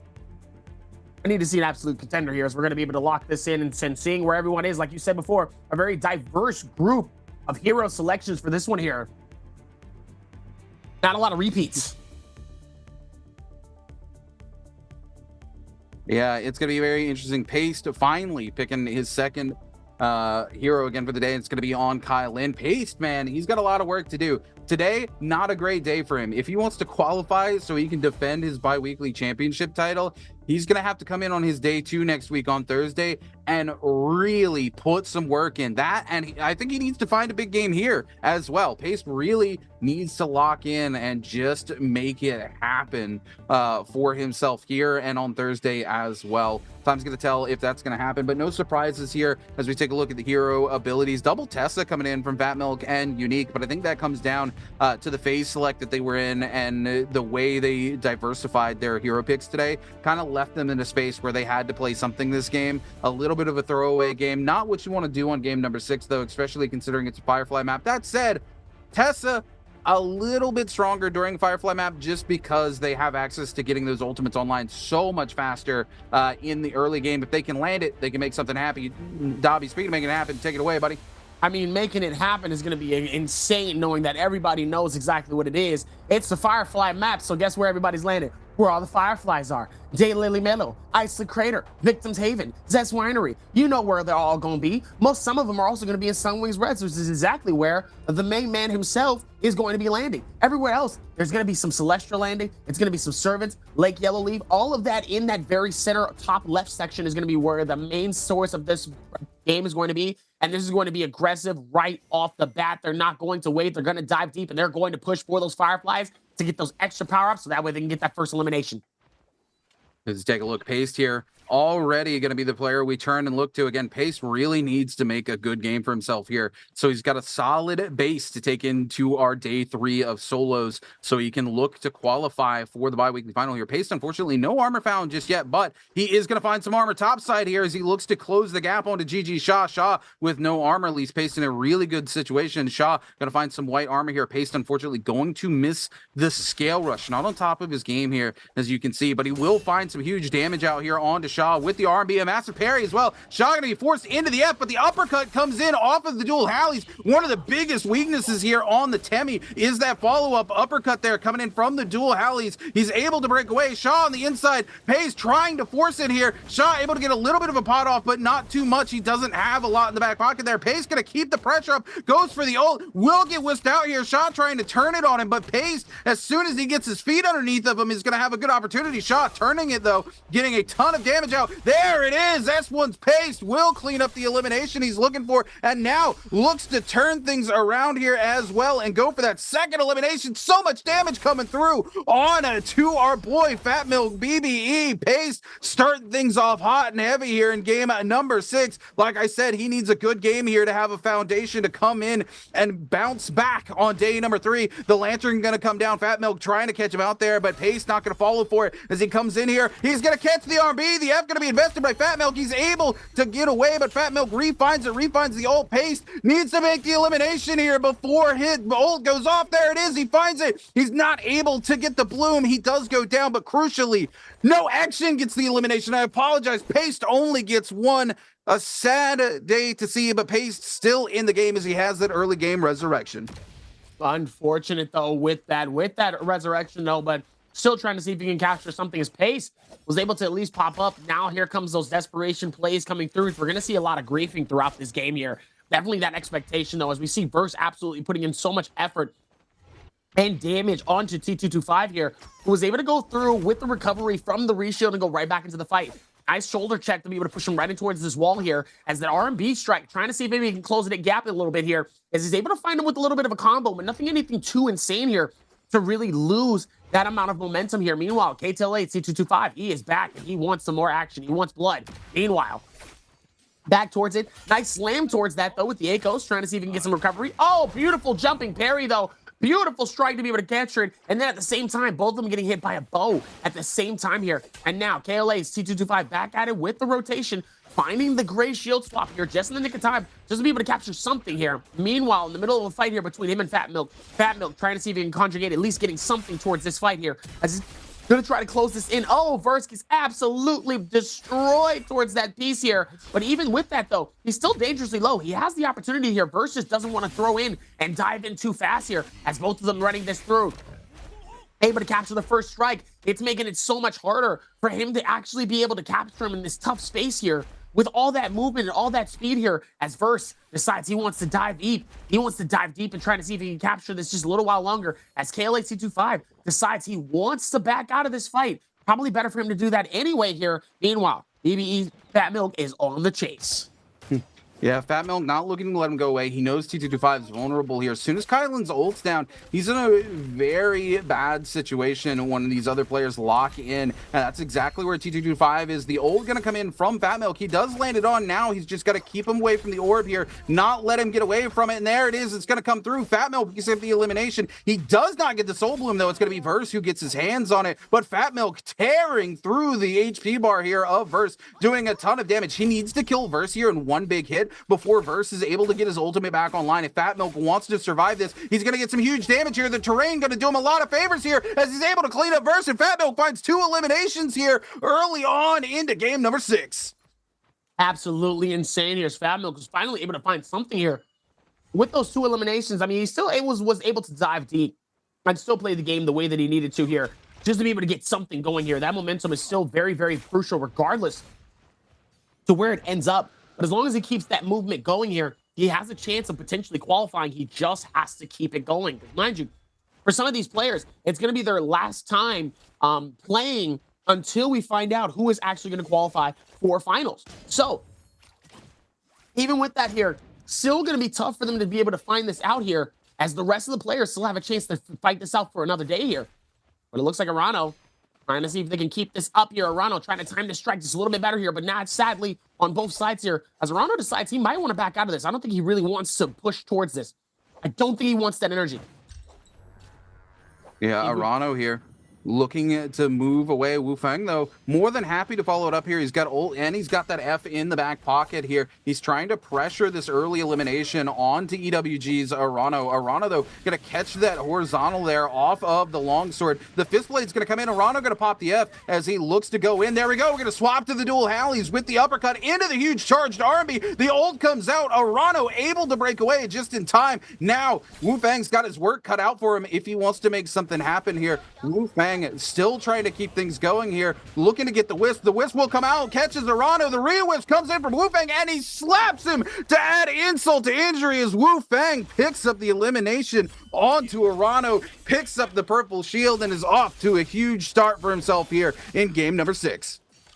Absolutely insane. Meanwhile, Pace, at least having the ticket here, trying to fight this out with Shazing. Looks like he wants to be able to go for it here towards this final fight. It'd be interesting for him to get an elimination towards this as well, and then go right into the Realm of Yang for another fight potentially as well here. But let's see what happens as he dives deep right towards this strike. Is able to capture at least 2 here. Nice defense coming in from Pace here, trying to see if maybe he can calculate it as much as possible here. As JDC Shazing giving him the advantage. Nice shoulder check to be able to push him back just a little bit farther. Takes the time here to try to find any type of momentum here, but it looks like it's not going to be worth it here as he decides to back out of this. Shazing gonna head right into the Realm of Yang, ready to fight, ready to take names out of this next phase. Yeah, as we go solid in, game.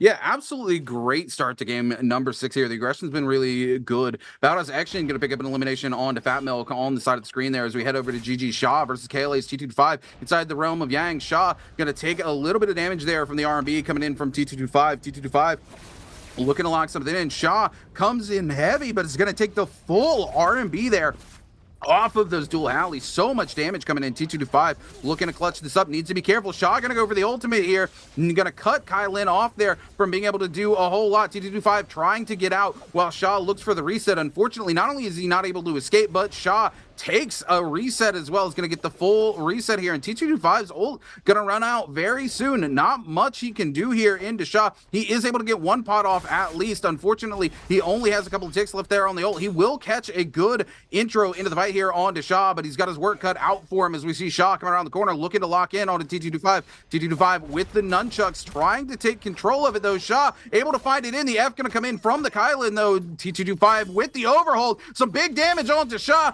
Shaw trying to make it happen here for himself. T225 unfortunately gets parried, and Shaw cleans it up. Nice cleanup coming in from Shaw here, as not only did Shaw win, but so did X1, and so did Shazang as well into their fight. So definitely a fair share of dubs happening in the middle of all of this here, with a lot of different momentum starting to happen here.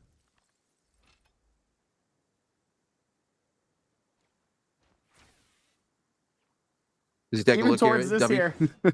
Spider looking to break away. W, you take it.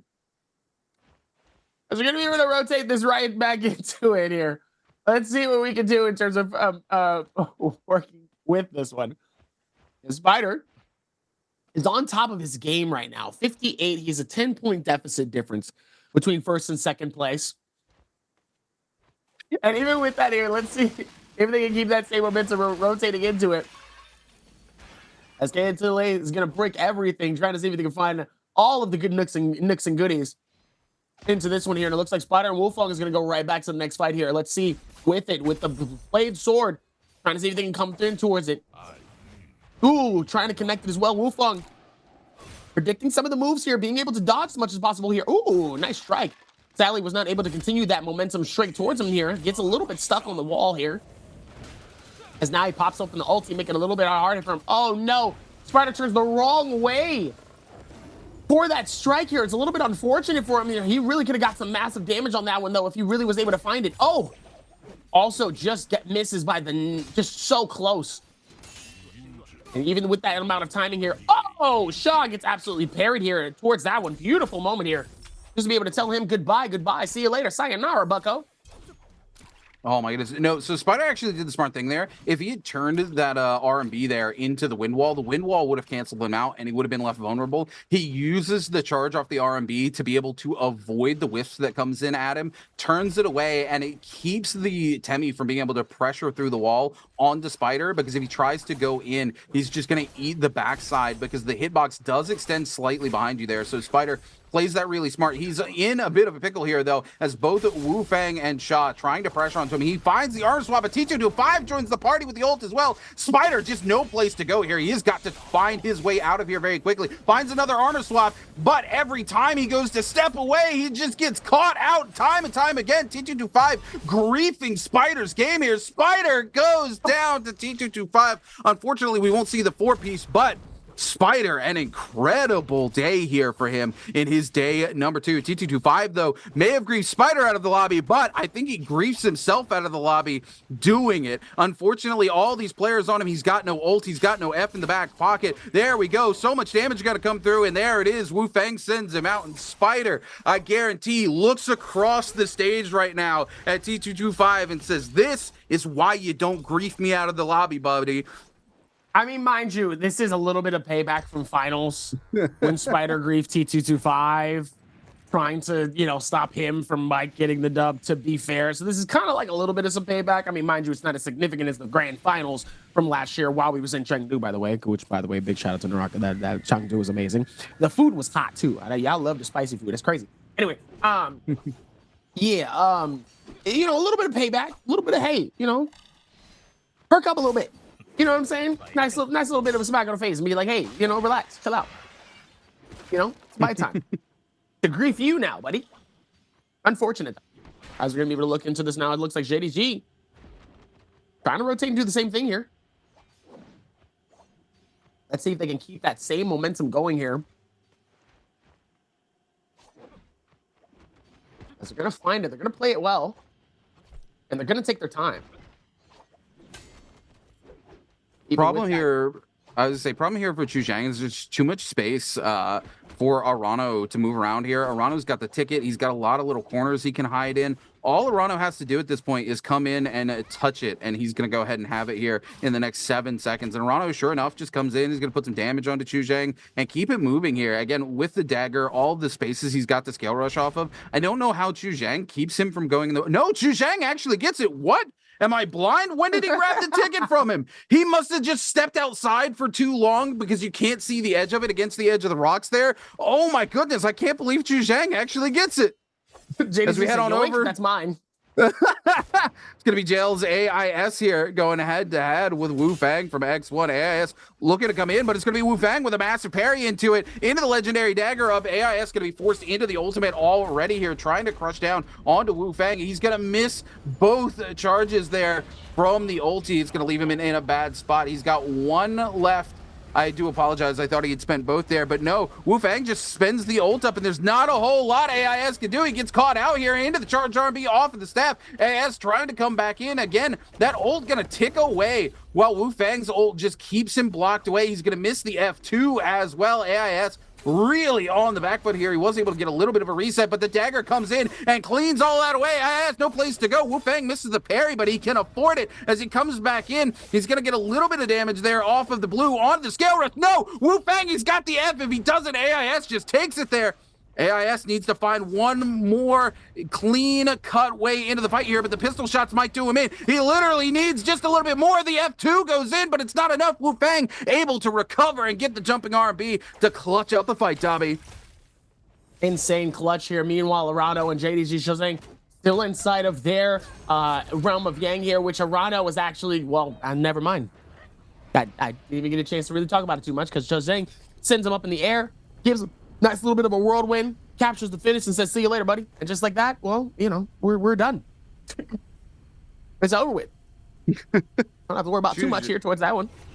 Chu Zhang coming back in this game. He's mad about not getting his MVP last game. He feels a little robbed here. Spider's out of the lobby. He's on to 3 kills. He's absolutely blitzing everybody he runs into here. I think Chu Zhang trying to secure that MVP he feels like he deserved in game number 5 there. So we take a look. JL here going to have 4 minutes and 41 seconds left remaining on that Yang depletion. He's got to find his way back into this lobby. We do see Bad Oz Action gatekeeping just a little bit here. So we're going to see, Arano as well. AIS and Arano both sitting here waiting for that opportunity to go res here. And they're going to see each other on the res right now. These two players, this is going to be it for them. They have to take this fight with one another. They both know they need a Soul Bloom to keep the game alive. There's no reason for them not to go in on each other. AIS going to take the repair. We're going to see Arano throw it. They're going to go for the 1v1 here. Unfortunately, Verse waiting nearby. They don't know it. They're going to come in here, try to make the honorable thing happen. The F2 going to come in. Arano going to take some damage to start off there. Another shot going to come in there from the pistol onto Arano. AIS looking for another clean entry into this fight. Arano taking a little tick damage over and over again. The F going to be invested there. And here's Verse. Look at this. Verse creeping up. Look at him slithering in, Dobby. AIS coming up the side. Arano going to come in with the nunnies, though. Going to get some huge damage there on to AIS. AIS trying to go for the F2. The ult going to be invested. Both sides going in for the ult. The freeze coming in from Arano. The third parties come in as well. Both players extremely low. Arano knows he's got to turn the attention away from himself, and it's going to go on to AIS. He lives to fight another day. He's still got 3 minutes, but AIS out in the open. He's got 1 ult charge left, and all of these players looking to collapse onto him, though. Verse sees Arano and keeps the chase up. Both of these players might go out here as the rest of the lobby looks to collapse. AIS, though, with the armor swap into the blue, keeps the game alive just a little bit longer. No ult to his name. 3 minutes left on the Yang depletion as he tries to break away, turn the attention somewhere else. He is going to get a reset, but it's going to be hard for him to find that elimination, find that Soul Bloom he needs now with no ult available to him. The best shot he had was to take that 1v1 with AIS, but the third parties come through and stop that from happening. Even towards that here, still gonna be able to rotate this one in just a little bit while longer here as Arano been working so hard here, and now he ends up getting caught by Verse towards the bottom. Arano working with the rest of what he has here on top of this rooftop here. Ends up getting hit though by AIS. Little unfortunate towards this one here. And it looks like Arano's gonna be able to rotate this in on the outskirts of the circle here. Definitely giving himself a little bit of some space here, as it looks like we're losing some white daggers prowess from each of these players here. 10 seconds left on JDG Shozang. 3 eliminations so far to his name. Meanwhile, Wufong with 6 eliminations here. If Wufong really pops off with this game, he could technically take first place away from Spider, and that actually would be massive because we've never seen Wufong in first place. Even in this area here, this will be actually pretty phenomenal to see what's going on. I mean, there's a world where it does happen. We don't typically see games go above 6, 7 eliminations. He is already at 6 eliminations, and that's the only reason he's in that range, but he needs a lot. I think he needs to go potentially to 11 eliminations and a first place finish to clutch it away from WBG Spider. He needs that 1 point times multiplier no matter what to make it happen. Quick maths, again, I think it's 11. So he needs to find 5 more eliminations. So he's still got his work cut out for him, especially because there's only 1 minute left on the Yang depletion here for Arano and AIS. And as soon as that goes away, both of those potential eliminations are going to wash away from the lobby. Bane's Breath getting ready to come through in the next 5 seconds. Arano goes low. AIS really trying to clutch it out for himself here. He needs that Soul Bloom, but he's going to get locked onto as well. Arano Arano just trying to fly away. 1 minute left on the Yang depletion. AIS, 50 seconds left. Needs to keep it going here. Massive parry from Arano goes out. The F2 doesn't connect. Arano's just outside of the max range as AIS tries to keep the pressure up. Everybody in the lobby turns onto him. Baldaz Action is here. Versus here as well. Action picks up the elimination on both Arano and AIS. Absolutely huge for Baldaz Action as he goes to 4. This could be what he needs to get himself out of the bottom 6. So he's in that qualification range. Fun plus Phoenix is Verse now on the move here. He's taking quite a bit of damage. The rest of the lobby turning their looks in his direction. Wu Fang down below. Chu Zhang, GG Sha. 5 players left remaining alive as Zone 4 collapses onto Zone 5 in the next 30 seconds. We'll see one more Bane's Breath get ready to come through as these players navigate their 6th and final game of the day here on Morris Isle, Dobby. Oh, absolutely. This game has been really, really packed deep here. Shasing is able to back out of this 21.5 here. This is a really good fight here, but let's focus in a little bit more on Verse and Action here. This is really where it starts to kind of dive in a little bit more here, right? So Verse with 16, he's all above qualifying. Action is below qualifying with a 14.5 here. So Action's got a lot of work to do if he's going to put himself in a higher position here. But this could be, oh, whoa, what a finished strike here to be able to take this out and sends Shazing away from this area here. Meanwhile, this circle, I mean, look at this circle towards this. Look how awesome that looks.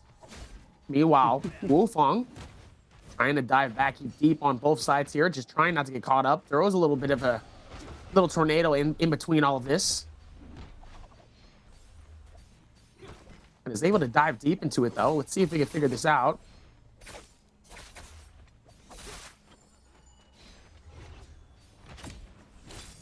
Chu Zhang here, trading blows with everybody. He wants to get that second set of gold armor to have in the back pocket. Unfortunately, he's going to give a little too much trying to get it. Now he's going to walk away and take the reset because he knows these other players are trying to lock it down as well here.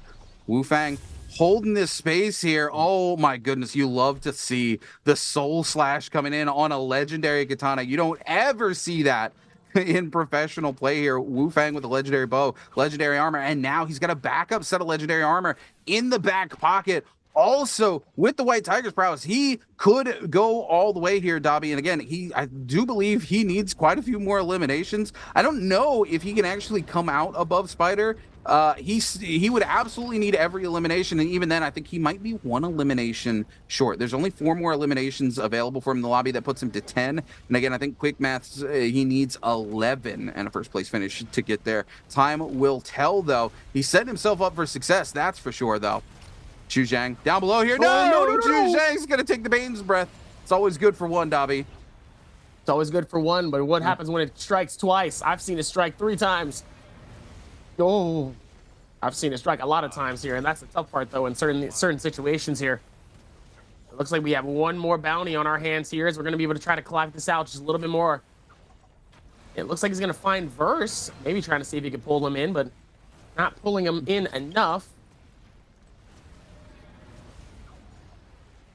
And it's going to try to see if they can maneuver this in a little bit more, just trying to stay on the outskirts of the circle here. So this is why I like the Bane's Breath, though.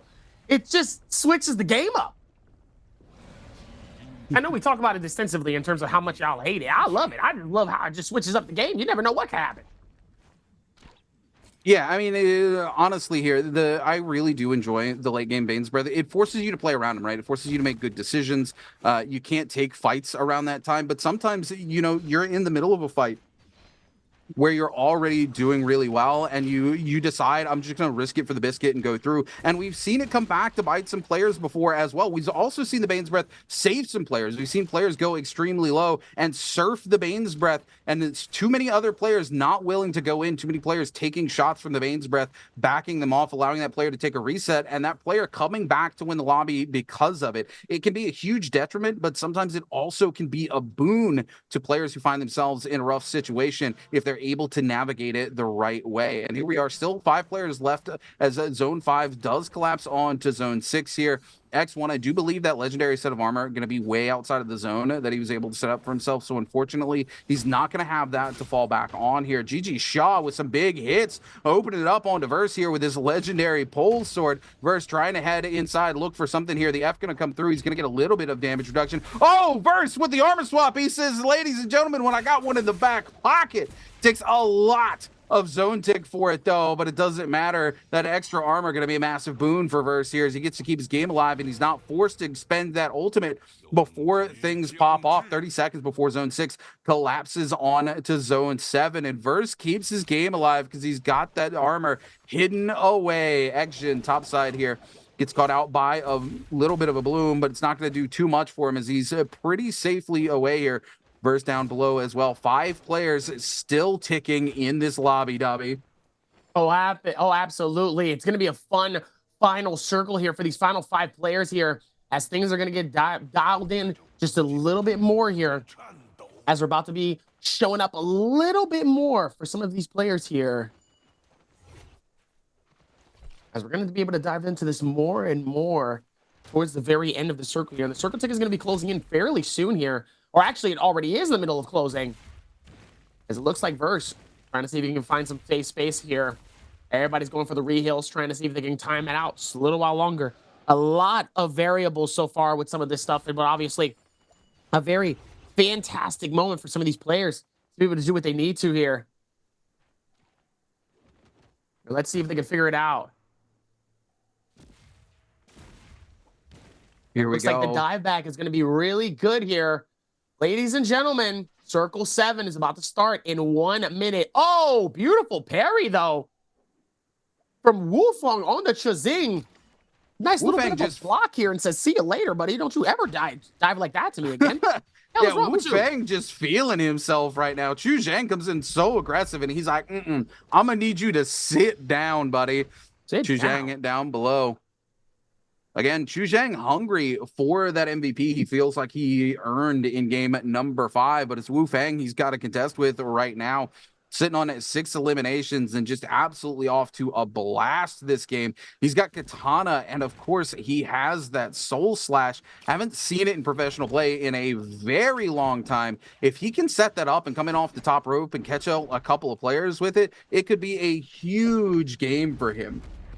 As we see Chu Zhang just trying to hold the space here. No Merciless Havoc, unfortunately, for Chu Zhang, but he does have that staff in the back pocket. Verse trying to catch something here with that LMB there off the dagger. And there it is, ladies and gentlemen. Zone 7 collapsing. Everything about to pop off here. Wufeng going to take a little bit of time to take a reset. Baoda's action taking a lot of zone tick there as he tries to come over. He wanted to finish that pot. Wufeng down below also going to finish pot off for himself as the zone collapses. He's really putting himself in here. He needs to find a way to the edge of the circle and pop his ult here very soon, though, if he wants to make something happen so he can get those resets. A huge Soul Slash comes out. Shaw going to force his ult. Wufeng going to do the same. Needs to get back inside. There we go. He's got his ult right through the middle of the circle. This is huge for Wufeng. He's just going to pop Wisp Mask for Wisp. Unfortunately, he walks into Shaw's Wisp, but Wufeng still holding onto the circle with a Wisp down right on top of him. Tons of damage coming through. Wufeng needs to make it happen. Chu Zhang finds 1, goes to 5. I don't think he's going to make the 6. Unfortunately, Verse, though, comes in, cleans up action.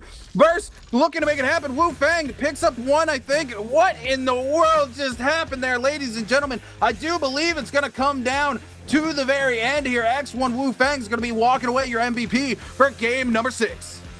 Even with that, though, towards the end of that one there, what a moment to be able to get that strike finally down towards the end here. And Wufeng finally gets it. This was kind of that moment I did say before. He was very close. That could be the game that puts him in first place.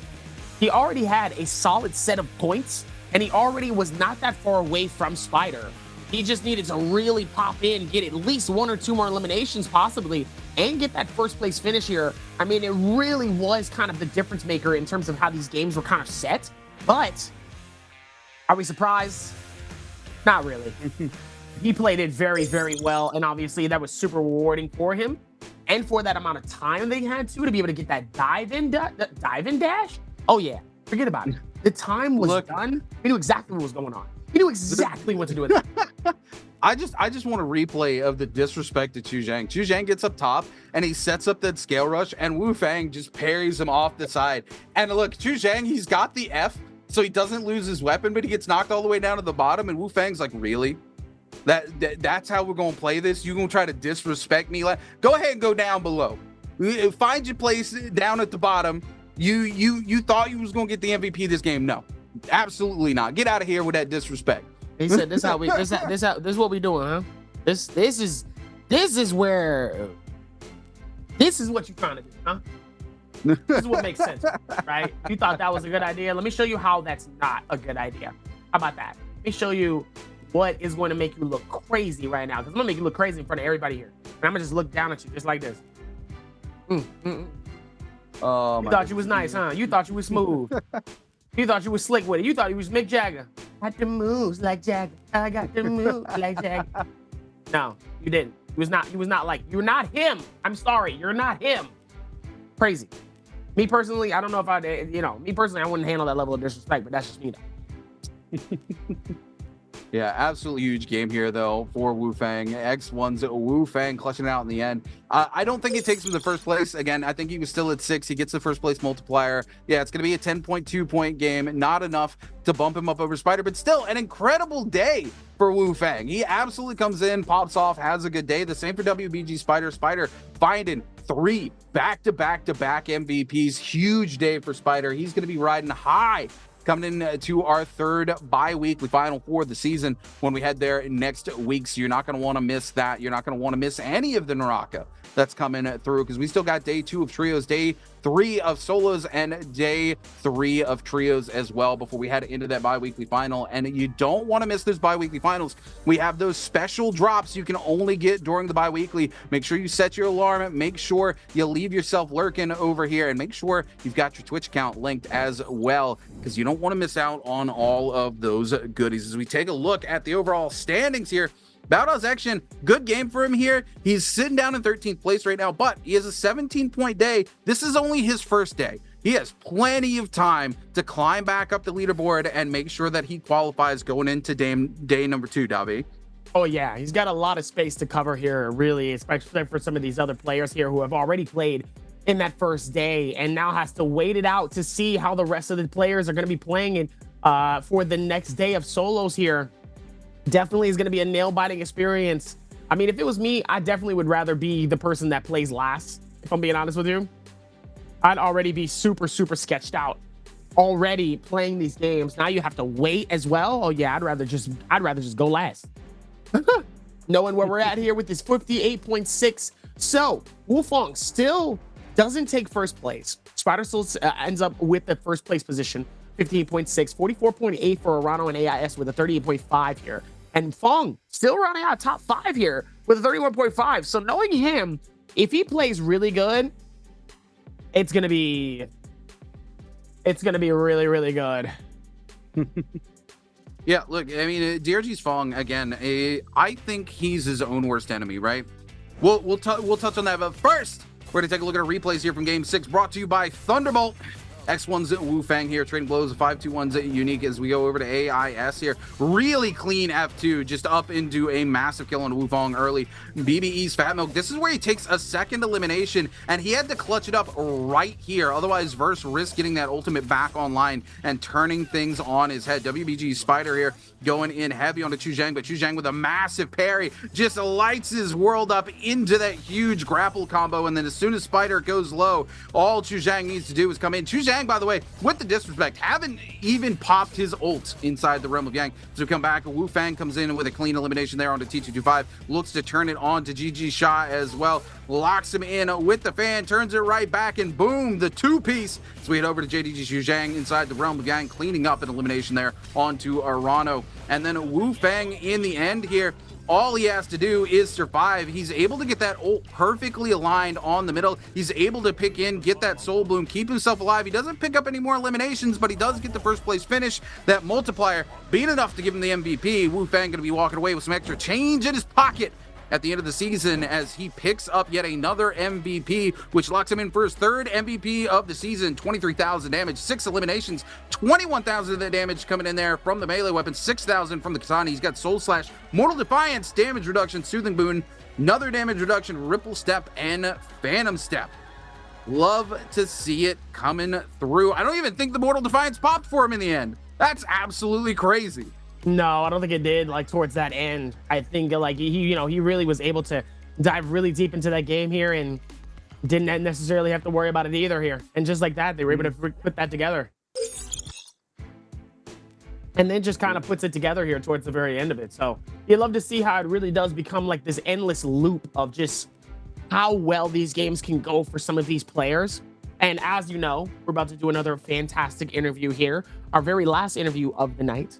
You know, while it's been so good to be able to cast for you guys and everything like that, we still have another day of trios that's going to be happening tomorrow. But alongside that here, I hope you guys have been thoroughly entertained with the amount of solos that's been happening today.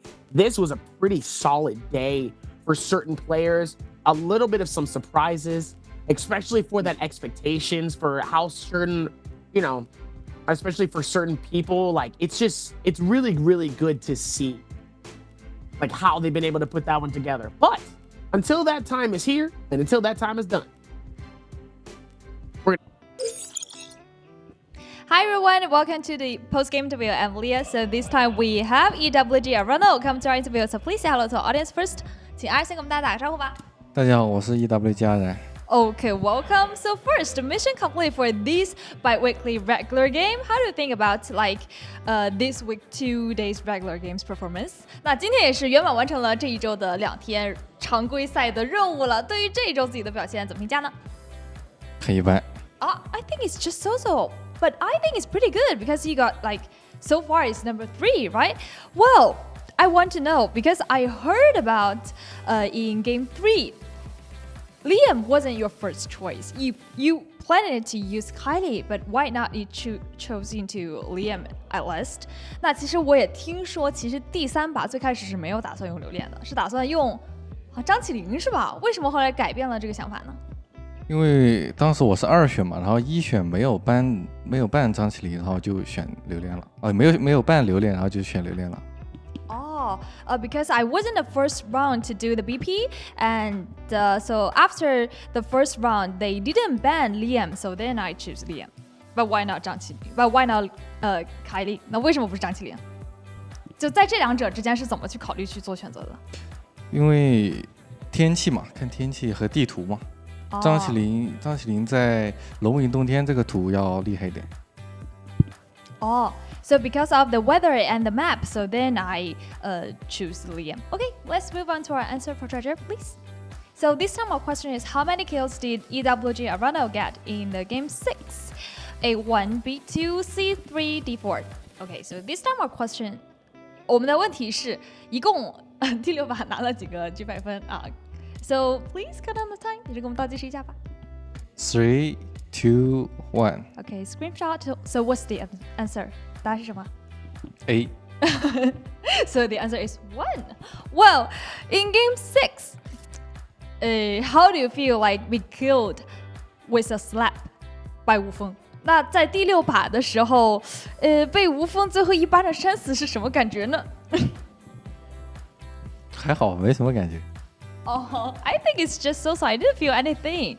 Do you think it's quite like normal in the game? 那觉得这种情况发生是比较正常的吗？在比较普遍的吗？在游戏里面？是的呀，我当时就一滴血了嘛，没有反抗的余地了。Okay, so I only have a little health, so I can't do anything like with that kind of situation.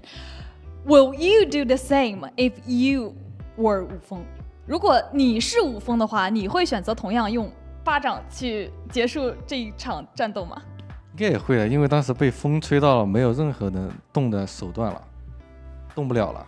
Okay, so I think I would do the same because if at like that kind of situation and my opponent was controlled by the wind, so I would do the same. Okay, so the last question, how do you think about like this bi-weekly regular games line? Do you think maybe it will be a little bit higher than before? 那对于这一次的最后一个问题啊，对于这一个上周的常规赛晋级的这个线，你是觉得会是多少？会不会比之前要高一点呢？感觉要还是差不多吧，32左右，32。Oh, so I think it's 32. Okay, so that's all for the interview. Thank you come to our interview for this time, and good luck to you for the bi-weekly final of solo. 那也是感谢阿仁来到我们的赛后采访啊，希望你在这次周决当中可以拿到好成绩，好吗？ Okay, that's all for the interview. Bye bye, everyone. Leah, thanks so much for a great interview. Oh, my man. They got to be talking about doing a man dirty with the slap there. Wu Fang coming in. That was the thing I was talking about, where he picks him up there in the wisp. He's got him at like no HP, and he just hot swaps over to the fists and goes, cool. Bop! And sends him out of the lobby, but it's all in good fun. If you're new here and you guys haven't seen how our players interact in the back room and everything, these guys are so friendly. The rivalries go deep, but the friendships go even deeper here in the Nbpl, and the sportsmanship is just there's no other league I've seen where the sportsmanship is like it is here in the Nbpl, Dobby. It is absolutely crazy how much these guys care for each other, and they're there for one another. I mean, you take a look, you know, OUG's Mike last year is one of the best examples I can think of. We see T225, he's within inches of walking away, taking the world championship title, and he has it stolen away from him by Mike in the very final moment. And what does Mike do? Mike doesn't rush down to the stage to accept his award and be crowned the big boy champion. What's the first thing he does? He rushes across the stage and puts his arms around T225, who's breaking out into tears, and tells him how good of a job he did this year in the finals and how proud he is of him. And I mean, if that's not sportsmanship, man, I don't know what is. And that's part of why I love the NARAKA community. That's why I love these players so much. I love coming here and telling these stories, because no matter how deep the rivalries go, the friendships just go deeper, Dobby. Oh, yeah, absolutely. Even in these moments here where, I mean, they really do put this kind of momentum in the background here for some of these players. I think the style and that same amount of aggression that we talk about all the time is so important. And I feel like when we see those moments happen, in terms of when, especially when the third parties happen, everybody starts diving in, trying to see if they can slide that elimination in and getting that situation out of the way and getting that dive in and starts going. It really does become a hectic situation of just how insane things can go. And then just all of a sudden, boom, there's a lot more that's happening. And now it's just, whoa, like what's going on, you know? Yeah, look, and I mean, I think it shows some big heart from these players to have the level of camaraderie that they do. We're going to take a look at the standings, though, while we talk about that camaraderie and see where everybody shakes out right now. Down here in the bottom, again, Action very close. He still has another day to play, as well as Alliance's Frostivus here. You know, the Frosty, little struggle this season, but I'm hoping he comes in for our day 3 and is able to clutch it out, qualify, and head to those bi-weekly finals, because he's been improving every single bi-weekly, and he's right there on the cusp of, as we take a look at the middle of the pack verse on the chopping block. But he does have a day 2 left to play, still TE Star in the same place, as well as KLA's T225, but a 20-point day. Very, very good day. If T225 can just have another performance like that, put 40 points up the board, I almost guarantee he's going to qualify.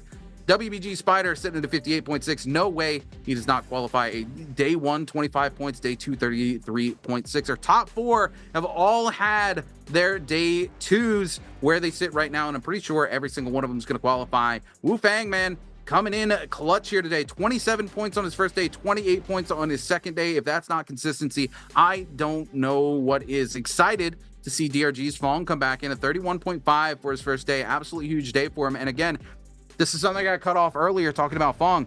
Fong is his own worst enemy. When he comes in and he's too worried about other players' games and how they're going, and he looks to grief them out, we see Fong fall deeper and deeper down the leaderboard. But when he comes in like he did day 1 this week, and he focuses on playing his own NARAKA, he is an absolute demon. We call him the Dagger Demon for a reason.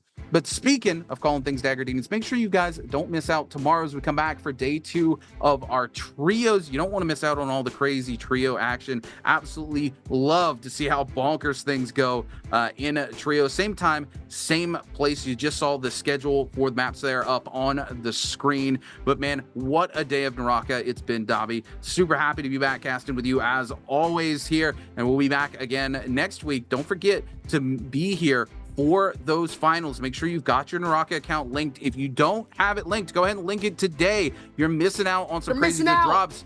And those bi-weekly finals, you get drops that the only place you can get them is during those bi-weekly finals. You can go show all your friends. You can be like, hey, look, check this out. This is a cool avatar. This is some goodies you can't get because you weren't here. And tell them, make sure they come watch the esports. You don't want to miss out on the scene because the action is crazy. You can learn a lot from these top players and the way they play here in the NBPL.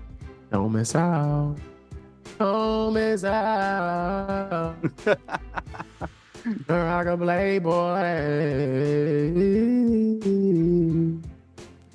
I love it. That's all I gotta tell you is don't miss out. It's easy, simple. Don't miss out. Love to see it. Oh my goodness, what a day of casting it's been too, Dobby. I mean, right out of the gate, these first 3 games just were so heated, and love to see Spider coming back and doing what Spider does best. 3 MVPs on the board back to back to back. But speaking of loving to see it, unfortunately, what I don't love to see is things coming to an end, but things are about to come to an end. That's going to be it for me and Dobby today. Make sure you come back for trios. We'll see you guys next time.